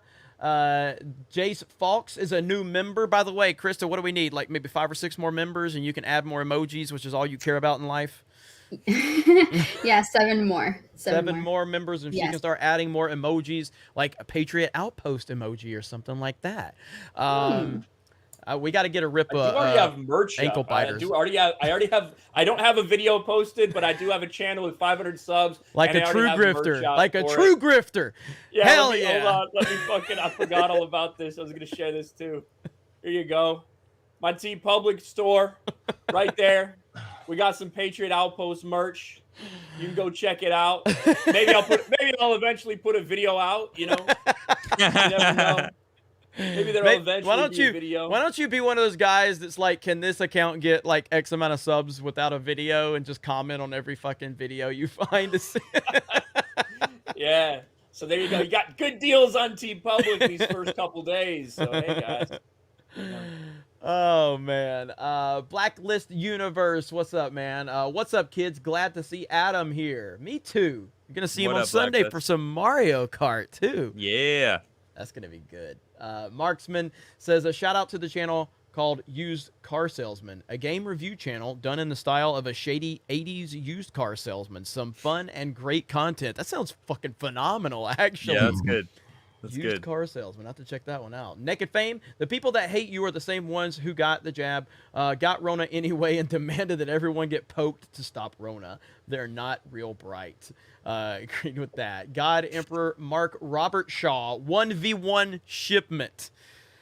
I mean, would it be like that Lethal versus Uche one where, like, remember when they did Uche was 1v1? talking so much shit, man. Dude, Uche was talking so much shit, and Lethal just systematically destroyed him. Like, it was so bad. Lethal just muted his mic and fucking went to town, and Uche just like, where the fuck is this guy? Oh, where the fuck was he? Wait, where are you camping or something? You camping? Where the fuck? Where you shoot me through the wall? It's like just a decimation.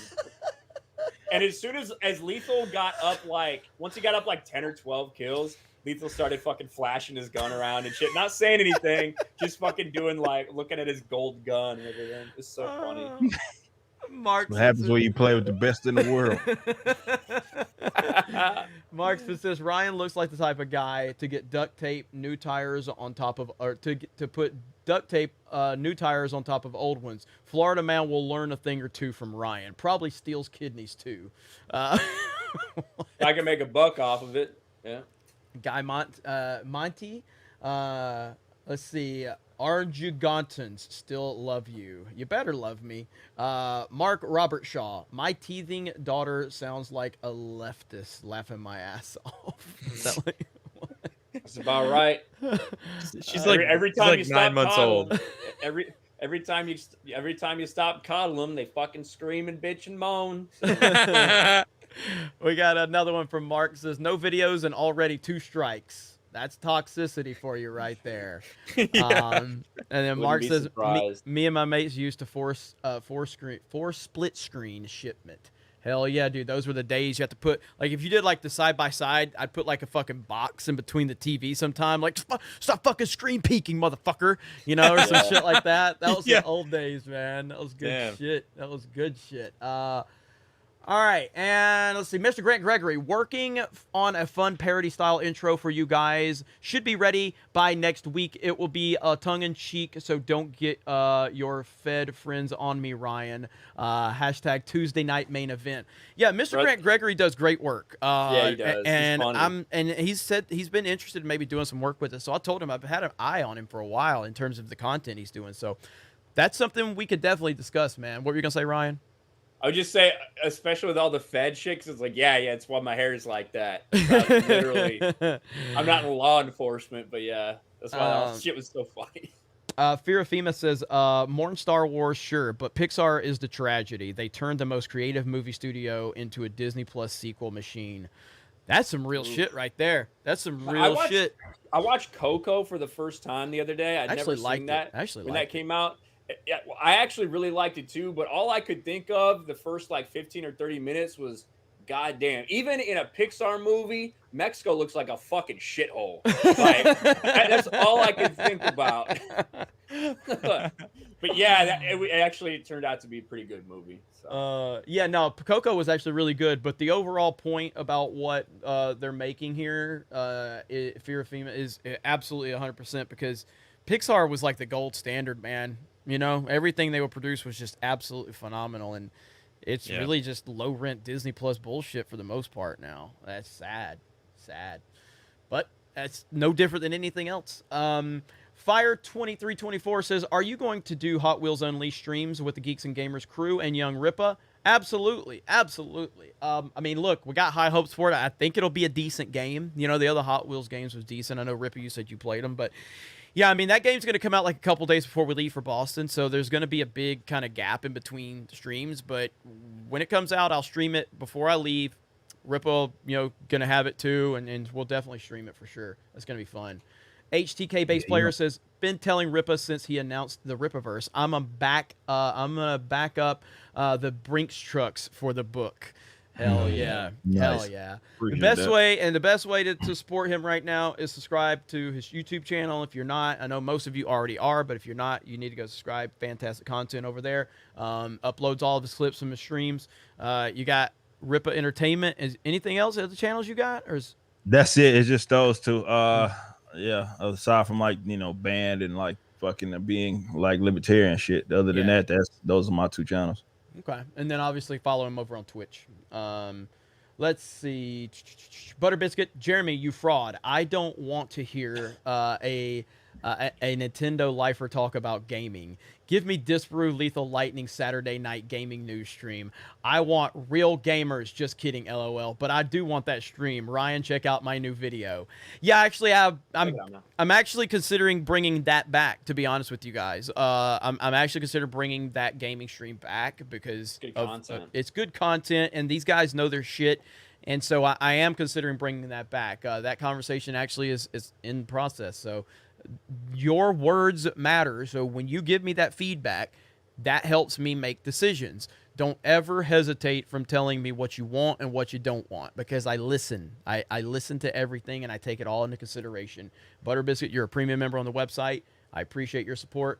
All jokes aside, because we do talk a lot of shit to each other, but like I do appreciate you and your feedback. Fire2324. Hey Jeremy, you should check out Racing Master by Natiz Games. It's still in development, but it will have it in the second beta soon. They are putting a lot of work into this racing game. I will check it out. Racing games are that's my thing. I love racing games, so I'll check that out. Bronx Slayer says tomorrow is AEW Grand Slam on TNT. It takes place in Queens, New York City. It's going to be it's going to be the biggest AEW crowd. It's going to be sold out. The pops will be huge. Main event, Bryan Danielson versus Kenny Omega. It's a stacked pay-per-view, a basic cable 8 p.m. You should do a watch along. That's tomorrow night. I might do that. I'll get with Az and see if he's free, because AEW has brought me back into wrestling. I love it, dude. It's so fucking good. Brother Biscuit. OMG. Use a different Young Ripa story, Jeremy. You say at every stream about having different views. We get it. You have a black friend. Don't force your diversity on us because I have white friends too. LOL. Just busting your chops, bro. Yeah, of course. Like one thing I've learned, I've learned this from listening to like sports radio over the years, because I used to get aggravated when they would do their live show, like on ESPN radio. I'm like, why the fuck are you repeating everything you already said? But I heard Colin Cowherd talk about one time. He's like, you get a new audience every 30 minutes. You know what I mean? Like you get a new audience, so you have to regurgitate topics. Now you're going to have your hardcore audience that's going to listen to the entire thing, and they're going to hear you repeat shit. So that's something that was always imprinted in my head. Like when I'm doing a live show is to always just repeat myself about things.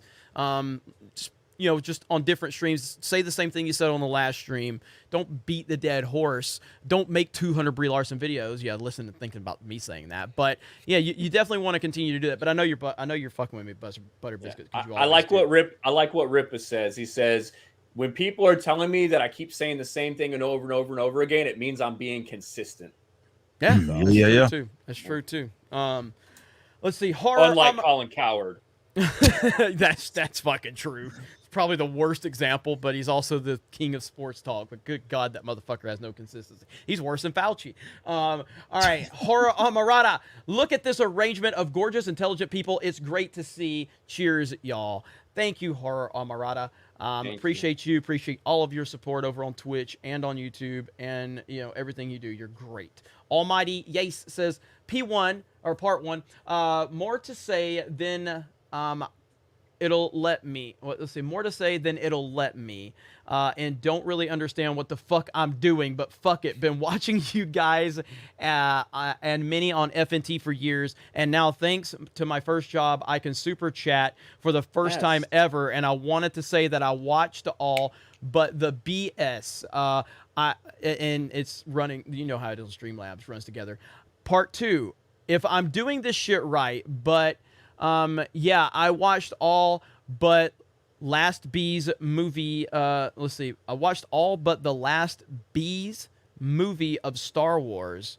Maybe he meant Disney's. Don't care for them. What got me into loving Star Wars was the expanded universe with awesome stories and comics, the games, and the Clone Wars show. LOL.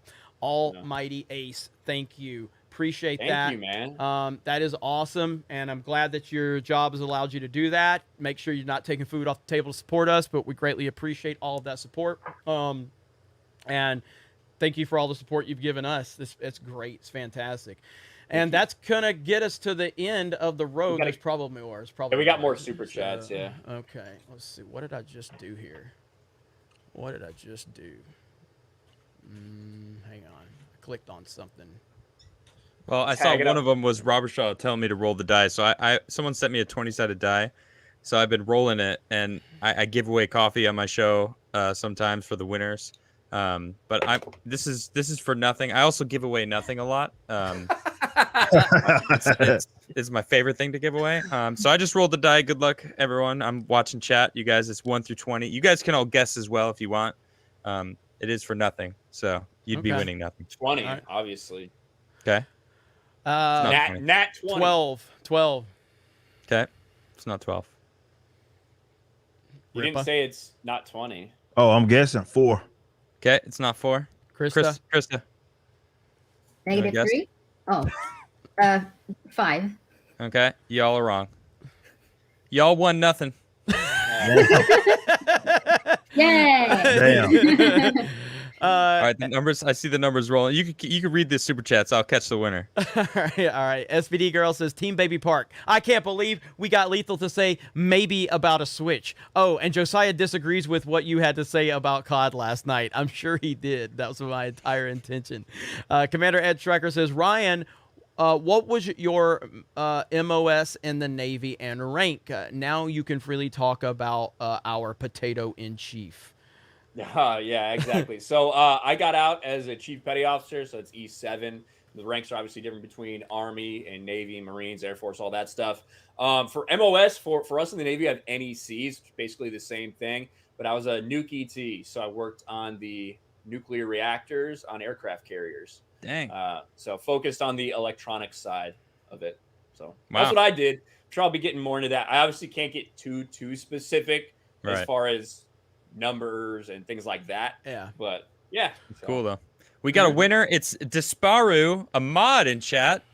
It's simply said has to be 19. In fact, it was 19. Disparu. Congratulations. Disparu. Part of the Geeks and Gamers team, our boy Disparu. Hell yeah, Disparu. You're doing good, man. Your channel's taking off. And you're winning nothing from Adam Krigler. That's amazing. Congratulations. You won nothing. Save it up for something nice. Buy someone you love nothing. Brahma Bull becomes a new member and says, just joined since we are going to have consistent Tuesday night stuff. Hail, Geeks and Gamers. Right back at you. Thank you, Brahma Bull. Thanks so much. Mark says, 4-way split screen Halo 3 online. Man, we used to stomp those were the days of hanging out with mates after school in the garage. Hell fucking yeah. 0-hour discussions with JM Cruz. Listening while I'm working here in Manila. Resident Evil 1 Remake is GOAT, but Silent Hill is still better. How does that work? I get it. That's an objective versus subjective is what I'm assuming. Adam should play more music also. All you guys rock. Hell yeah. Who was that? That was 0-hour discussions with JM Cruz. Cool. Thank Hell you. yeah. Mark Robert Shaw says, Adam, she's made it 10 months in this Oh, sad she's 10 world. months now. 10 Cool. months. And then it says, roll it, Adam, a 20. There it is. I saw it. And that's it. So we're going to call it a night. Thank you all so much. Chris is going to go live over on Twitch. I'll be there to play Mario Kart. I don't think Ripa's going to do it. Ripa, you coming? I got some shit I need to type up. It depends on if you guys still alive. The fact that he won't shut the door on it, that's why I love this dude. Ryan's just disgusted. Look at it. Ryan's just Ryan, are you going to join us? You fucking kidding me? Fucking Christ. Krista, you want to go ahead and get everything set up? You go ahead and do that. And thank you. Right. Great job. I know you sent me some stuff on the list, the spreadsheet. I didn't get to that, but that's going to help us down the road. So thank you, Krista. Krista Nova Absolutely. over on Twitch. Go follow her. We'll be live in a bit with Mario Kart. Bye, Krista. Bye, Ignite. All right. So this has been a good show. This has been exactly what, I was hoping it would be. Look, if two dudes on the internet are arguing about dumb shit that's not that important, that's the world I want to live in. And unfortunately, we're not living in that world right now. We're not. We need to be living in a world where we're talking about retarded-ass video game shit. And that's what we're going to try to bring here. But we're also going to talk about some of the real shit going on because, unfortunately, there's real-world shit that's impacting the things that we love. And we're seeing a lot of that. But that's why, Saturday night's main event was an old wrestling show back in the day, WWF. And that's why I decided to call it Tuesday night's main event. I ran it by, Ryan and Ripa, and they both liked it. So I think it works. I think it kind of sets a tone. The show will evolve. Yeah, the show will evolve. It was an honor to have Adam on. I really appreciate Adam. He's a really good guy, and honor. I really am. I mean, you're a really solid dude, and I love your takes and everything. So I'm looking forward to playing more games with you and everything like that. We're gonna have you on for Mario Kart Sunday. Ryan, as much as it pains me to be nice to you, I'm gonna drop the gimmick for a minute. I'm very proud of you, bro. When I met you 2 years ago at a fucking fan meetup, this motherfucker was just like you guys coming to a fan meetup, and now here he is with a channel with 70,000 subscribers. He blew Sports Wars up to 100K. He's the MVP of Geeks and Gamers, and now he's finally out of the military. The shackles are off, to say. So, what are you looking forward to with the Patriot Outpost? I'm just looking forward to being able to talk freely about that shit. You know what I mean? When I see you guys talking about this, I obviously am very proud to be an American. I have tradition. I would say traditional American values, which used to be something that was celebrated. Now it's something that, whether it's the mainstream media, whether it's the blue check marks, they don't want you to be proud of our history. They don't want you to be proud of our country. They just want you to admit that everything's completely fucked up. I don't think everything's perfect. I don't think everything ever has been perfect. I don't think it ever really will be perfect, but I think we're all, in one way, shape, or form, are striving to make it better. But we have a lot of different ideas about how that should fucking happen. And I'm looking forward to being able to talk about that, to be able to criticize these people in power that want to take our freedoms away, and it's going to be awesome. I do truly feel like I'm free to speak out for the first time in a while on that specific stuff, so it'll be good. Hell yeah. Happy man, really happy for you, and appreciate you. Ripa, like I said, man, me and you's been trying to get something like, we do Mario Kart, but like you've been talking about working together for a long time. And we finally got this down. The goal is to make this a big show every week. We want to highlight your Ripaverse when it's able to launch that. I want to do everything I can, and now we finally got something we're doing together. So how you feel about the show, man? I love it, man. I'm glad we finally, kind of nailed something down that we could do. Because like you mentioned, we had been talking about it behind the scenes of kind of trying to make something happen. And now we made it happen. So I think this is something that, considering all our combined audiences, obviously a lot of them mesh together. But to just be able to talk about a bunch of random shit is what it's about. It kind of humanizes everybody. I think that's the whole live streaming aspect that I like. But just to be able to, of course, chat with you guys every week is going to be fun about just all the random shit that's going on. And I think this is going to be a really, really good look. And I'm just glad to be a part of it. Hell yeah, hell yeah. And we got Mark saying F Bezos, F Blizzard. And, you know, if you guys want to see Krista actually in her, you know, zone, go watch her over on Twitch. I'll be over there. She does crazy shit on her Twitch channel and all those fucking chicken nuggets flying Stickers around. and shit Yeah, flying man, around. Goddamn. She, Me dancing on the goddamn fucking dumb shit. Yeah, you gonna see some dumb shit on her shit, man. She Fucking took the fucking bullshit. fairy godmother from that Cinderella bullshit off Amazon. And Oh, she got Ripa's- shit. Oh, I saw that. Fucking stupid, man. So yeah, so go over there, check her out. I'll be over there in a bit. Ripa might join it. Adam, I mean, you're free to jump into some Mario Kart now. Yeah. No, I might be gaming with. I might be playing some Dead by Daylight with some other buddies of mine. Well, hey man, you're welcome on anytime. We'll talk. I'll get with you, Awesome. man. And it was seriously, man. You guys were great, and I'm looking forward to this show. So Tuesday night's main event every Tuesday. Now the next couple of weeks are going to be a little weird with this show because, like I said, we're going to be on the road. Myself, Ryan, and Jay, Drunk 3PO, will be traveling in my truck to Boston. So we're going to do a lot of live streaming. And so the next 2 weeks are probably going to be just vlogging and us doing a little vlog. But once we're back, I might be able to get back on Tuesday. you might. So maybe Ryan will host it. Yeah. Once the Boston trip is behind us, I'll just say there might be a certain individual appearing on this show that you just recently saw on Friday Night Tights a few weeks ago. That might happen. Be going Super Saiyan or whatever, however the fuck he pronounced Yeah, it. I actually, yeah, right here. I have never really watched Dragon Ball Z until they take that thing where I go Super Saiyan or something. Saiyan. You know, like that, and there's a whole. And your hair goes. What the fuck? So that might happen. That might happen in the very near future. So Dope. we'll see. We got a lot of. There's a lot of stuff, you know, that we're gonna do. So anyway, you guys have a great night. I'll see you over on Twitch, and we will talk to all of you